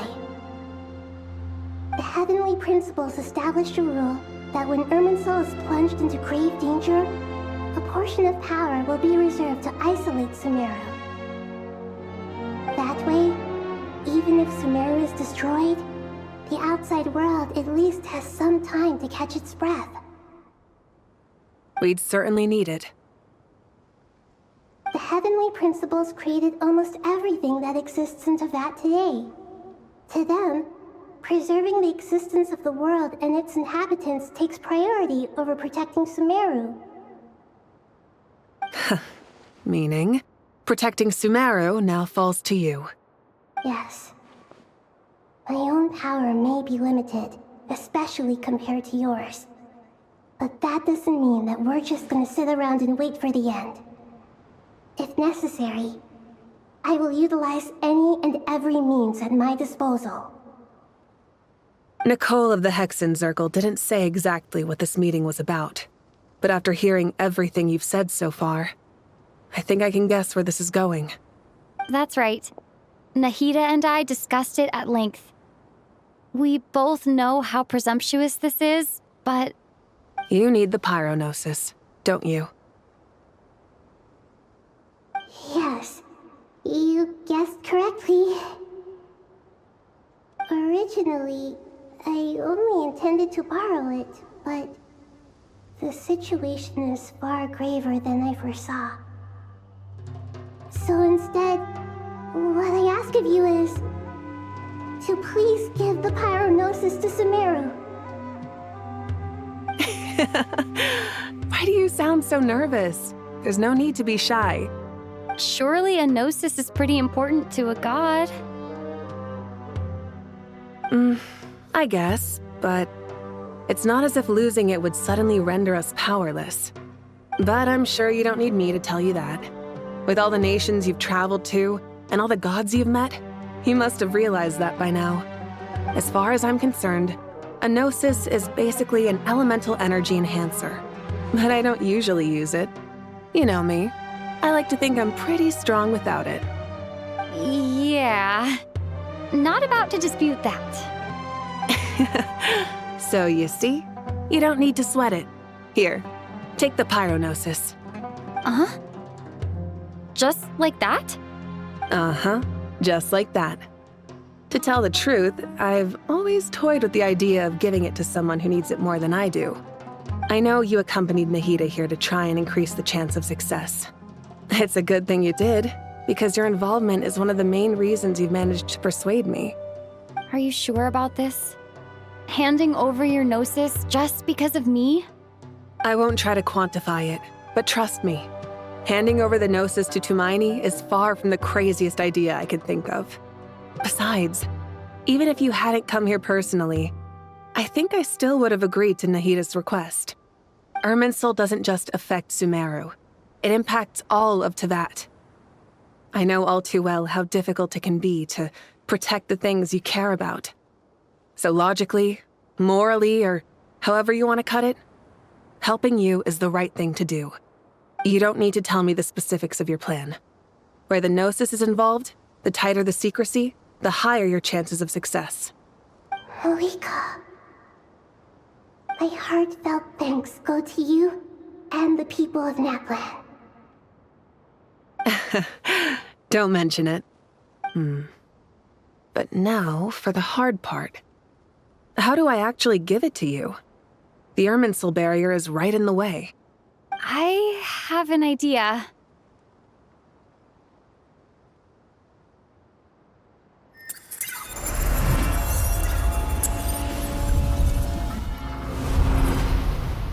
Just as I thought.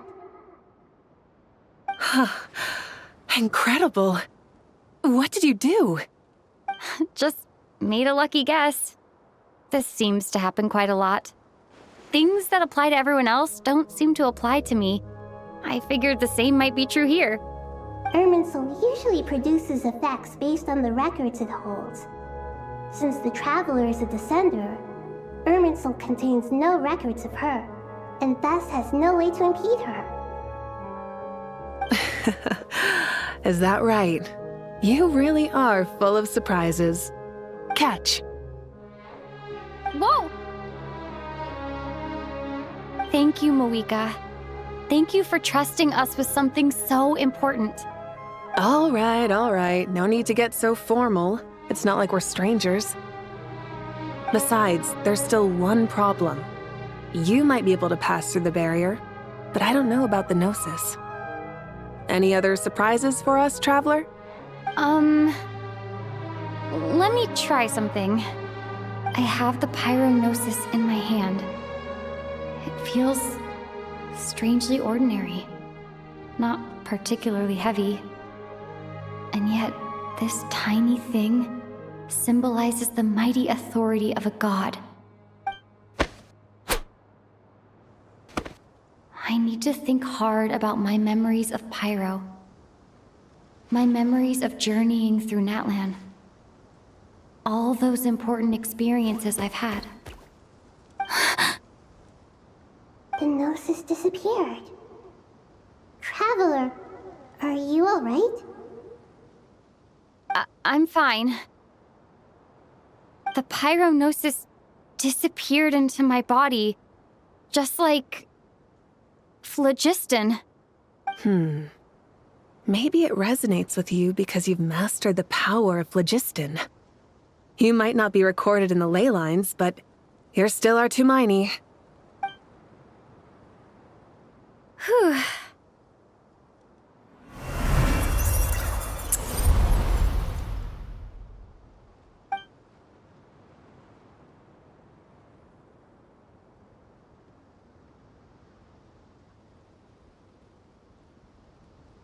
Please allow me to express my gratitude once again, Malika. Pleasure. Well, I've given you all the help I can. The rest is up to you. Good luck. We won't let you down. Yeah, we aren't about to lose.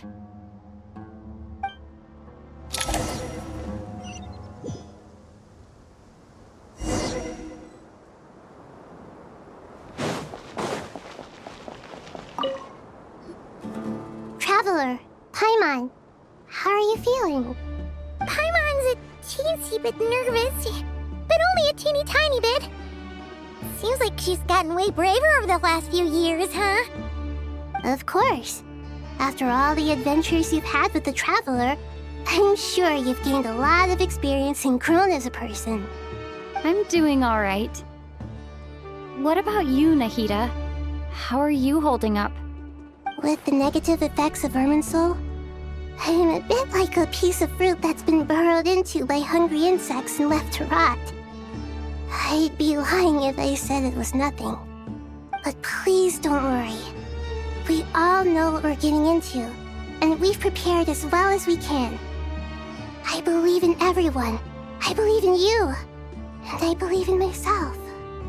Stoking the fire inside oneself is certainly one way to live, but knowing when to rely on one's companions is also a form of great wisdom. I've been quietly learning little things from everyone, like plucking tufts of fur from a sumpter beast. Me too. With the constant traveling, I'm always learning and growing. That's the journey of life. I think there's someone else here who would share that sentiment. Don't worry about what I think. I was just passing by and happened to overhear your conversation. What are you talking about, Hat Guy? This is the top floor. No one passes by the top floor. Says who? You can fly just like I can. I would have thought it makes sense to you of all people. I don't know why, but I feel a little more relaxed now. It shows that you feel comfortable laying down your burdens in our presence. It means that Sumeru is a place you can trust, where you know we have your back. And we feel exactly the same way around you. That's what it means to be friends.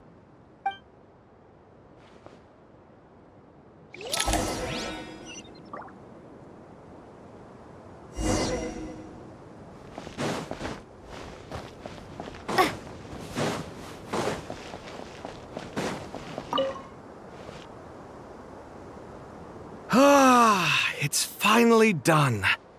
Ugh, but I have a nagging feeling that there's something I've forgotten. Oh, there you are. Everything wrapped up on your end?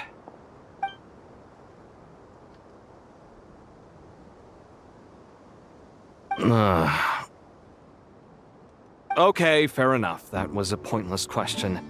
We were working in tandem, after all. You must really be exhausted. Well, it's been a busy day for both of us.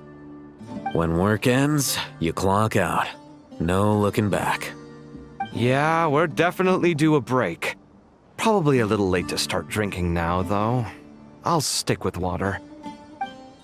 Here, this one's for you. Thanks. You want a bite to eat? I can grab us something. Or wait, I think there's a stove nearby. Let me take a look. Are you nervous? A little, yeah. Unlike you, it seems. How are you not feeling at all nervous? Because everything that happens next is beyond my individual control. I don't worry about things I cannot influence. What do you mean, cannot influence? You're the one who came up with half of the strategies we ended up using. There's only so much I can do. I was only doing my duty. Was it like this last time, too? You mean with Azar and his accomplices? Yes and no. The situation back then was easier to control, but we weren't as prepared as we are this time. So the enemy is stronger, but so are we.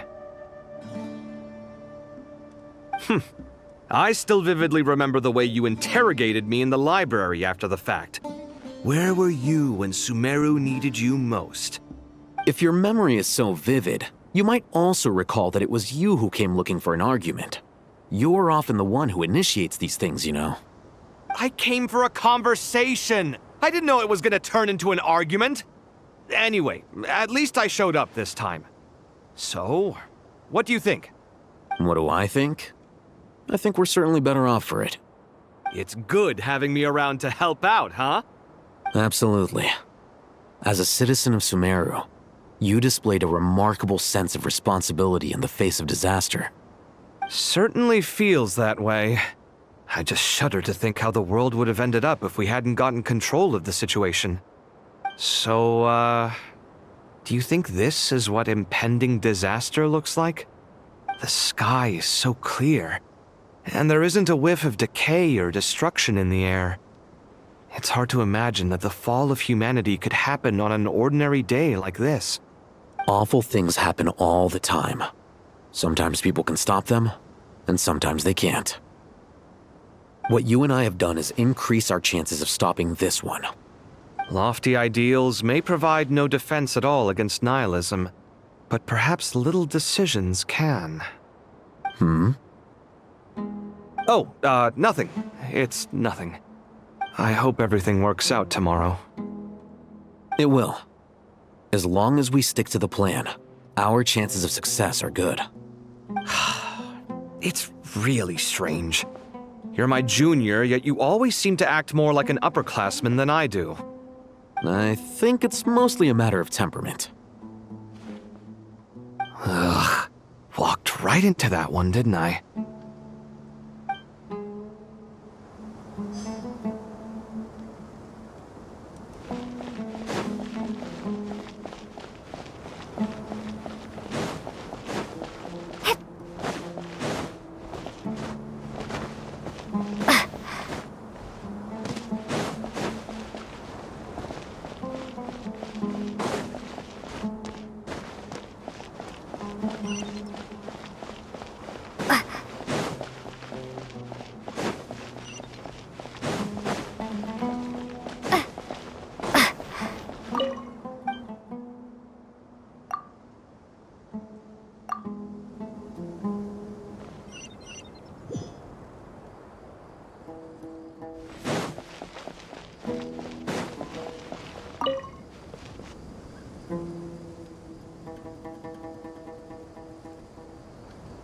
Look at the time. I should head back. I'm so sorry. I was in a hurry and didn't look where I was going. Are you all right? I'm fine. Wait, you're... Have we met? Not exactly. I think we may have crossed paths by the house of Dana before. Oh. You're Hat Guy! From Vahumana, right? You recognize me? The clue's in the name, Mr. Hat Guy. Fair point. It's getting pretty late. What's keeping you up? I could ask you the same question. If I'm not mistaken, all the workload for the Ratawa Histarshan wrapped up a good while ago. Well, I have something of a background in Satyavada life, so I was helping the Dendro Archon make some preparations. But I must have lost track of time. Did you find the experience enlightening at all? Honestly, it was tedious and uneventful at first. But eventually, I think I did sense some profound truths. But they also brought a lot of suffering with them. I was told that I even shed tears while I was meditating, though I have no idea why. Sorry. I hope I'm not scaring you. Not at all. It just proves you're very accomplished in your research. Good night. I wish you all the best for tomorrow. Thank you, sir. You too.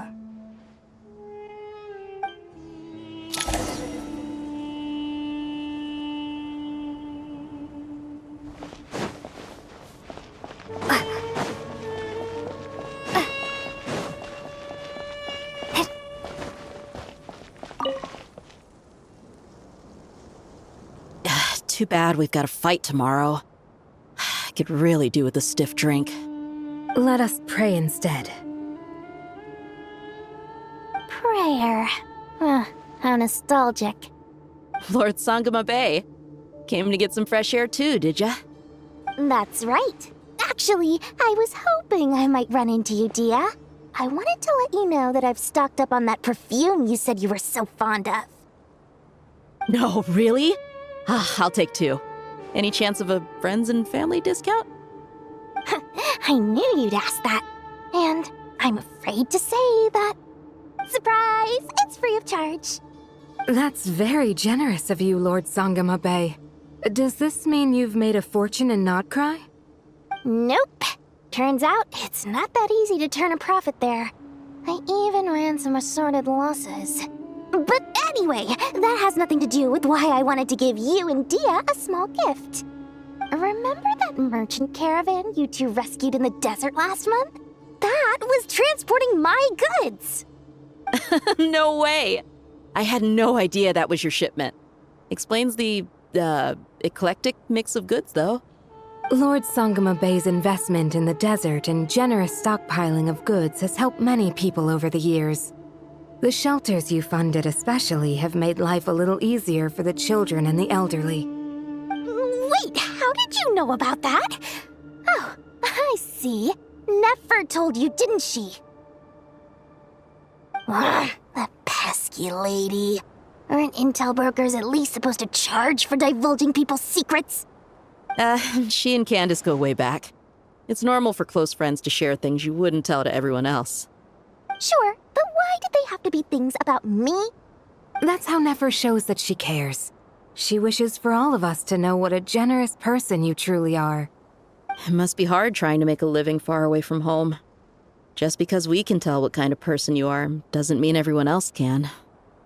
Well, maybe her intentions were partly good, but I don't think that's the full story. I'm sure she enjoyed knowing how much it would annoy me. I'm telling you, Nefer's got a mean streak. Definitely with you on that. Does praying help you stay calm? Defending one's home is a just cause. My heart is filled with a mix of anger and hope. Anger. You know, being able to get angry is a good thing. It shows that you're in touch with the real world, and that you have the passion to pursue something you believe in. My lady? What are you doing out here? Just taking a walk to clear my head. And look where I ended up. Were you praying just now? Yes, Miss Dunyarzad. Would you like to join us?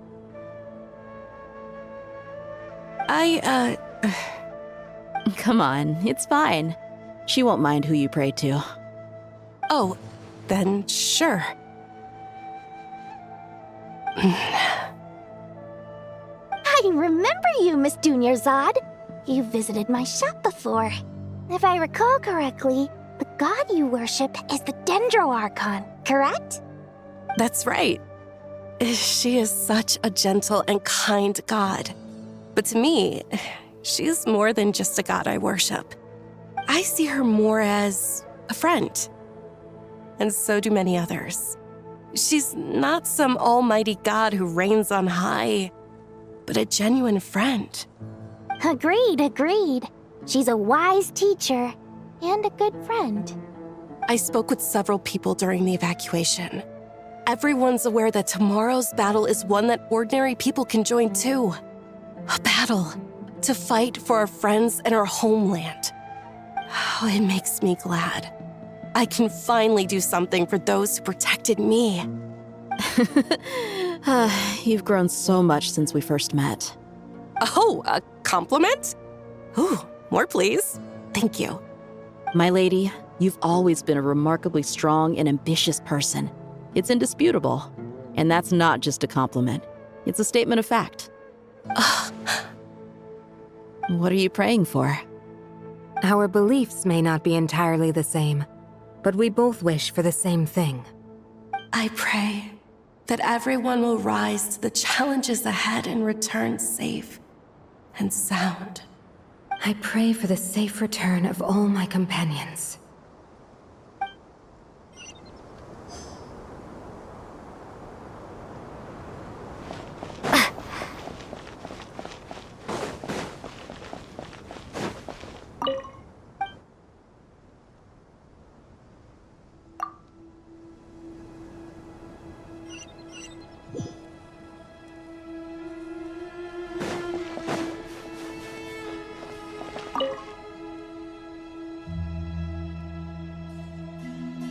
something on your mind, Miss Nefer?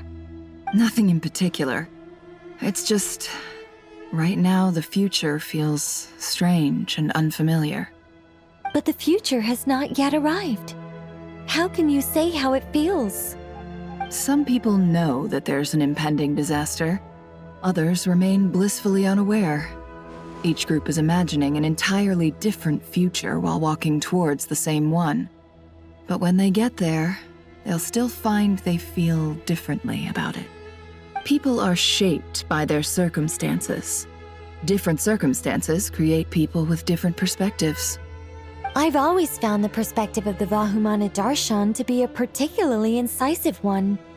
Even at the height of the crisis in Nodcry, people held diverging opinions.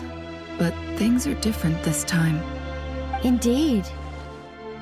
Regardless of faith, gender, wealth, skin color, or eye color, everyone in Sumeru knows what will happen tomorrow. The world has never been an especially fair place. Yet now, against all odds, a moment of unprecedented unity and equality is about to take place. It's fascinating. If only my father could have lived to see this era. Era. To me, that term represents a much greater span of time. It can be an unsettling word. I would even say I'm afraid of it. Do angels even feel fear? Yes, at least I do.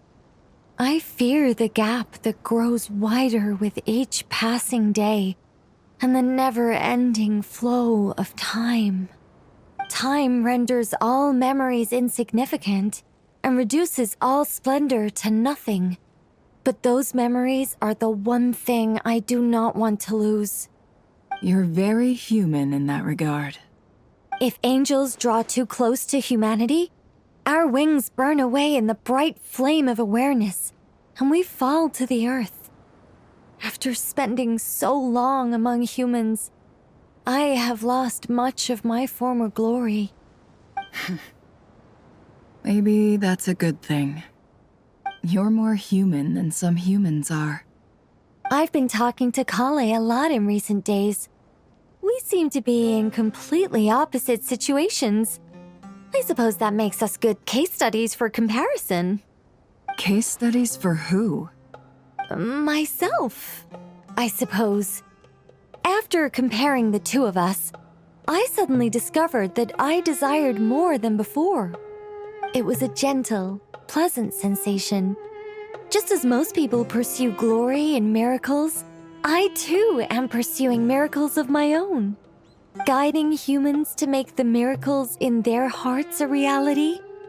That is my miracle. It doesn't sound so bad, does it?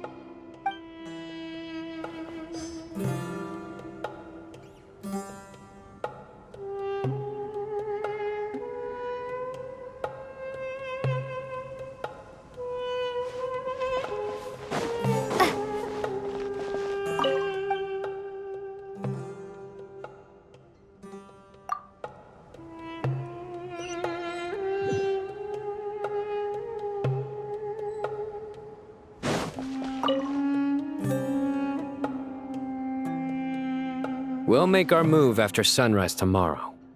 Good. Is everything ready? As much as possible. That'll be enough. Don't let the pressure get to you.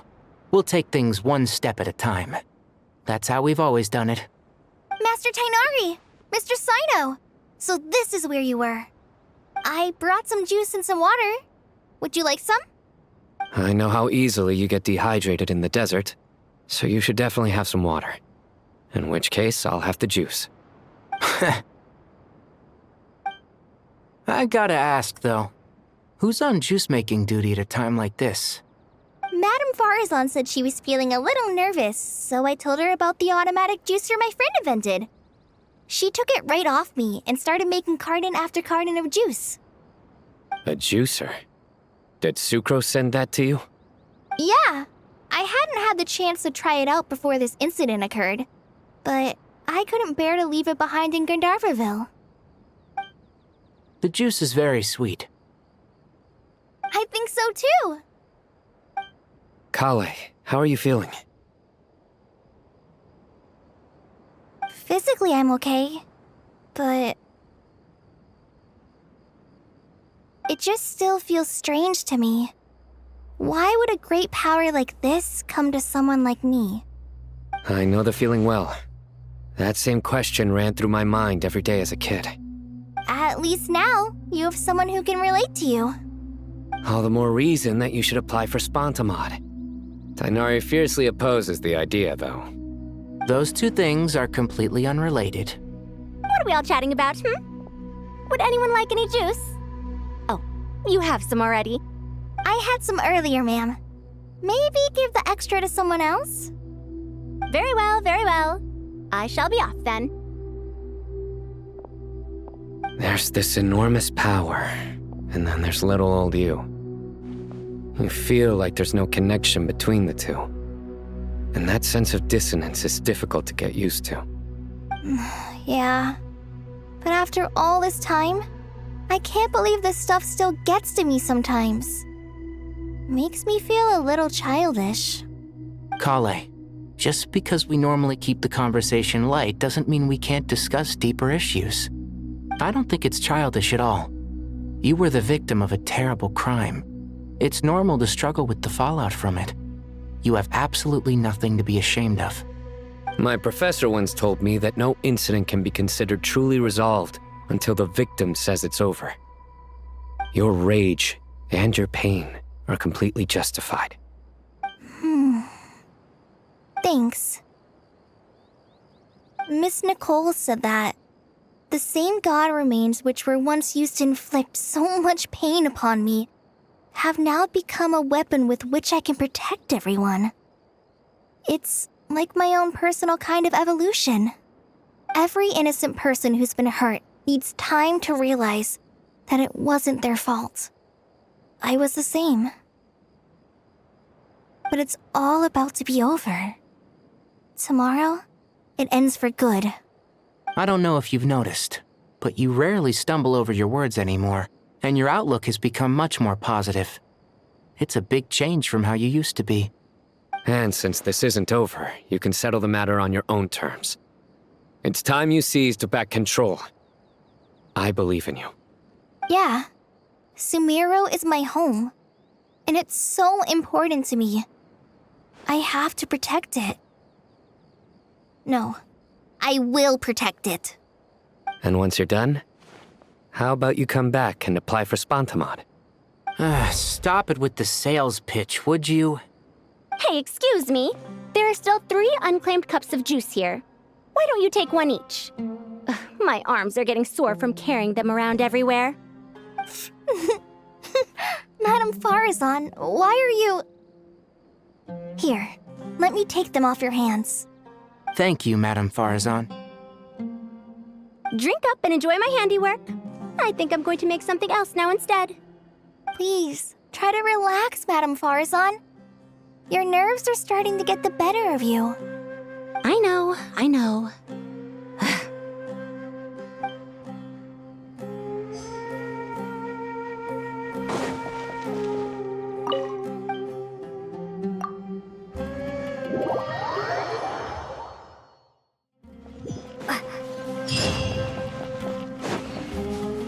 Time to go!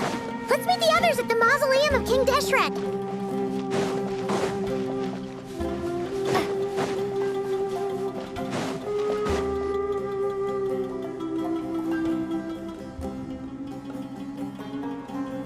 I have not felt this way in a long time.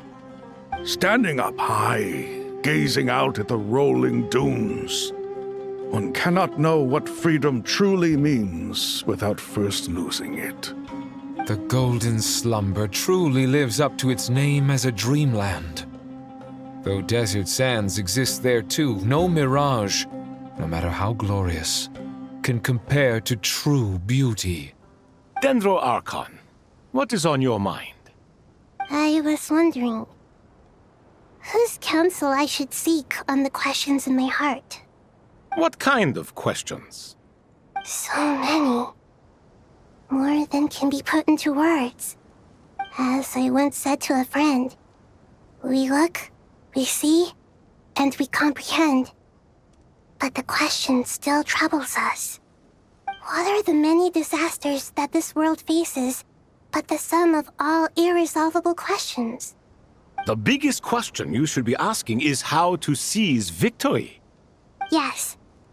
Although, I would express it differently. I must not fail. And so the question I am most curious about now is whether the path to victory will be an arduous one.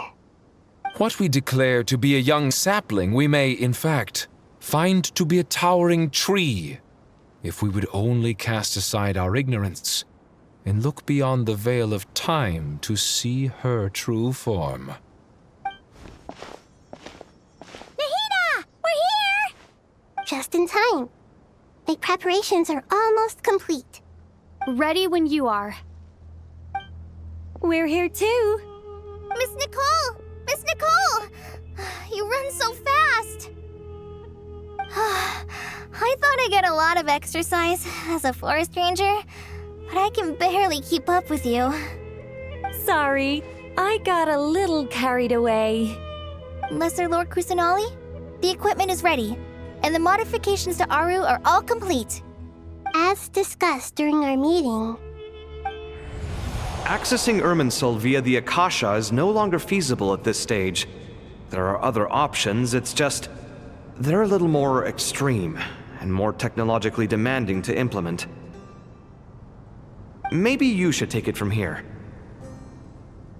The architecture and functionality of the Akasha terminals overlap considerably with Aru. There is reasonable evidence to suggest that one was developed based on the other, or that they both utilize technology of the same origin. As long as the transplant and merge operation succeeds, Aru should theoretically work on a scale greater than the Akasha and approximately equal to Irminsul.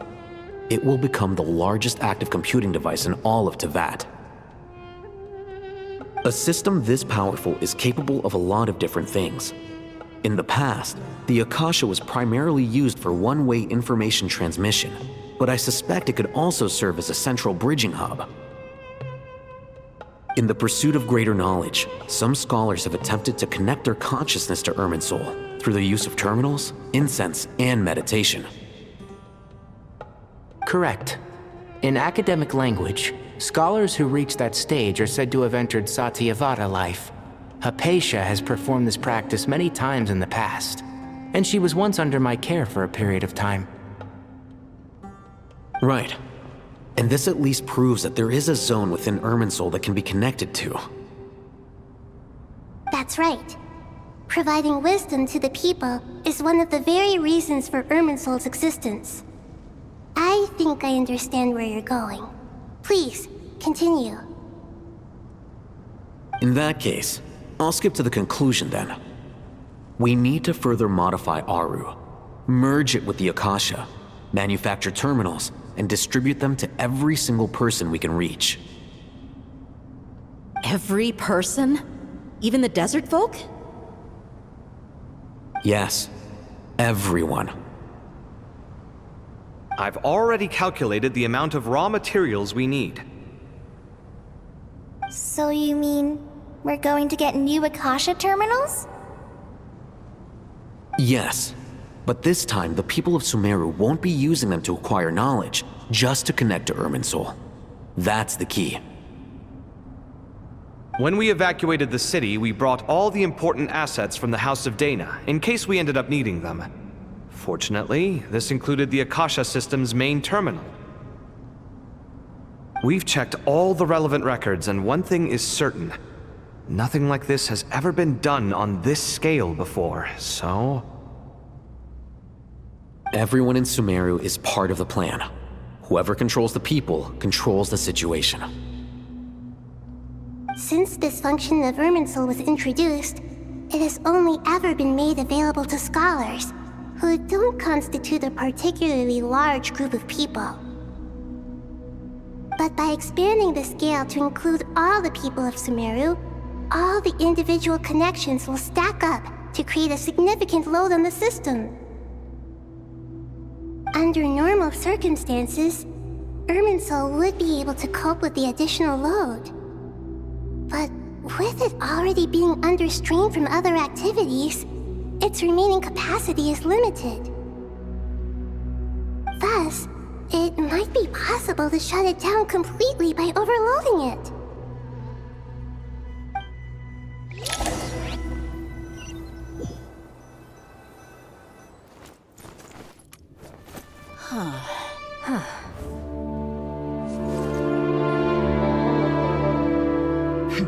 Counting down. 3, 2, 1. Are you ready? Ready.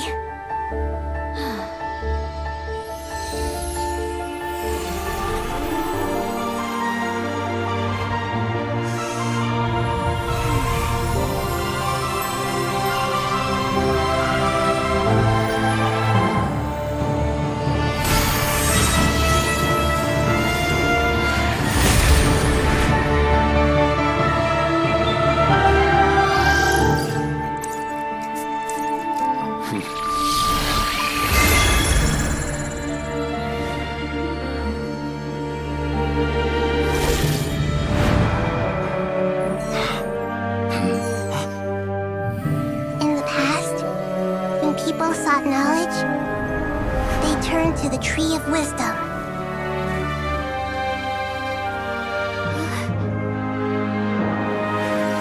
Today, we use it to save Sumeru and the whole world. These boughs that nurtured learning must not become tools for destroying the world.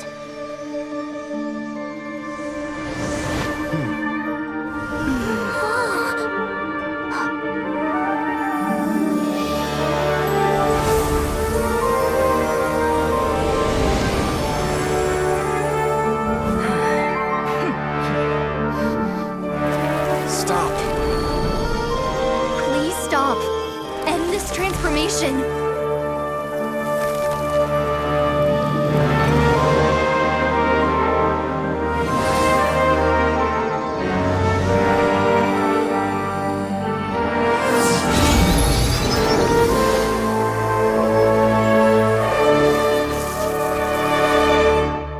You would shut down Irminsul just to stop me? You fools.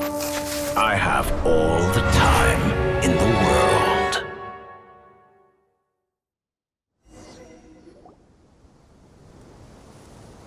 Success! The evil Irminsul tree has stopped growing! Great.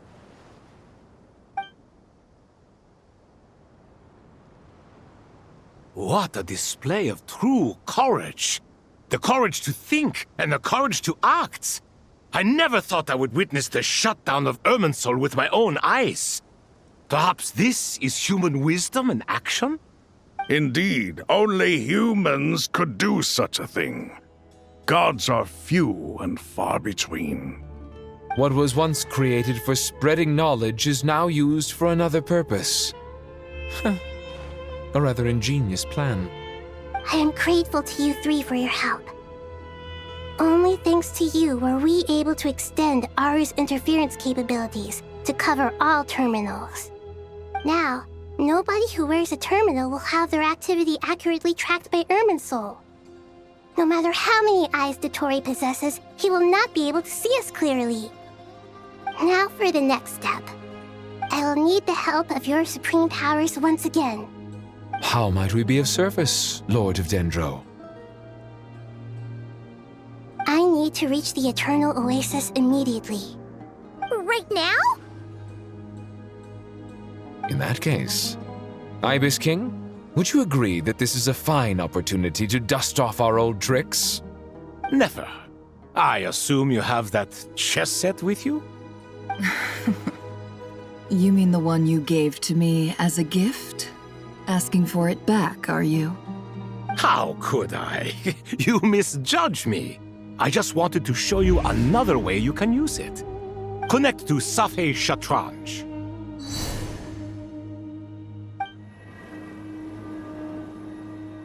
Safhe Shatranj? You mean that place in the desert? Thoth's chess set gains its power from the chessboard laid out in the desert by King Deshret and ourselves. All ceremonies conducted using the chess set must be activated via Safhe Shatranj. In other words, the chess set is an extension of the chessboard. In the past, moving a chess piece was a sacred and momentous act. Transfer initiated. Entering live combat mode.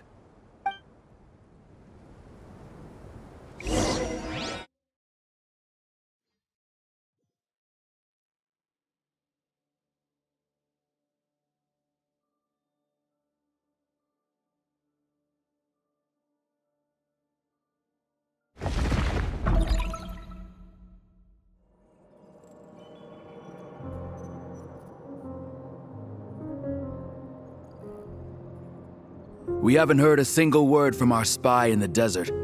I'm afraid he might have been captured. Never mind.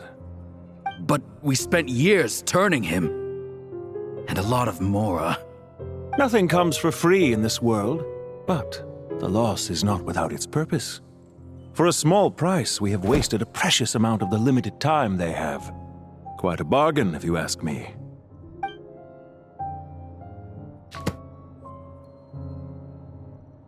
Understood. Weighing profit against loss is a necessary part of life.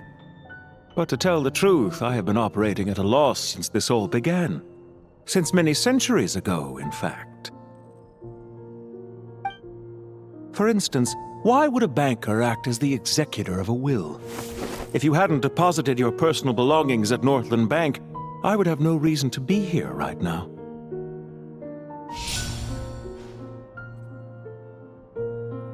Dottore, I've placed your final data backup into the ley lines as per our contract. I trust we are now square for the safe deposit fees you paid. Is it not a little petty to split hairs like this, given our amicable relationship? I consider sound bookkeeping a matter of principle. Do not forget that you only live to see this day thanks to me. In fact, every day of your life since you met me, you've been living on borrowed time. Why, that's hardly a fair assessment.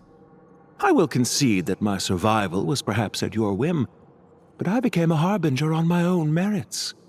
Managing money is not like other professions. Mine is not a role I could have acquired based on your recommendation alone, and certainly not one I could have lasted so long in without genuine ability. The information stored in the ley lines is quite comprehensive. Rest assured, I have not forgotten how strong your pride is. Well, I presume you have no sense of fragmentation while talking with me. How could anything possibly go wrong with such strict measures in place? The remainder of your soul was split in two, with one half sent to Nodcry and the other stored in the most secure vault of the Northland Bank. Though I must say, your disdain for the other segments is quite amusing. Zandik is you, and you are Zandik. Zandik created the segments, yet you, a segment yourself, reject him. That is, Zandik, created segments of various ages in his later years. To achieve this, he had to freeze time and part with a portion of his soul. But as constructive as it sounds, it erases my uniqueness. If each segment is equally me, then by the same token, none of them are truly me. A soul living forever in the past inevitably holds different views than he did in his later years. The same thing that completes me also restricts me. You too might ask yourself which stage of your life you want to be preserved at. The day your business failed? Or the day you were framed by a gang and sold off to a medical lab as a test subject? We needn't dredge up the past. This undesirable plan was eventually scrapped. Lesser Lord Kusanali was quite right. I needed an opportunity to eliminate myself. And after that, I concluded that there was no more effective plan than directly splitting the soul. Once the soul is transferred out, you will find that creating a physical body is far simpler than creating a puppet. The other half of your soul suffered a crushing defeat in Nodcry, you know. And yet in the process, I obtained the information I always wanted, did I not? Because now we finally know where the best testing ground truly lies. I once thought your ultimate goal was to ascend to godhood. But as it turns out, that was merely one of your experiments. Experiments take many forms. Most people are too eager for success, too fixated on the end goal. They forget that the experimental process itself is just as important. A suspiciously vacant seat, a new face. I trust you can put two and two together. The reason it doesn't exist is because someone tampered with the record. What can I say? After all your efforts, you really did uncover the world's secrets. So, is the new world you promised a lie? No, it never was. I am glad to be able to control Irmin's soul from within. Now I shall attempt to create a new world inside the existing one. Almost everyone faces the prospect of death. But not a single person has ever been able to experiment unrestrained in the afterlife through sheer force of will. I am the only one to have overcome this enormous challenge. Would I not be letting the world down if I didn't make the most of the opportunity to experiment? Clearly, the dividing of your soul did not affect the magnitude of your ego. Out of all the versions of you that have ever existed, this you is the most insane and the most radical. Is that why you chose to work with me? Which was it then? My insanity? Or my radicalism? Could I call myself a venture capitalist without a suitably ambitious plan to invest in? Yours happened to fit the bill quite perfectly. Well then, I must say, while I am surprised enough that you showed up at all, what surprises me more is that you chose to present yourself as my former subordinate, and not as the banker Pantalone. Why make things harder than they need to be? Exposing my true identity in a situation like this would only serve to destroy diplomatic relations between Snezhnaya and Sumeru. I daren't imagine the consequences. Showing up in the name of the original antagonist gives you the recognition you rightly deserve, while also being sensitive to Snezhnaya's predicament. It was an easy win. As for why I'm here, if you're suggesting that your credit is in the negative, I won't argue with that. Many people say that about you. I'd argue that a significant factor in your willingness to cooperate is the fact that you have but a few years of life left after my death. Living and dying together has a way of binding two parties together rather closely. Is it not true that a relationship should be judged by both the positive and negative returns it yields? So some of what I said actually made it into your head after all. It's true that I hope you don't die too soon, but don't you find that a strange thing for me to say? After all, you've already had quite a long life, especially for a human being. Let's not pretend that you're any more innocent than I am. Are we not the same in this regard? We both despise the existing laws of this world, and neither of us enjoy being under anyone else's control. Is it really so greedy to want the world to operate by a new set of rules? Of course not, my dear friend. And as I've said before, mutual interest is the foundation for the most reliable of relationships. You can attest to that. I just hope there never comes a day when I have to work too hard to prove that. Regrader, sir. People have been spotted approaching Sumeru City. How strange. Despite your access to Irminsol's data, it appears the soldiers noticed before you did.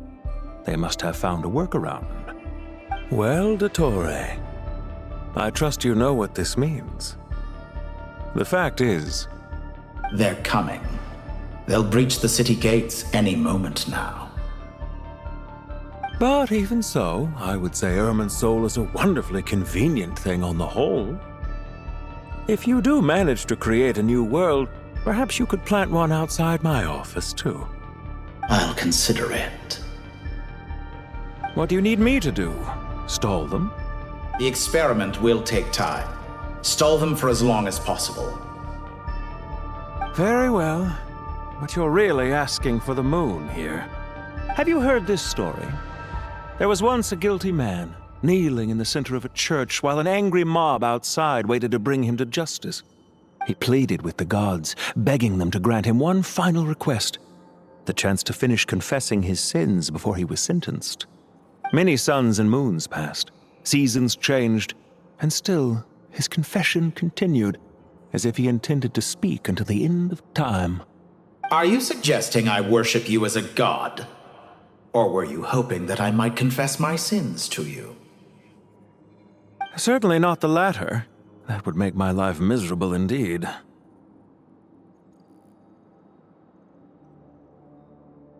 For someone who despises them so, you never seem to have any objections to me creating or becoming one.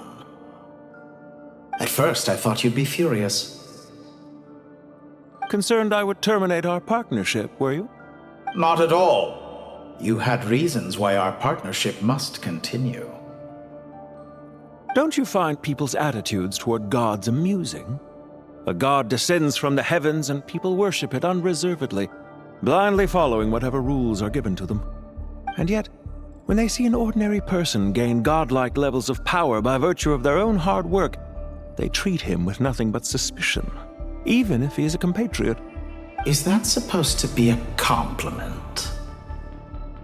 No. I was just thinking. I pity the man who would call you a compatriot. There's no need to be so self-critical.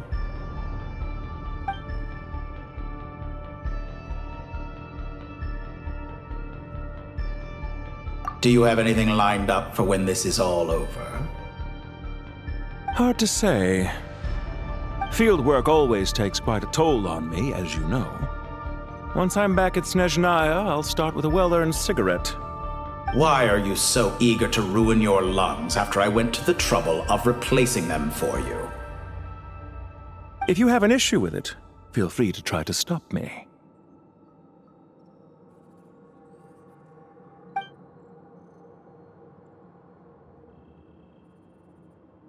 I know it's a little late in the day to be asking this, but how have you been keeping? I'm flattered that you would take the time out of your busy schedule to consider my well-being, Doctor. The part of your soul that went to Nodcry caused quite a stir, sending our organization back to the drawing board on numerous fronts. It was quite a headache for everyone involved. Dear me, I must have caused you no end of trouble. You certainly did. I had the rare honor of being summoned before the Tsaritsa with Pulcinella to answer for myself. A terrifying ordeal. Don't worry, I pulled through. At most, it's a public relations nightmare. I made sure of that. Now I'm curious. How did you explain yourself? Oh, it was quite simple. I just pinned the blame on someone who wasn't there to defend himself. I could hardly be expected to defy the demands of someone as insistent as the Second Harbinger, now could I? How you slander me. You know full well that I am perfectly amenable to reason. There's no question that you are partly to blame for the ruin of my reputation over the years.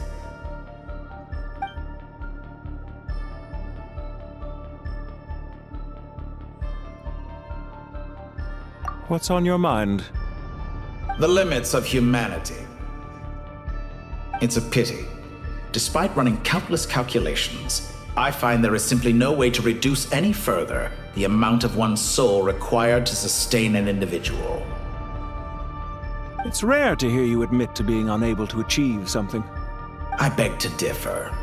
For instance, as I've told you before, the original me was prone to motion sickness and couldn't make long train rides.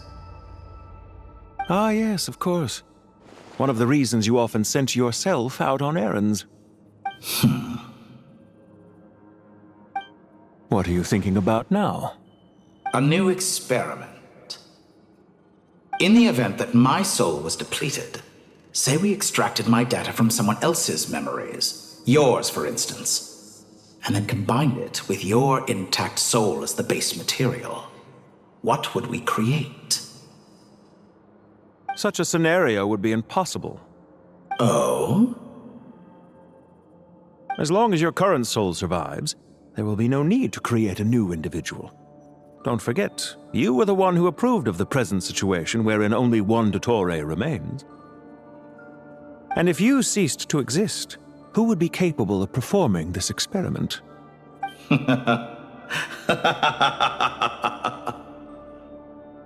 Since the day I met you, you've always excelled at talking your way out of a quandary.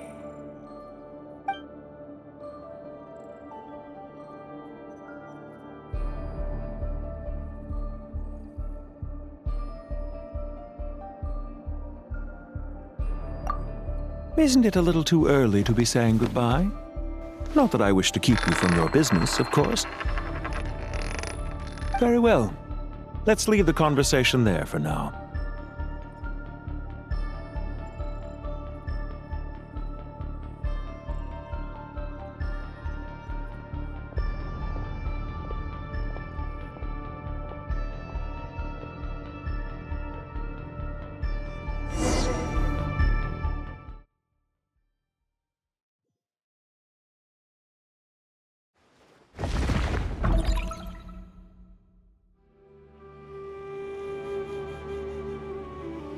The power of King Desheret's 7 pillars is truly remarkable. With just a chessboard, you can move an entire unit across the material plane. Yeah, sets us up for a much easier fight. Really makes my day. The last time we stormed the city, it involved a lot more running around. I wonder how many people can say they stormed a city twice in their lifetime. I was just thinking that. I've definitely had more than my fair share of unusual experiences in my life. This is my first time here, actually. We never usually leave Gandharvaville. I hope this will be my last time. Does everyone have to chime in? Can't we just fight? What an amusing comment, my dear lady. Yet humans often alleviate tension via small talk, do they not? Whoa! Why is Candace's shield talking? Because the image on her shield is one of me. And I, of course, can appear wherever I wish to. Huh. Well, la-dee-da. Isn't that fancy? Could I get in on this? You wish for your gauntlet to speak? Why, certainly. Ahem. I think you'll find that it is I whose image is carved hereupon. Thanks. Definitely feel stronger now. You're welcome, my lady. I am glad to lend you my power. Sino, what's the situation? There are troops stationed at every entrance. As we expected. A frontal assault will suffice. Everyone, stick to the plan. We'll take the main entrance. You head for the House of Dana's side door. Move out.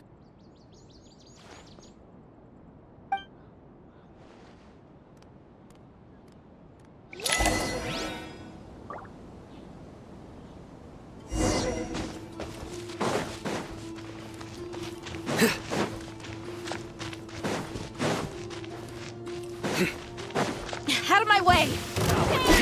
Take this! Watch out! Get lost! Whew. Thank you, Jed. You gotta be more careful. If you're not ready to put your life on the line, you can't be certain of defeating your opponent. She's right.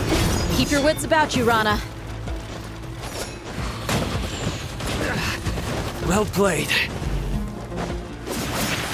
Please, hear my prayer. Let's get it on! You asked for it.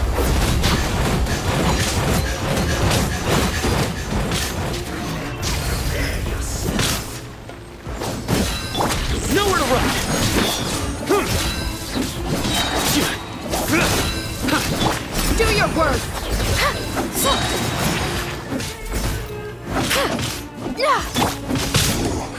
Can't run from me. Take them out and secure the harbor. Reinforcements will arrive by water. Consider it done. Show no mercy. Guilty!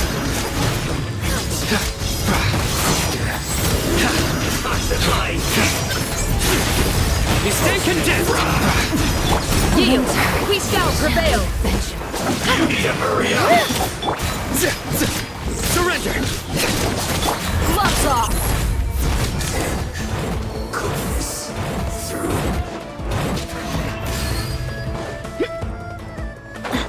Looks like we're in your fight. Look alive! Through me, justice is served! Their penance is due! You stay condemned! Guilty! You support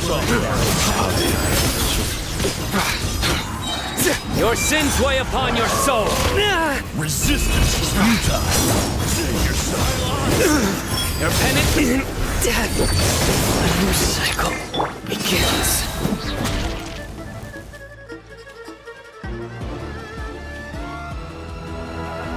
Waterway secured.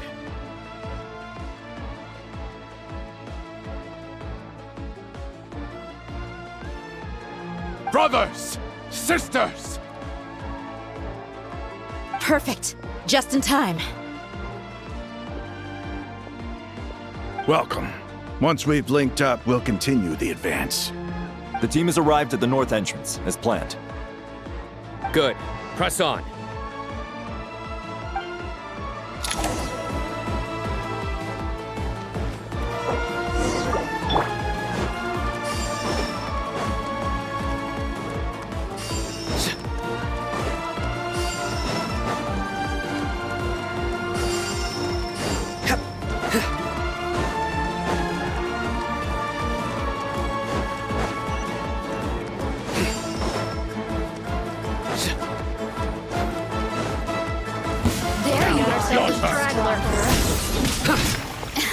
Do your work!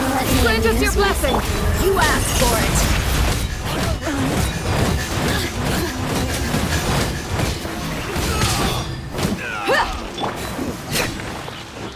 Futile! The more, the merrier!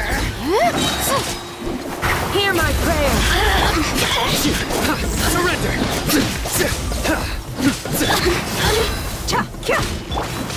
Yield! No waste of time! Through me, justice is served! You stand condemned! Did it take too long?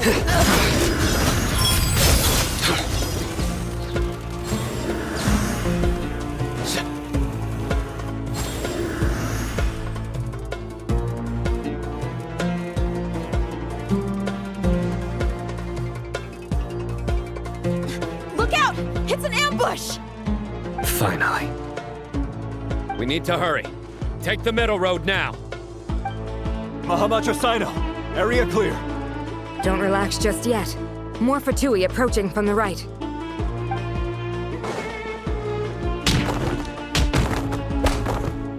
Irminsul cannot track our movements. If necessary, we can split up. Don't worry.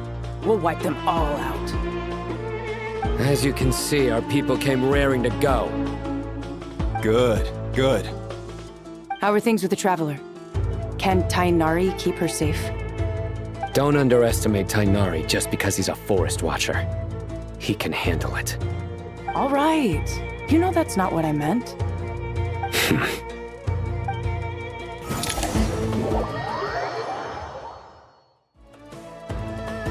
Sino and the reinforcements have drawn the Fatui's fire away. It's our turn. By using a cluster leaf of cultivation, we can pass through certain terrain silently. Good luck with that. We'll just fly up there. Huh? Oh, yeah. Paimon forgot she could fly. Ready? Ready.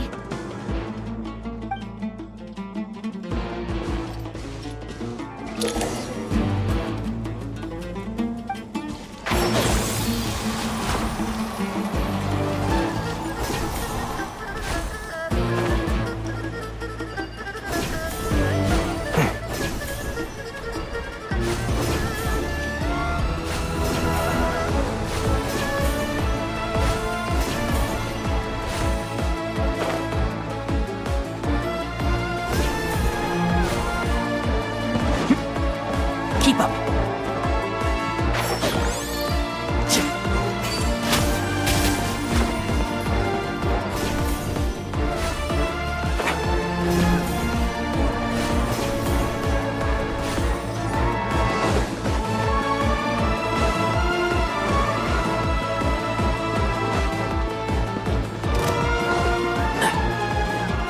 Keep up.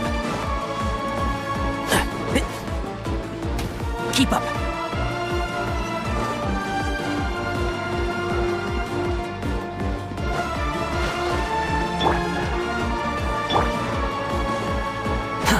The wind rises. Search for it.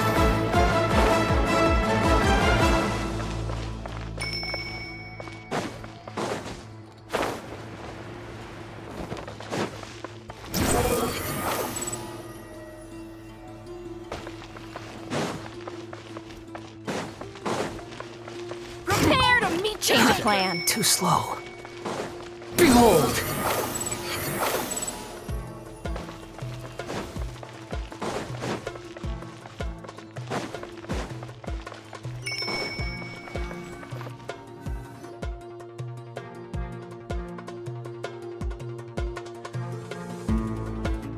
Fatui soldiers up ahead.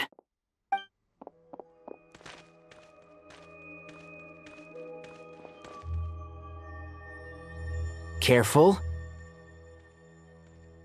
Prepare for battle. Hey! There's people over there. You have some nerve showing your faces here in the center of Sumeru City.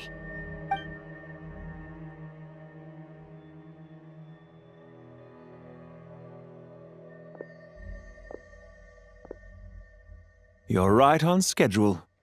Well, this guy sure as heck isn't your average Fatui sergeant. They've stationed quite a few people nearby. It definitely looks like they were waiting for us. But something feels off. Everything about this guy feels too deliberate. I highly doubt he's just a subordinate of Dottores. And he's no mere sergeant. Whatever his rank is, it's high. Much higher than we thought. So you've been waiting for us. But it looks like you're geared up for a conversation, rather than a battle. Very clever, General Mahamatra Sino. I know you're the one in charge of this siege, and I look forward to making a deal with you. A siege? Sumeru City belongs to us! Historically, yes. But things can always change. We have quite a sizable force with us, you know. For instance... There's a Fatui ambush at the north gate. Can you handle him? We can for now. Yes, I'm quite sure both sides can hold their ground for the time being. The battle has not yet reached its climax. But what happens next? Do you enjoy watching bloodshed? Surely some of those here are people you count as friends. Once a war begins, some people must die. I doubt you wish that fate upon anyone you know. Wait a second. It's a trick. He's not even there. Silence! He disappeared. What was that? A ghost? Curses. He was never there to begin with. That was just a shadow projected there to lure us in. Enough talk. Attack! I apologize for being unable to accompany you at this crucial moment, but I am compelled to leave for reasons beyond my control. Please excuse me. Sumeru's General Mahamatra is quite ruthless. It's a good thing I wasn't there in person. Your illusion held them up for a time just fine. But now that they have seen through it, they will realize you were just a decoy. Decoy or not, what matters now is that they will be heading your way imminently. Not imminently. They are already here.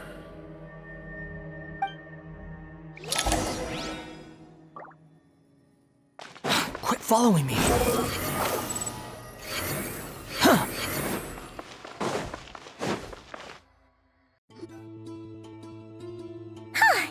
We made it! This is far enough. Tainari, you go help Sino. Don't worry about us. We'll manage from here. Are you sure you don't need me to stand guard? No need. Once the connection is established, we'll disappear from the sanctuary of Surasthana. Go help the others. All right. Goodbye for now, then. Please tread carefully.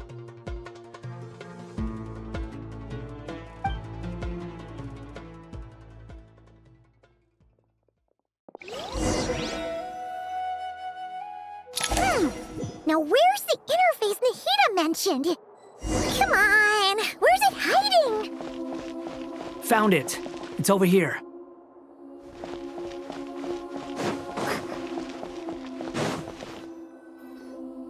We can connect to the inside of Irminsul through the Sanctuary of Surasthana's built-in security system. You should be pretty familiar with the process. Is it the same route as last time? For the most part, we don't need to adjust any of the parameters. Then I should be fine. And Paimon? Once you're both ready, we'll set off. Wait! The stakes are way higher this time, right? Maybe Paimon should stay outside and help the others. Then, you can focus on the fight without having to worry about Paimon. Huh? Why are you staring at me like that? It's nothing. I just suddenly realized how much you've grown. Hey, you've grown quite a lot yourself. Don't you two start getting into it again. Well, anyway, Paimon thinks she's pretty knowledgeable. Who's the best guide in Tavatigan? And don't forget, Paimon's a college student now. If we say Alhatham's not a weirdo, it's hard to explain how he came up with the idea of you applying to the academia. But for all that he counts, you're doing surprisingly well in your studies. She just goes to show how important it is to have someone supporting you. And Paimon's not the only one.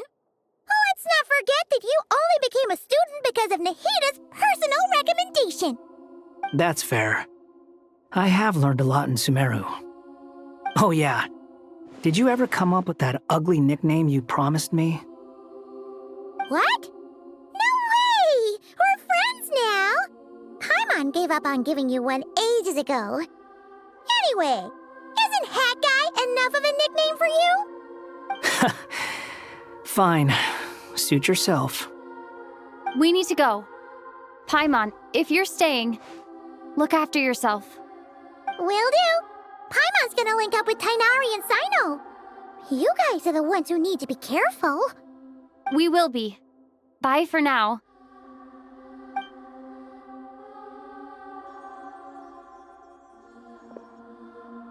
Initiating connection.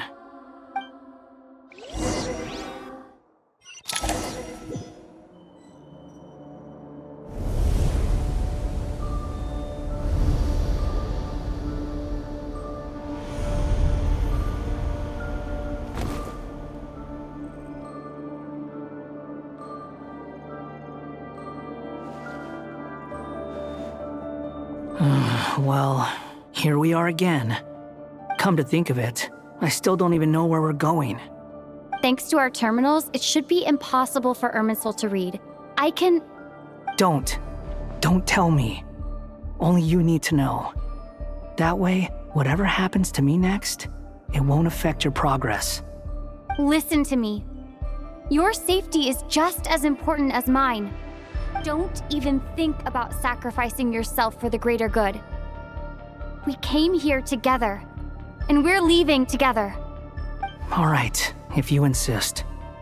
I won't argue with you.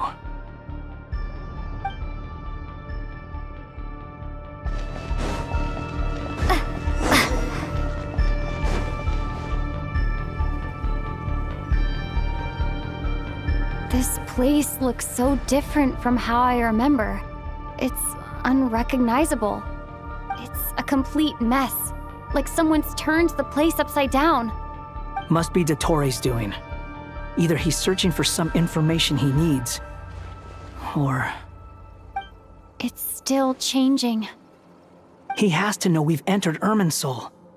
But luckily for us, he can't pinpoint our location. Be on your guard. Don't let him find us. The red parts have probably been corrupted by Dottoro's power. Don't touch them, or you might alert him.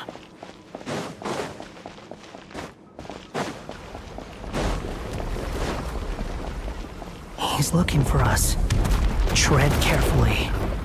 That wall could be a problem. Fortunately, it looks breakable. Give it a shot.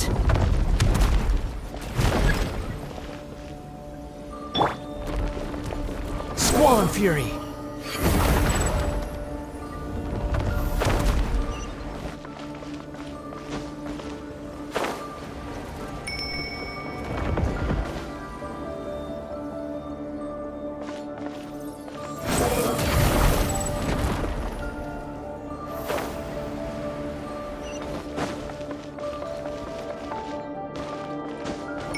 The wind rises.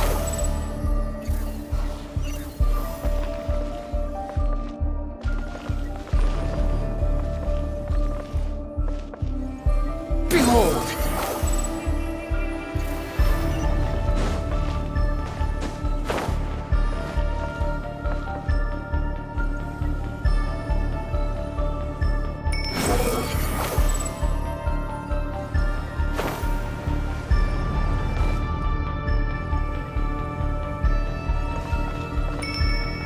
The wind rises.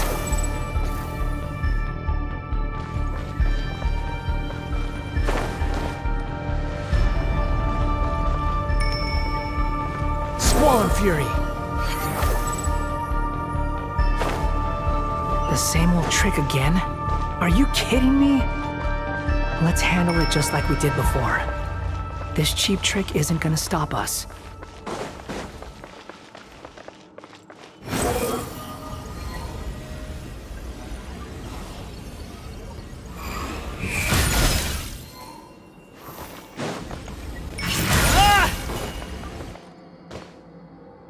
Oh no! It's... A trap! Is that why he was using the same trick over and over again? To get us to lower our guard?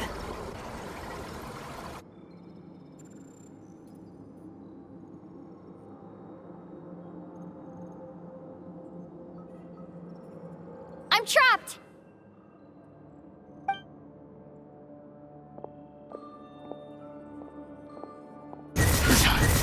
Why won't this thing budge? Hello? Hello? Can you hear me? Nicole? Is that you? Yes, it's me. I'm monitoring your progress from inside the Eternal Oasis, and I have to say, this terminal is simply marvelous. It makes tracking you so much easier. I couldn't see anything at first, but now that you two are inside, I can use your location with support from the terminals to get a partial view of the situation inside Irminsul. It's not the clearest image, but it's better than not being able to help at all. So, here I am. I can't intervene directly, but I can help to guide you out of the jam you're currently in. So please, just follow my lead.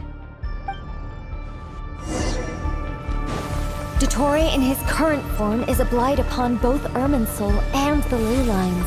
Pay attention to your surroundings. There must be sources of his contamination nearby. The corrupted information... Is that one of them? Precisely. Take it out. Good work. But we're not done yet.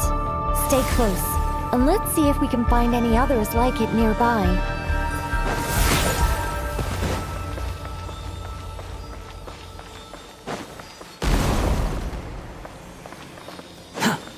Quit following me.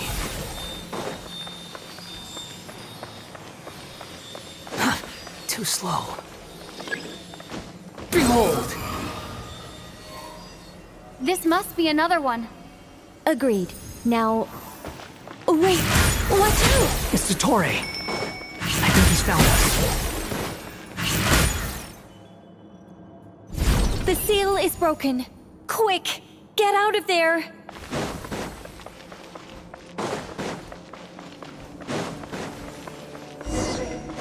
And where exactly do you think you can run to? Wait, what is that? Pursuers. That's gotta be it. Run! Don't let that thing touch you. Dodge that attack!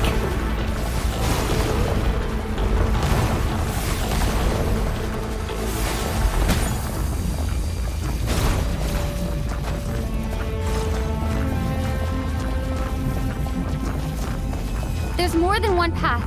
Which way do we go? To the left. Trust me. Fleeing like vermin. What a pathetic sight. Hey! Watch yourselves! Stay focused! There's a cliff ahead! Jump! More of those corruption sources. Destroy them as you did before, and open the exit as quickly as possible. They're relentless. Is he trying to wear us down? You'll just have to destroy these too.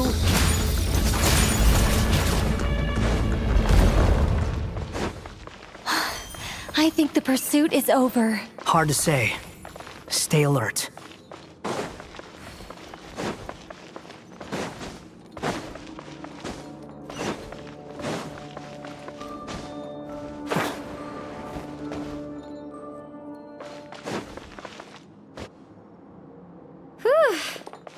I think we've made it to relative safety. Phew, goodness. That was tough. You doing okay? I'll be fine. Don't worry. Take a short rest, and then... Nicole? Nicole! The connection's been cut. But that means... Look at you supporting one another.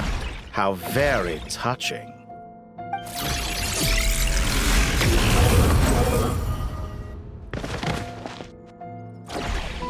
Dottore! Took you long enough to find us. You're more useless than I thought. Oh, really? I think I deserve a little more credit for my methods than that.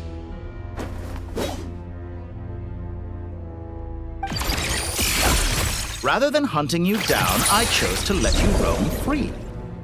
I indulged your presumption that I was unable to track your movements, played along with your clever little plan.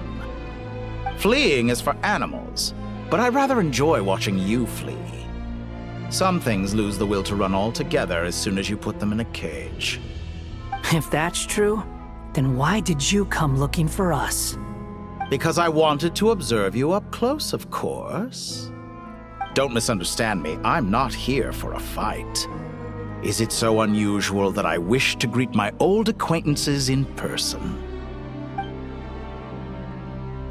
After all, it's been a while. Scaramouche.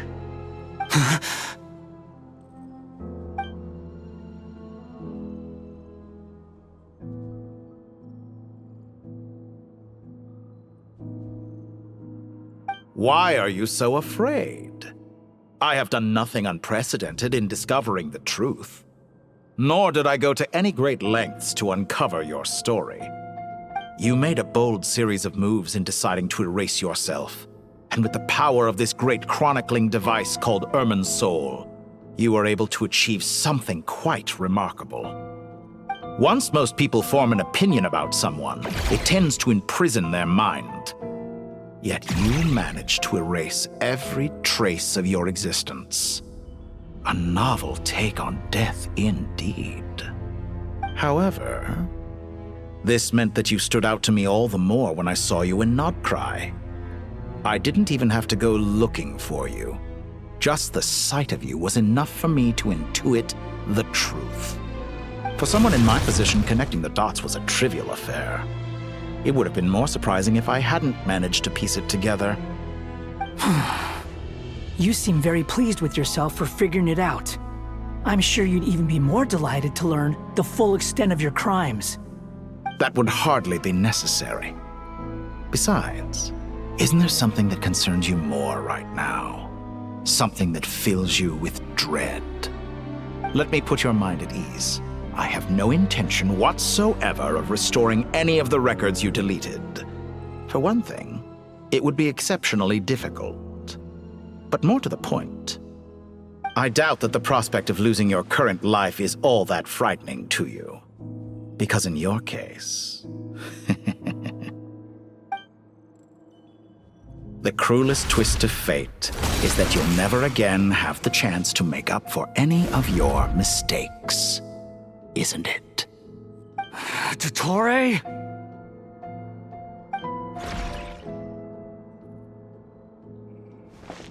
All here shall bend to my will.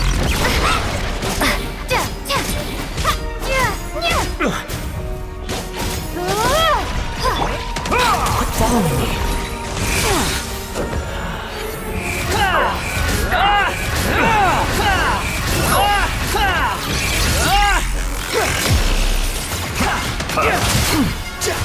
Time to ignite! I'm afraid you'll need to do better than that to take me down. I expected you to have grown stronger. Ah, how foolish of me. I forgot that you lack any means to increase your power. You will pay for everything you've done. Oh, will I now?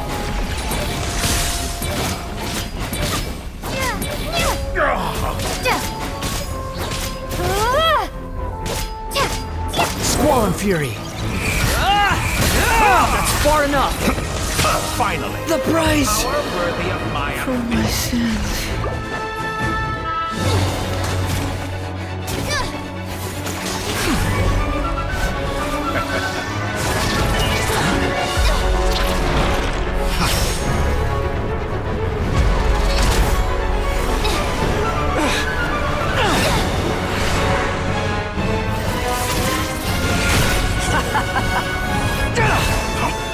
Does the prospect of death amuse you? I can ask you the same question! I'll distract Dottore. You focus on the mission. Got it.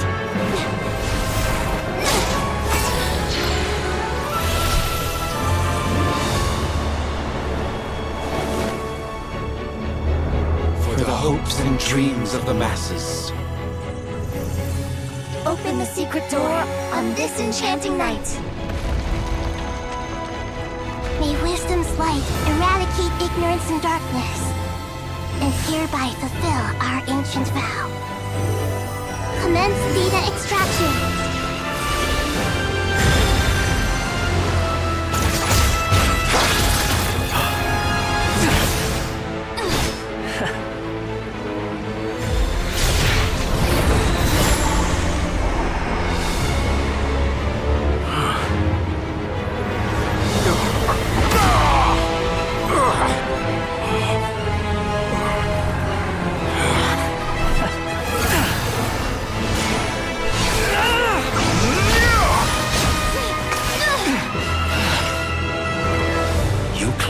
Outdated ideals and stand in the way of progress. You will pay for interfering with the grandest experiment of all time.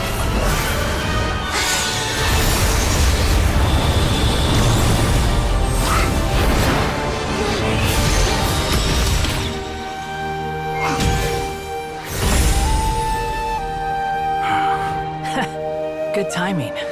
Dottore, as clever as you are, you fail to understand wisdom. Wisdom takes many forms, but the path you have chosen eschews them all.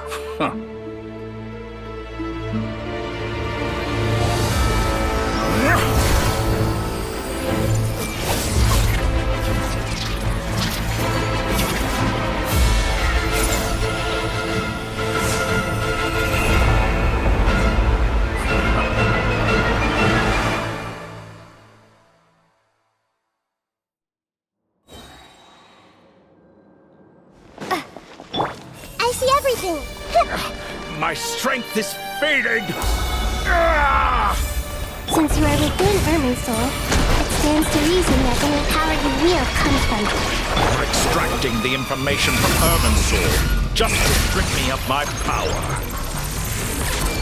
I will find his weakness.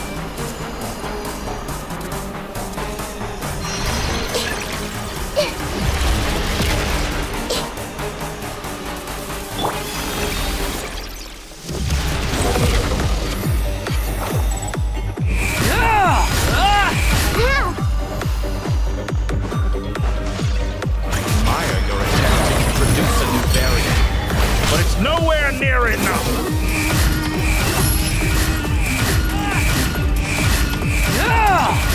How amusing. Just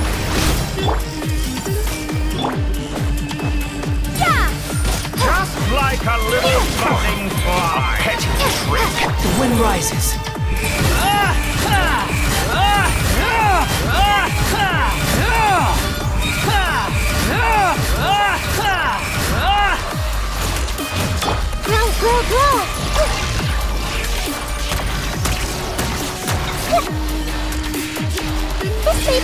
Squall and Fury. Burn all before you! You dare to gaze upon me? That's far enough. Committed to memory. You won't distract. You're so close. Just hold on a little longer. I'll hold him up. Traveler, Hat Guy, the rest is up to you. We certainly have a knack for surprising each other, don't we? I'm just getting started.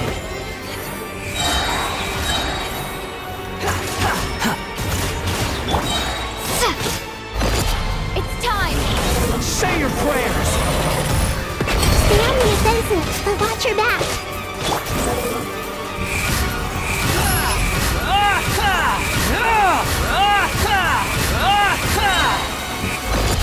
It's time. Say your prayers.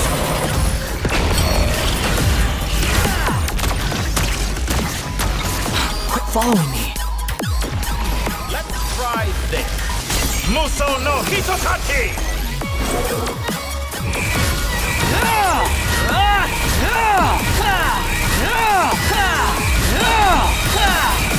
Upon the gale.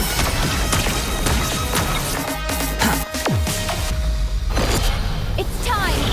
Say your prayers. The primal flame! Quit following. Behold.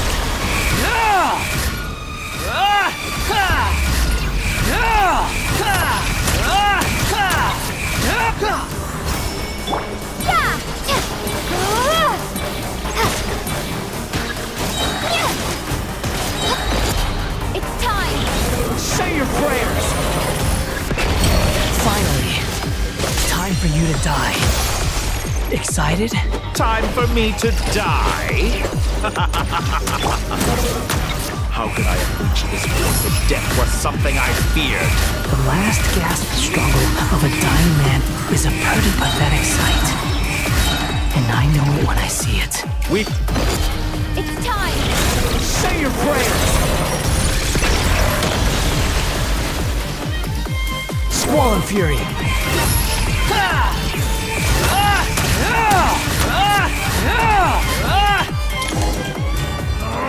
That's enough!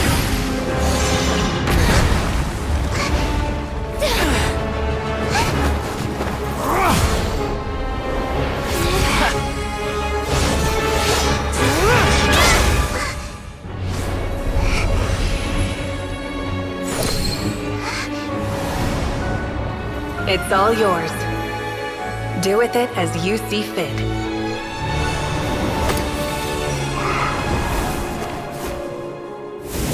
Just as you say, this world is home to some archaic things. And as you suppose, you are a formidable opponent. You have long coveted the secrets of wisdom. So now, I will demonstrate true wisdom in action. I invoke my supreme authority as the Keeper of Irminsul. commend me or condemn me. But give your verdict now!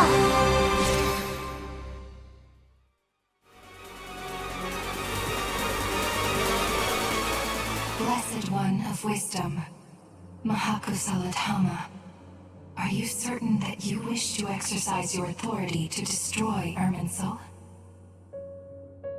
It represents both your roots and your finest accomplishments. You truly intend to abandon the very thing you have always fought for? This is my decision. Irminsul has been corrupted beyond redemption. Irminsul is the original tree of Tevat. It is the means by which the heavenly principles maintains fate itself. The 7 Archons should honor and revere it, for their authority was bestowed upon them by the heavenly principles. It is precisely because I honor and revere it that I fight for the humanity it exists to protect. Wisdom is knowing how to weigh the options and make the right decision. If you truly care about the fortunes of this world, then it is me you should seek to preserve. Planting a seed begins the chain of cause and effect. Since you have become a great tree yourself, why should the loss of another tree be anything to fear? Till we meet again, Lord of Dendro.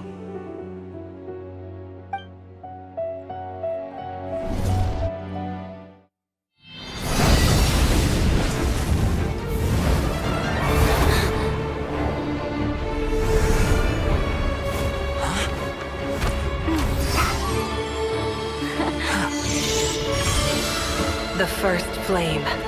The pure, cleansing fire.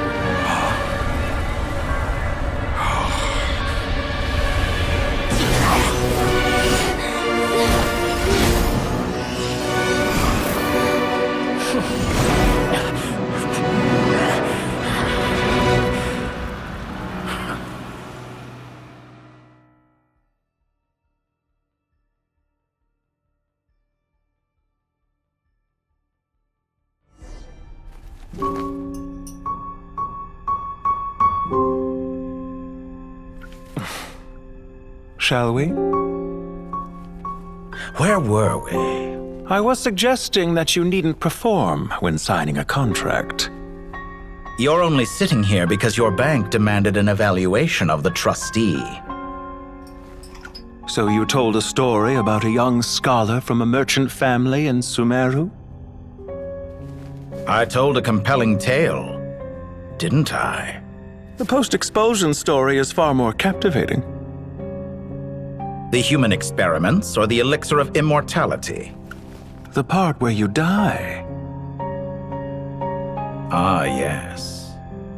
My favorite part. The 35-year-old Segment thought of himself as Dottore, reserving the name Zandik for the original specimen. Of all the Segments, he was the most selfish. After his expulsion, Dottore searched for a new direction. He joined the Fatui, studied Elazar in great depth, secured resources. He was rather fortunate in his career. Zandik turned to Conrian technology and successfully created his segments. But this was not immortality. Even with backup segments, his body would still age. Still, thanks to Snezhnaya, Zandik found the ideal base for his experiments. Then a perfect partnership materialized at a crucial moment. The year that both parties realized they needed more time. Fortunately, Zandik succeeded. In a miraculous turn of events, he gained the extra time he needed. I seem to recall it differently. All right, it's true. No matter how much elixir he took, Zondique remained human and continued to age. Then, on the morning he turned 85... Help me up! Call for help! Surely he would be rescued, Zondique thought. But to his surprise, no one helped him. Zondique was too selfish for that. Don't forget, you're one of us. Yes, and we're all waiting. Waiting for me to die. Pantalone arrived for a meeting and happened to witness what followed. He found it unsettling. I never said that. But the Zondiques were unfazed. It was a rare opportunity for self-dissection.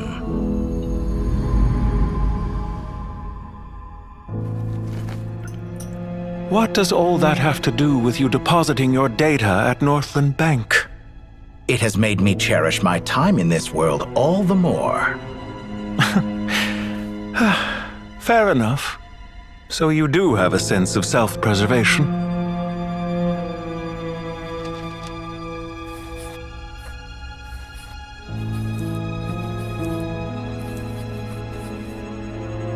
What do you mean? You're hardly normal, and you don't cherish life. You just don't want to admit defeat in the limited time you have. Even so, don't I deserve an interesting ending? I'm counting on it.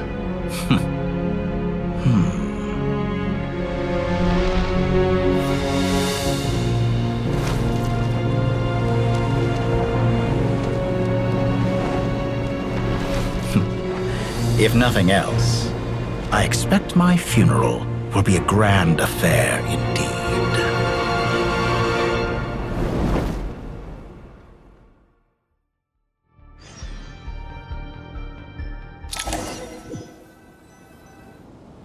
What a magnificent fire. In Snezhnaya, we light fires to ward off the cold. Fire, it seems, is antithetical to ideas such as cold, frozen, and unchanging. Perhaps it has always been that way. From the beginning, fire has been used to drive away wild beasts and warm the body and mind. You could say it's a form of treatment. One that cures the human heart of mortal fear. Mortal fear? Something you haven't been acquainted with in a long time, by the sounds of it. Whereas you, I'm sure, must know the feeling quite well indeed. I remember when we first discussed the elixir of immortality. You claimed that extending your lifespan was about buying more time. But was that really the truth? You fear the prospect of dying a wretched end in this world, don't you? Of course I do. I'm only human, after all. And while you may have forgotten it, you cannot deny that you too were once human, Dottore. I do not believe that there is no such fear in your heart. Perhaps you are right. But I abandoned it long ago and devoted myself to my experiments. I have felt no fear since. From the very beginning, I never thought you could win this game. But still you came. Contract in hand, to honor our agreement. Because I am a reputable partner. And as we have discussed, experiments are about more than results alone. The process is equally important. I have come here and completed my creation, and I do not regret my decision. I'm afraid your journey ends here. After I die, there will be no one to make the elixir of immortality, and your remaining stock will only last a few more years. How then will you prove that you didn't perish in this incident alongside everyone else? When I feel optimistic about market environments, I never forcibly adjust them. They have their own direction. And I myself am one such environment. I have been quite particular about many things in my life. But where the manner of my death is concerned, I choose not to be. You make yourself sound so magnanimous. Oh, but I am. And I hope you will be too. It may have been a long time since anyone told you this, Dottore, but I recognize that you are a truly rare talent. Ha! I can see it. The experiment in blasphemy that I've been performing all this time. It has been a long process, and I do not care about the results as much as people might imagine. If the very goal of your experiment was to explore infinite possibilities, then there was never any reason for it to end. Indeed. Yet now, the experiment has officially drawn to a close. What should I call you? Zandik? Or do you prefer Dottore? Suit yourself. Goodbye, Feofan. This time, that's what it truly is. And don't I know it? Goodbye, Zandik.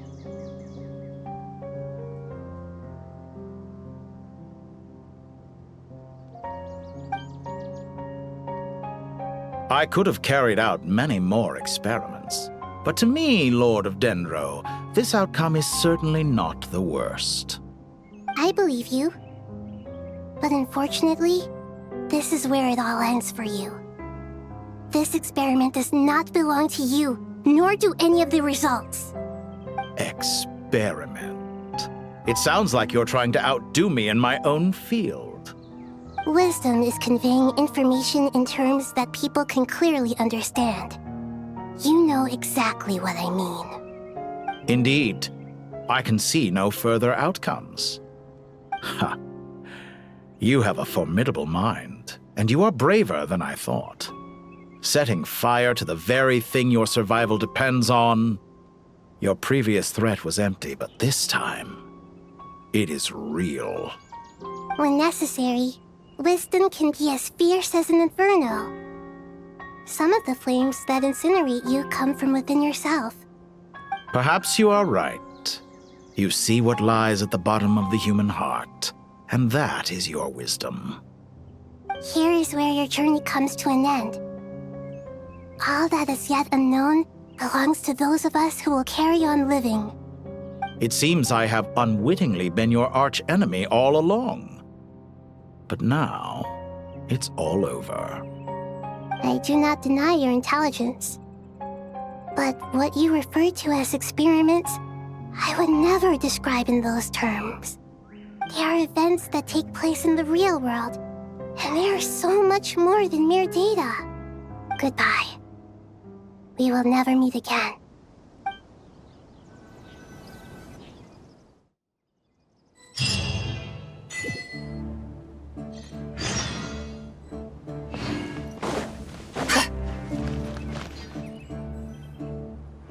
Well, that's the last of them.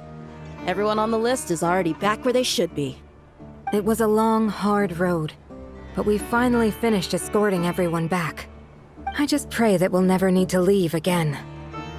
I hope we can stay here forever in this peaceful paradise of our own choosing. Paradise. In the annals of the Temple of Silence, that word carries great significance. It represents the hopes and desires of the gods. They're longing for a place to rest. I wouldn't think gods need such a place. People always think they're the only ones who can lose their homes. They forget that gods too need a place to reside. As the Goat King once said, "A god without his people shall cease to exist." Gods need their believers every bit as much as their believers need them. Only we can truly understand how much the desert faith has faded over the centuries. But we still talk about the gods as though they're part of our lives. Given the myriad ways in which gods and humans interact, I'd say they really are. How else could Dunyarzad consider the Dendro Archon a friend? Well, that sounds about right to me. Describing them as friends sure makes us feel a whole lot closer. If you told me a few years back that I'd have this many friends, I'd have called you a liar. Belief is a choice, just like friendship. We've made our choices through battle. The right ones, wouldn't you say? I'll be heading back to the Temple of Silence. I heard the Goat King and the Ibis King decided to pay us a visit. How about you? It's back to Aru Village for us. Still plenty of supplies to distribute and people to help. Until next time, old friend. As long as you can find the time, you're always welcome to visit us in Aru Village. Right back at you. Make sure to drop by the Temple of Silence the next time you're free. Word is that 2 of the other 7 pillars, Shezapang and Bennu, might also be dropping by. Since you're wearing the symbols of their power, it'd only be fitting if you came to see them for yourselves. Dropping by? That makes it sound like they're visiting a neighbor's home. Well, the temple was founded by Hermanubis, so I guess to them, that's exactly what it is. Guess that's true. All right. We'll make sure to find time to stop by. Stay safe on your journey home. I will.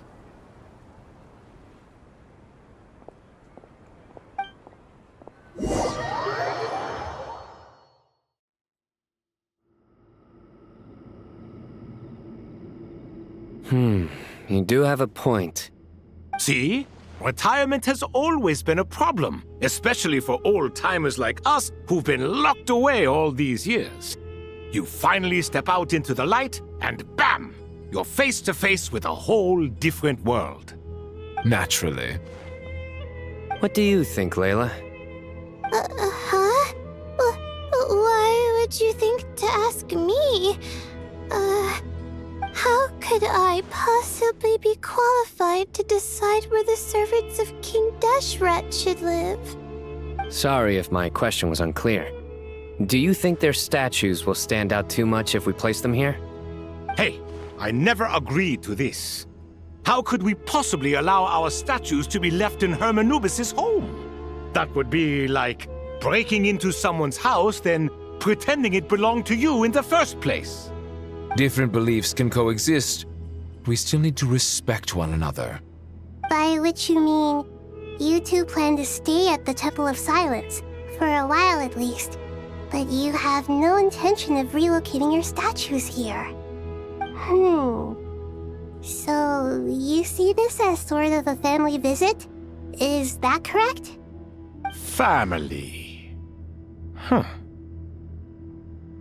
You could say that. In a sense, Hermanubis would view this as his home. Just look at this place. Magnificent, is it not? The sad truth is, in the past, all 3 of us invested so much into misguided ventures.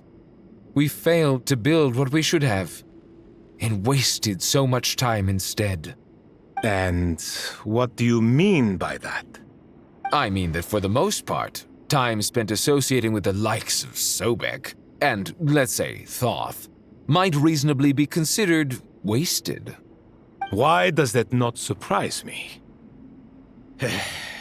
Go on. Anyway, given how much time we'll all be spending together, I'd say that the bonds we built will end up proving to have been a sound investment. Once Sethos, the current leader of the Temple of Silence, returns, you can discuss the matter of staying here with him. But judging by the expressions of everyone here, I imagine you'll receive a very warm welcome. This sacred ground houses untold knowledge, after all. What better place for the servants of King Deshret to appear in the mortal world? How about we share a meal together first? I imagine it's been many years since you last tasted fresh food. Oh, that sounds wonderful! After so many hundreds of years, I can only surmise that desert cuisine has become a lot more varied. Are we having a get-together? If you'd like, I can help prepare some food. After all, Lord Thoth, you helped me so much in the desert, and I still haven't properly thanked you. Oh, my, that would be wonderful.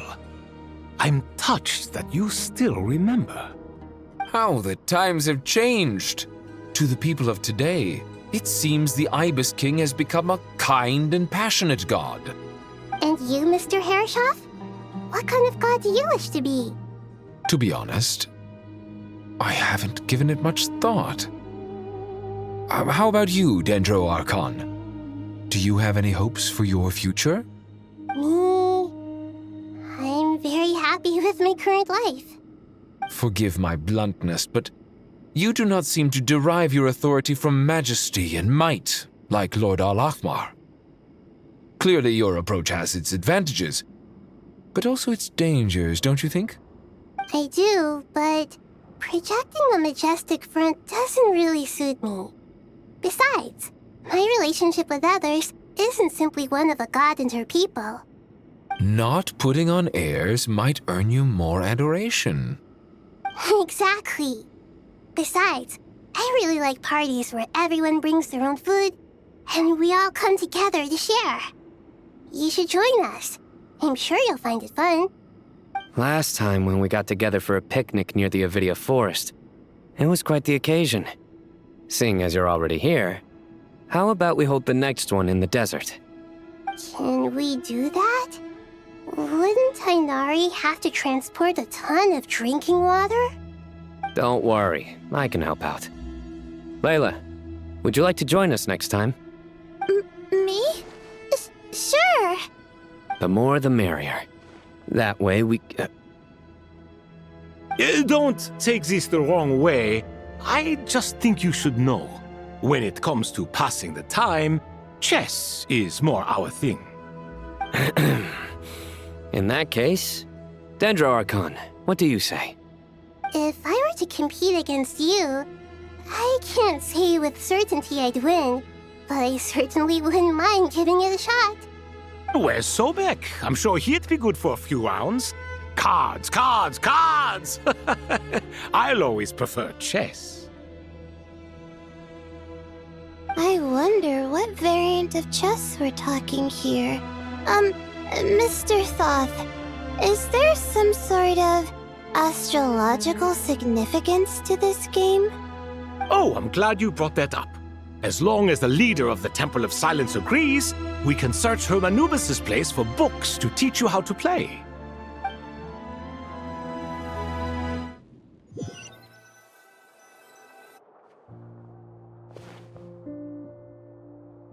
Such devastation visited on Sumeru City.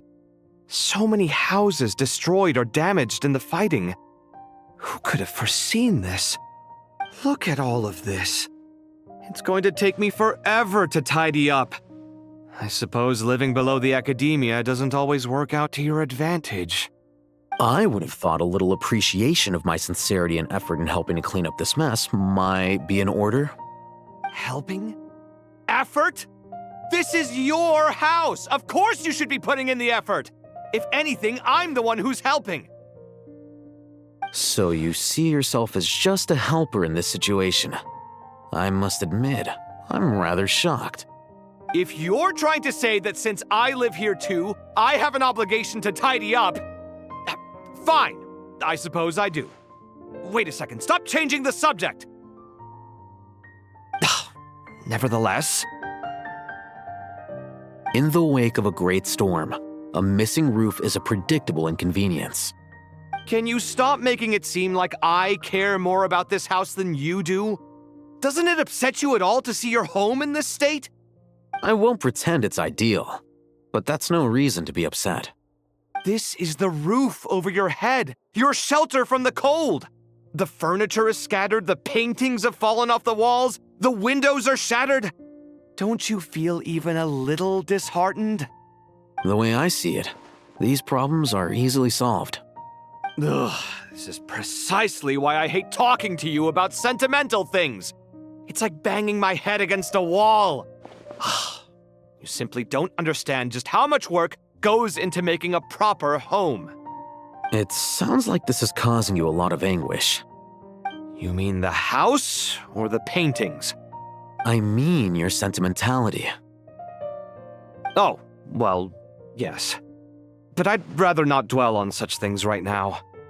Generally speaking, when anguish becomes the norm, people usually make an attempt to improve their situation.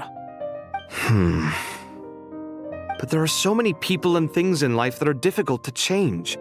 It's not like you can force them. Besides, anguish can be a source of inspiration.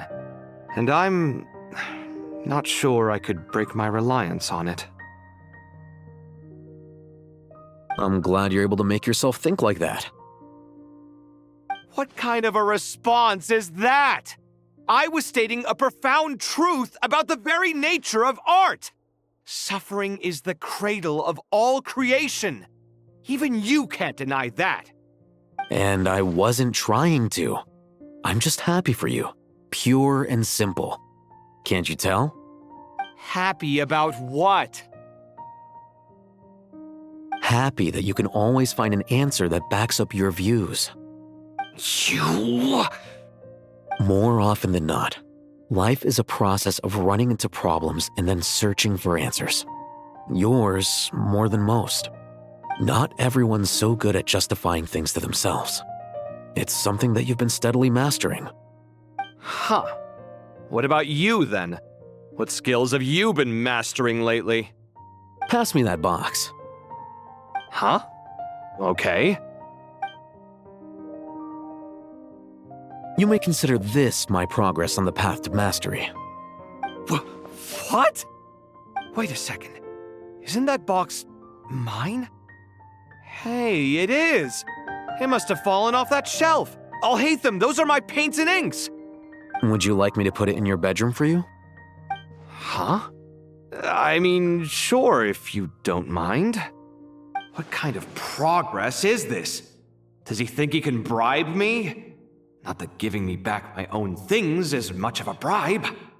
These books on the floor, they're a complete mess. And this one, didn't he say it was an out-of-print collectible? It's completely covered in dust, and some of its pages have even fallen out. Ugh, guess I should help him repair it. This one too. And this one.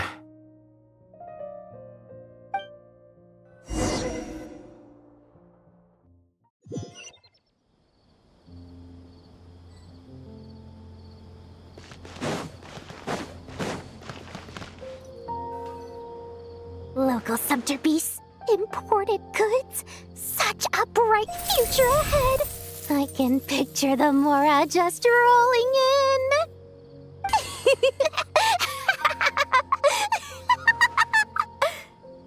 You do realize you sound like a choking cow? It's called being imposing. Can't you feel it? Are you not intimidated? Oh, I'm positively shaking in my sandals. What commands do you have for me, oh mighty Lord Sangamabe? You've got a lot of nerve, Nefer. You went and told Candace and the others everything, didn't you? Seriously, do you have any idea how differently they see me now? Surely that's a good thing.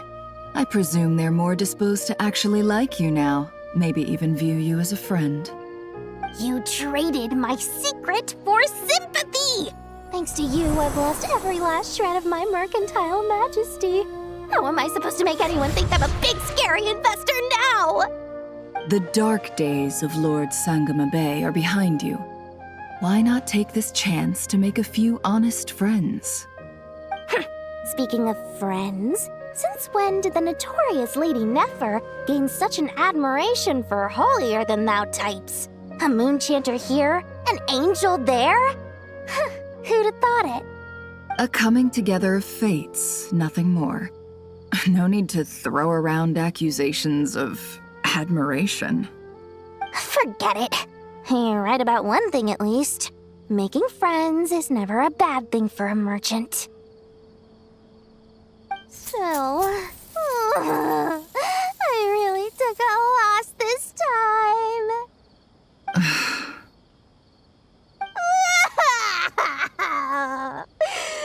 What are you looking at? I'm trying to see if you're really crying or if those are just crocodile tears. A little birdie told me that when Lord Sangamabe makes money, the tears flow from the center of her eyes. But when she loses it, they flow from the corners. Which is it this time? Ugh, you are so annoying. I'm not talking to you anymore. Nefer, thank goodness you're here. I've been looking everywhere for you. Huh? Oh, well. If it isn't the House of Dana's very own librarian. What can I offer you today, Miss Katayun? Oh, no, I'm not here to buy. I'm here to bring Lady Nefer a book, and a fascinating one at that. We agreed to meet at the entrance to the mausoleum of King Deshret. One more thing, I bought this copy with my own money. It's not borrowed.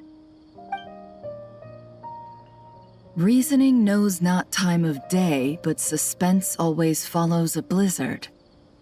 That's quite the mouthful. Huh? Isn't that the one that... It was all the rage for a while. People throughout the city were clamoring to get their hands on a copy. The names inside were all circled.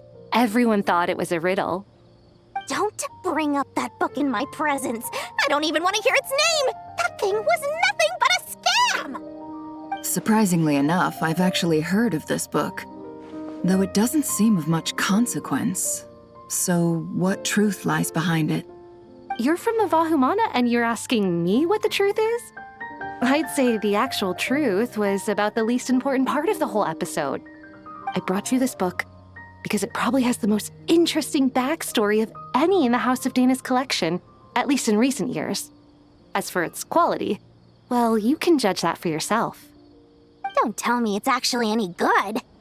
You may not know this, Lord Sangamabe, but Lady Nefer has a fondness for books with... how should I put this? Mixed reviews? No eye for good literature, huh? Perhaps she feels that bad books hide interesting secrets? But I shouldn't put words in her mouth. It's probably fair to say she prefers the conversations that books can spark over the substance of the books themselves. Suits my style as an intel broker, wouldn't you say? Very interesting, thank you. I'll return it to you once I'm done reading. And as it happens, I have something for you, too. Incense? I imagine you've already used up the incense I gave you last time. Here's some more. This batch is from Nodcry, so the scent won't be quite the same. Well, actually, I've been saving the incense you gave me. I couldn't bring myself to waste it without a special occasion.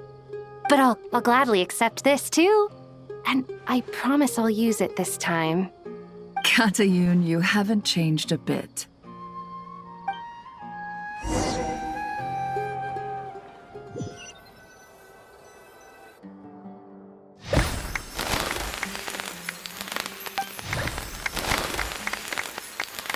Congratulations, Kale.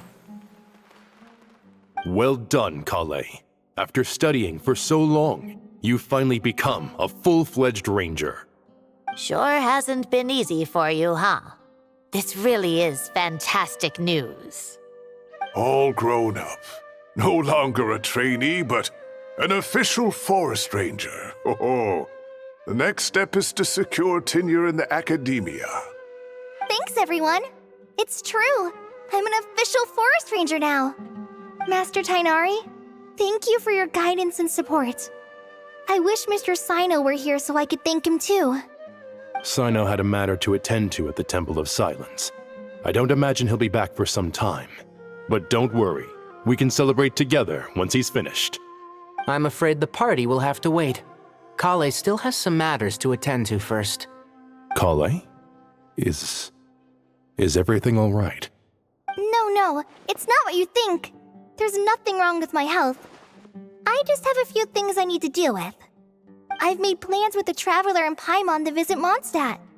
Master Tainari and Mr. Sino will be accompanying us too. Well, that's a relief. Let's get together when everyone's back. I'm sure you'll be doing even better by then.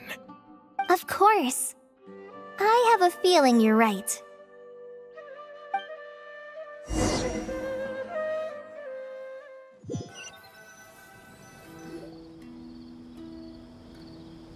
Phew! After all that catching up on sleep and food, Paimon's feeling full of vim and vigor again. For someone who spends so much time resting, your recovery routine is surprisingly simple. Hey! Paimon's been working her butt off too, you know. She flew all over the city helping everyone out. Don't worry. I saw how hard you worked. All right. We all know you're the most hardworking person in Teyvat. As long as you're rested and full, that's what really matters. Paimon's been looking around the place, and it seems like the city's already on the mend. But Paimon's been wondering how Nahida's doing. We should check in on her.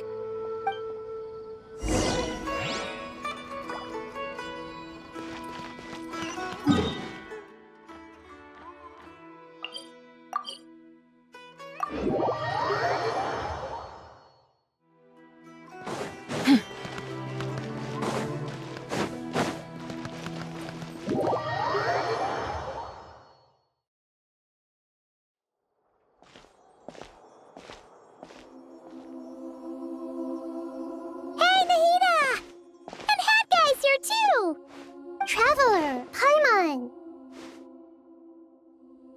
What's going on here? Nothing much. Nahida was just expressing concern for my physical and mental well-being. Oh, the Traveler told Paimon all about that. We've both been very worried about you. Are you feeling alright? You make it sound like I'm on the brink of some kind of breakdown. Truth is, I'm doing much better than you might imagine. If we can just get to the bottom of Dottoro's intentions, we can minimize his negative influence. That's the sort of thing I excel at. Just listen to that newfound optimism. It seems like having you enroll in the Vahumana was a truly inspired move. I can really see the positive influence. Observe, a classic Sumeru specialty. Chalking everything up to education and learning. To be honest, even I can sense the change in you. Everything Dottori said to you was a way to manipulate your mind. Fortunately, you're no longer under his sway. Can someone as old as me really continue to grow? If it helps, just think of yourself as a late bloomer. It's all a matter of phrasing, and it comes down to what standards you measure yourself by. For a puppet, developing at such an age is perfectly normal. But if you choose to call yourself a late bloomer, it sounds more like you consider yourself human. However you see yourself, well done. All right, I see what you mean. Anyway, what's your next step? What else can I do but complete my current courses? Everything else can wait. Anyway, that's enough chit-chat. There are still things in the city I need to help out with. I'll be heading there now.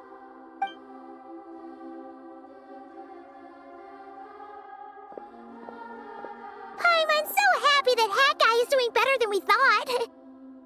But what about you, Nahida? How are you holding up? The pyronosis burned down the corrupted Irminsul. The flames blazed for 7 days and 7 nights before they finally subsided. All that was left were the parts underground.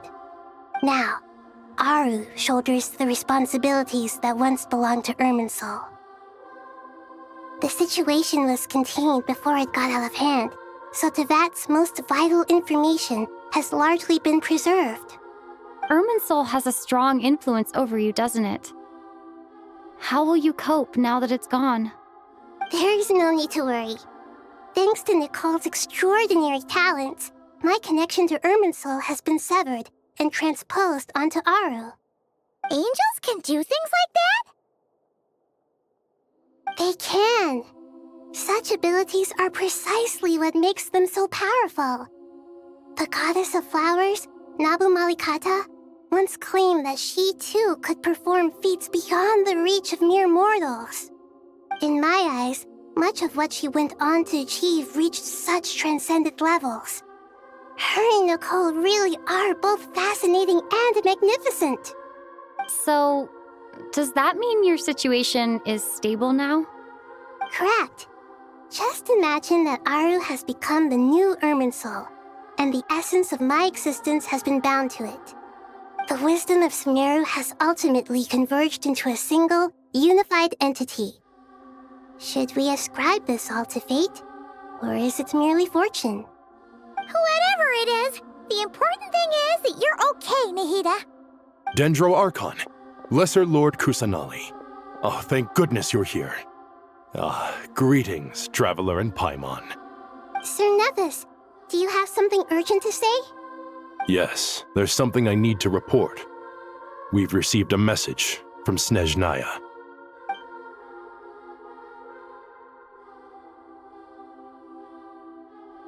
The Fatui Harbinger, the rooster, sends us his sympathies, along with all the usual pleasantries. His stance is that, following the unrest in Nodcry, Dottore was subjected to internal censure. This madness was the act of a rogue element, one who cannot be seen to represent the Zapoliarny Palace. No less than can be expected. Snezhnaya paid a heavy price working to stop him. They even lost one of their own harbingers.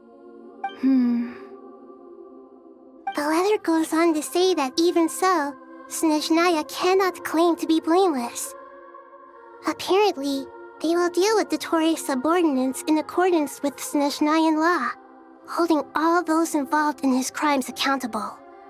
Additionally, they are supplying relief funds and supplies, which are already en route. They hope this will aid in Sumeru's reconstruction. Sounds like he's got an answer for everything. True, but as diplomatic rhetoric goes, it's highly effective. Completely watertight, both in logic and sentiment. This disaster has had a profound impact on Sumeru. There is much that I will keep in my heart. The matter of Dottore can be seen as settled for now. We are sure to cross paths again in the future, and in that light, Snezhnaya would do well to uphold their responsibilities and keep a tight rein over their actions. With Irminsul burned, the flow of fate now carries many more possibilities. I will be watching carefully. Perhaps we can move on to a less serious matter? Dendro Archon, will you eat with us once this matter is dealt with? Everyone wishes to celebrate together.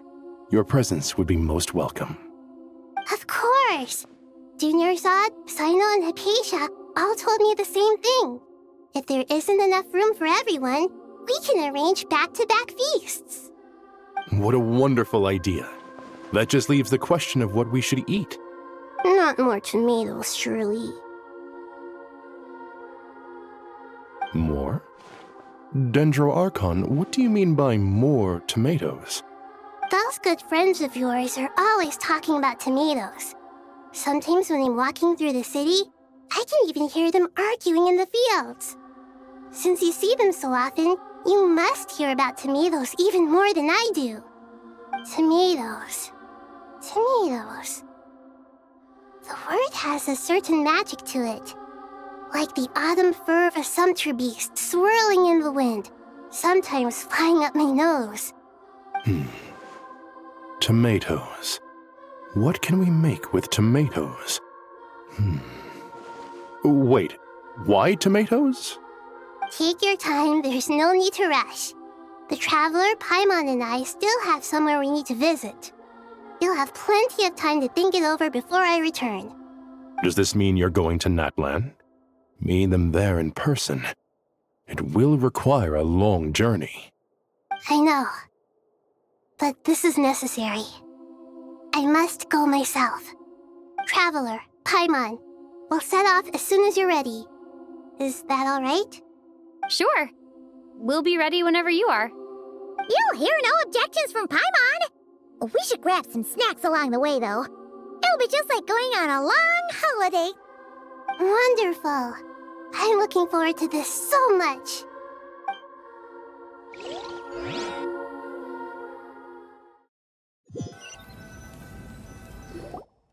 Natlan is such a lively place. It's super cheerful and positive, too. I can see that. There are people outside exercising at all hours. Such a healthy way of life. You came. Welcome, welcome. You must be hungry from your journey. Would you like something to eat? Oh, thanks, but no thanks. We've been eating the whole way here. We had a mushroom platter, sap's meat stew, butter braised chicken, hadasara pudding. Paimon's positively stuffed. All right, all right. No need for all that detail. I'm starting to get hungry myself. Maybe later then. We can wait till everyone's got an appetite, then I'll head out for a meal together. Sounds like a plan. Let's find somewhere to sit down.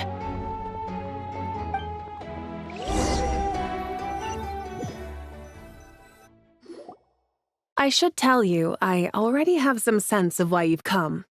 Why's that, Malika? To say thank you. Your senses are spot on. But on top of that, we also feel guilty. Because the pyronosis has vanished?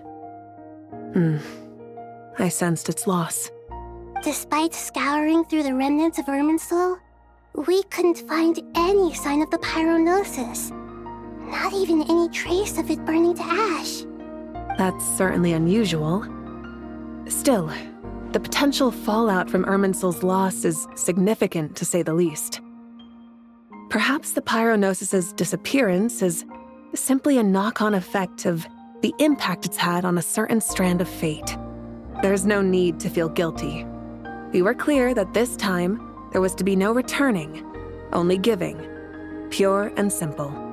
Thank you really is a fascinating phrase. We use it to express gratitude for the smallest of things. Yet, when faced with a kindness too immense to describe, we use exactly the same words.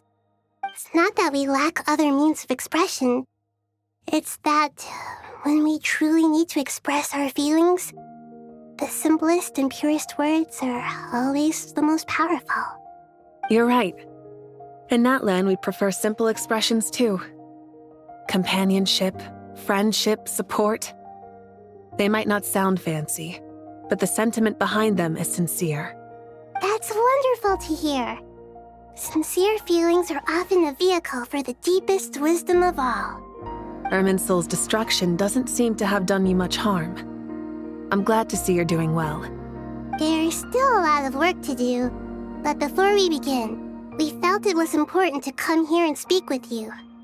Partly to express our gratitude, but also because we felt that seeing you, in a sense, is like basking in warm sunlight. That's a nice way of putting it. I like that. To tell you the truth, though, I'm not a fan of somber meetings. So, since there's nothing more to say, why don't we go bask in some actual sunlight? The weather's beautiful today. What a great idea! Paimon's gonna lie back and soak up some rays.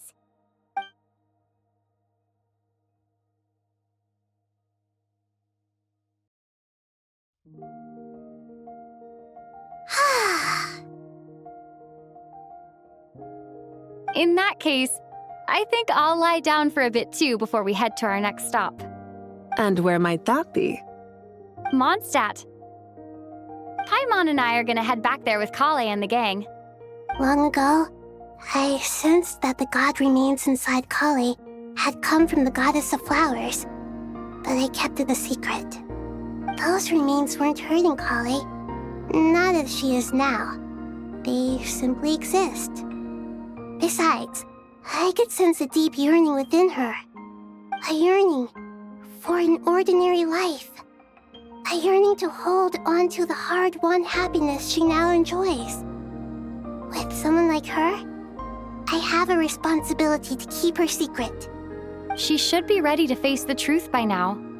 Whenever people meet, there is always the potential to create warmth and kindness. Every child grows up, but even as adults, they are still children in the eyes of certain people. Oh, just like how Paimon sometimes sees Nahida as a little kid. Is that so? Well, anyone who's friends with a kid is probably a kid themselves. Of course! And there's nothing wrong with that. When we get back, we'll actually be hanging out with another of our friends who happens to be a kid. Or more like looking after, in her case. Anyway, we'll always be there to watch out for our friends. Dear Sucrose, when you receive this letter, I'll probably be as busy as always. But busy with wonderful things. That's because I'm no longer a trainee. I'm now an official forest ranger. Impressive, right? Sino said that official rangers sound much tougher than trainees. Though he did say it was already pretty tough to start out with. You probably heard that something big happened in Sumeru recently. Don't worry, it's all been taken care of. We're heading to Mondstadt soon, so if you're free, maybe we could meet up? Plus, it's not just me. A few of us are going. Hey, do you still remember that time we all got together? You know, when we all went to the Windbloom Festival? It'll be just like that.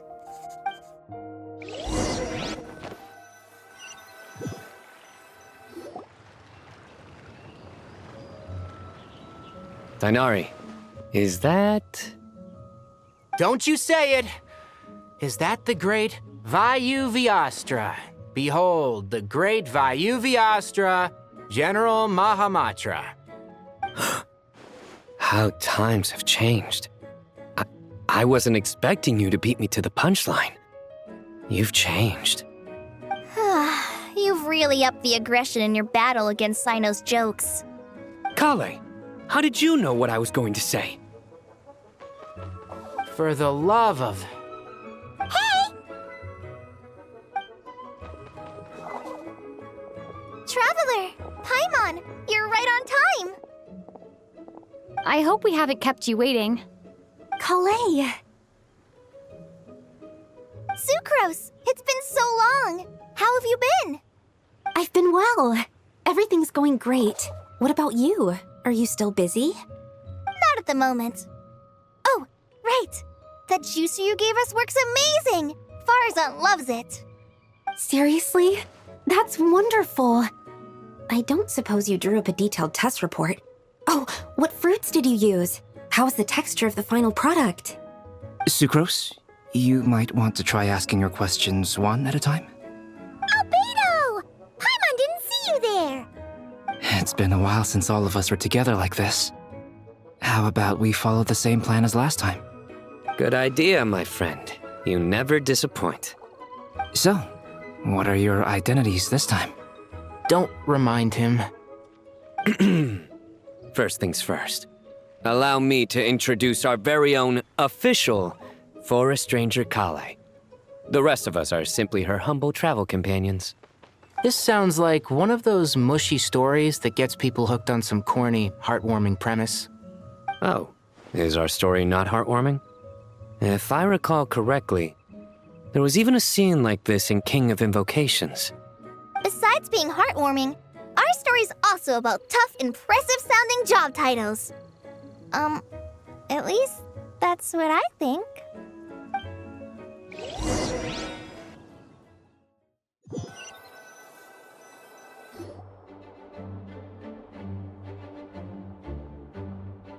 Oh, you're here already? I'm still giving Dodeko a little trim. I won't be a moment. A trim? Does Dodoko need haircuts too? Of course. It's important to know how to take loving care of the apples of your eye. All of these trivial matters get left to me. It's because I'm an angel, and angels are, in a way, the guardians of all Teyvat. Oh, right! Well, that's definitely an impressive-sounding job title. What are you writing? I'm just brainstorming some cool-sounding lines. Oh, write them on these card backs. Of course.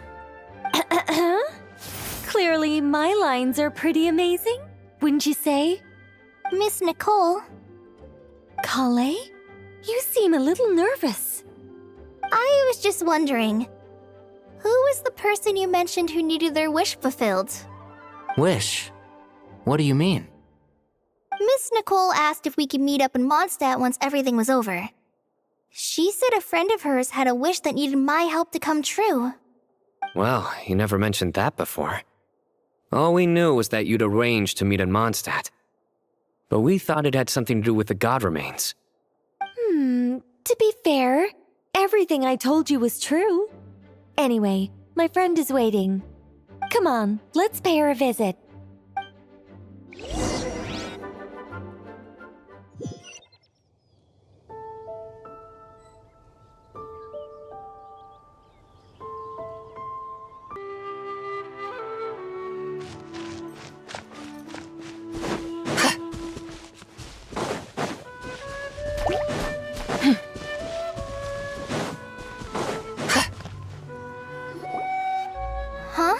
You're... Surprised? I bet you weren't expecting to meet a woman like me beneath this beautiful tree in a faraway land. An oasis will spring from the place where a djinn resides. That saying falls somewhat flat here in Mondstadt, given that everywhere is already so lush and green. Lilupar, what are you doing here? I made friends with Miss Nicole. I asked her to bring me here and then invite Kale to come. The prologue to this story is that I have a wish. It has stirred within my heart for centuries, millennia even. Originally, it was merely Al-Ahmar's lie, but now it has become reality.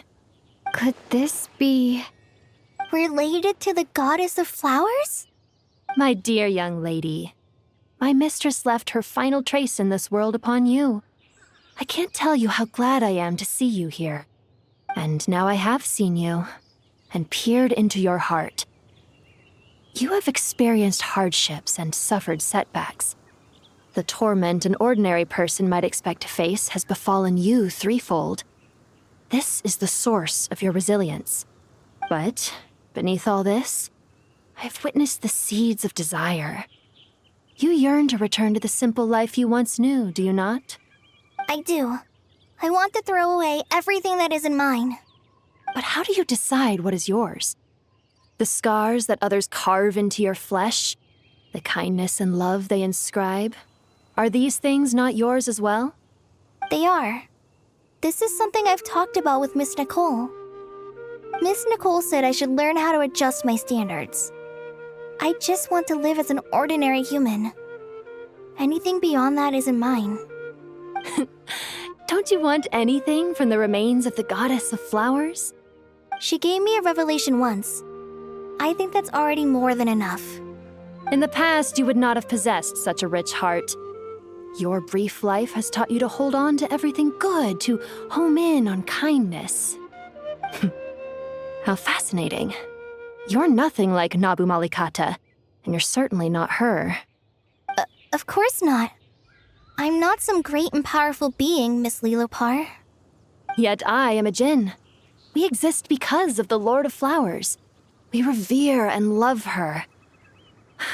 My wish is to see her one last time, to give everything for her. Kale, can you do this for me? But her remains won't be easy to remove. Are you sure this is what you want? That's beside the point. First, I need to know. Are you willing to do something for the soul of this lonely, wandering woman?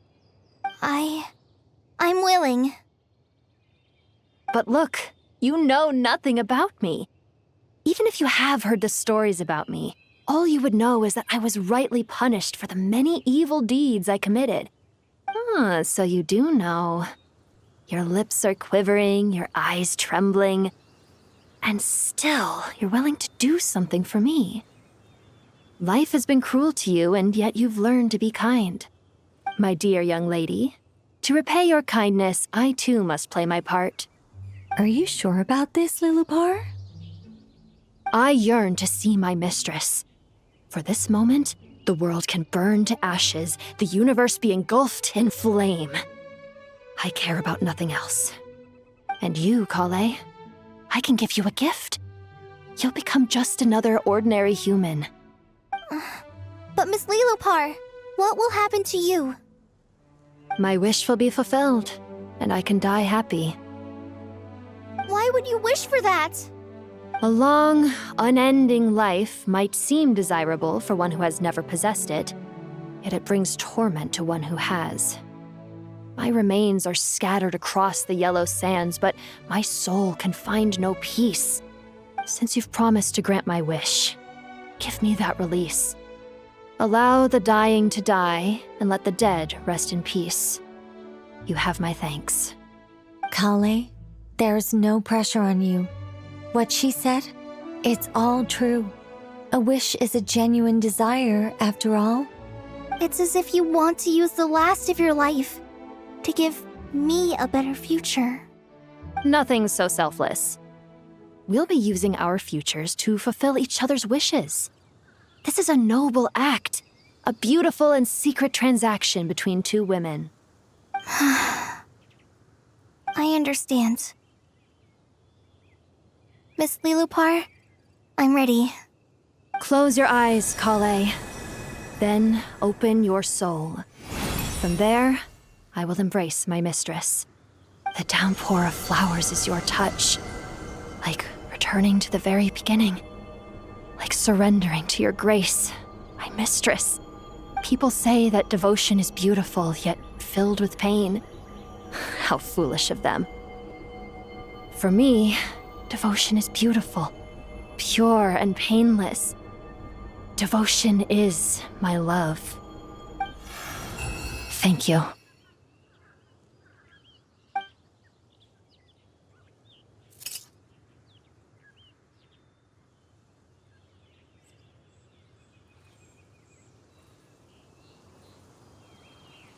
Lilupar!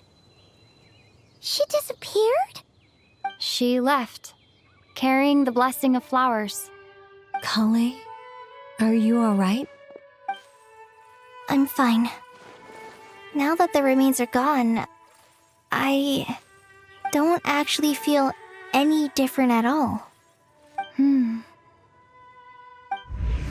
Those remains weren't hurting Kale. Not as she is now. They simply exist. Besides, I could sense a deep yearning within her. Kale must have already received what she was yearning for. I'm doing fine. I feel relaxed. There's really no need to worry. Then my wish has come true, too. To become ordinary? That's just one of my wishes. Actually, I have a few more. For instance, I want to protect the people I meet and help them find happiness. That sort of thing. So between Miss Lilupar and me, you've fulfilled 2 wishes already, and protected 2 people. Wonderful, isn't it? Oh, I feel so fantastically happy. I guess that settles things here. So what's next? What do you want to do when we get back to town?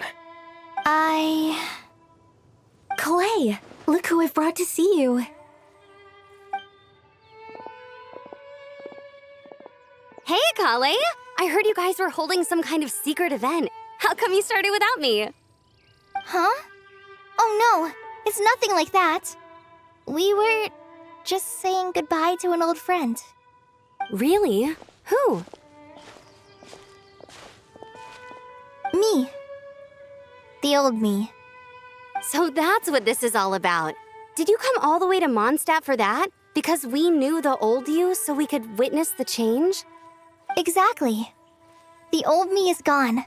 I puffed her into the air, and she became a fluffy pink cloud, floating into the sky, before disappearing forever. Do you think, maybe up in the sky, she has friends waiting for her with test tubes, flasks, and bows? Oh, when you put it like that, it doesn't sound so bad after all. What do you think, Miss Nicole? I think maybe that's right.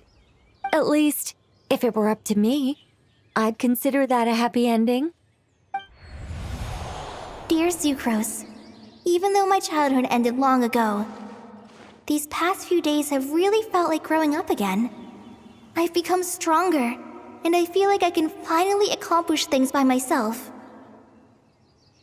Surely someone as mysterious as you will find a friend like this fascinating? Always growing, always thriving like a plant. I came to say goodbye to my old self. I know that after this, she'll be gone. Thinking about it makes me feel a little lonely. I know the weakness that kept me company will one day leave me too. But somewhere in my heart, I feel a great sense of joy. It feels like I've always wanted to take this step, to walk towards the new me.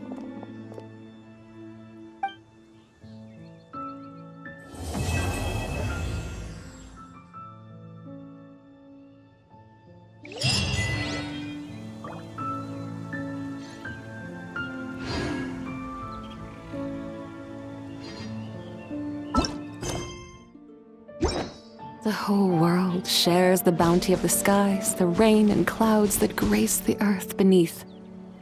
The moon was never meant to be a foreign realm.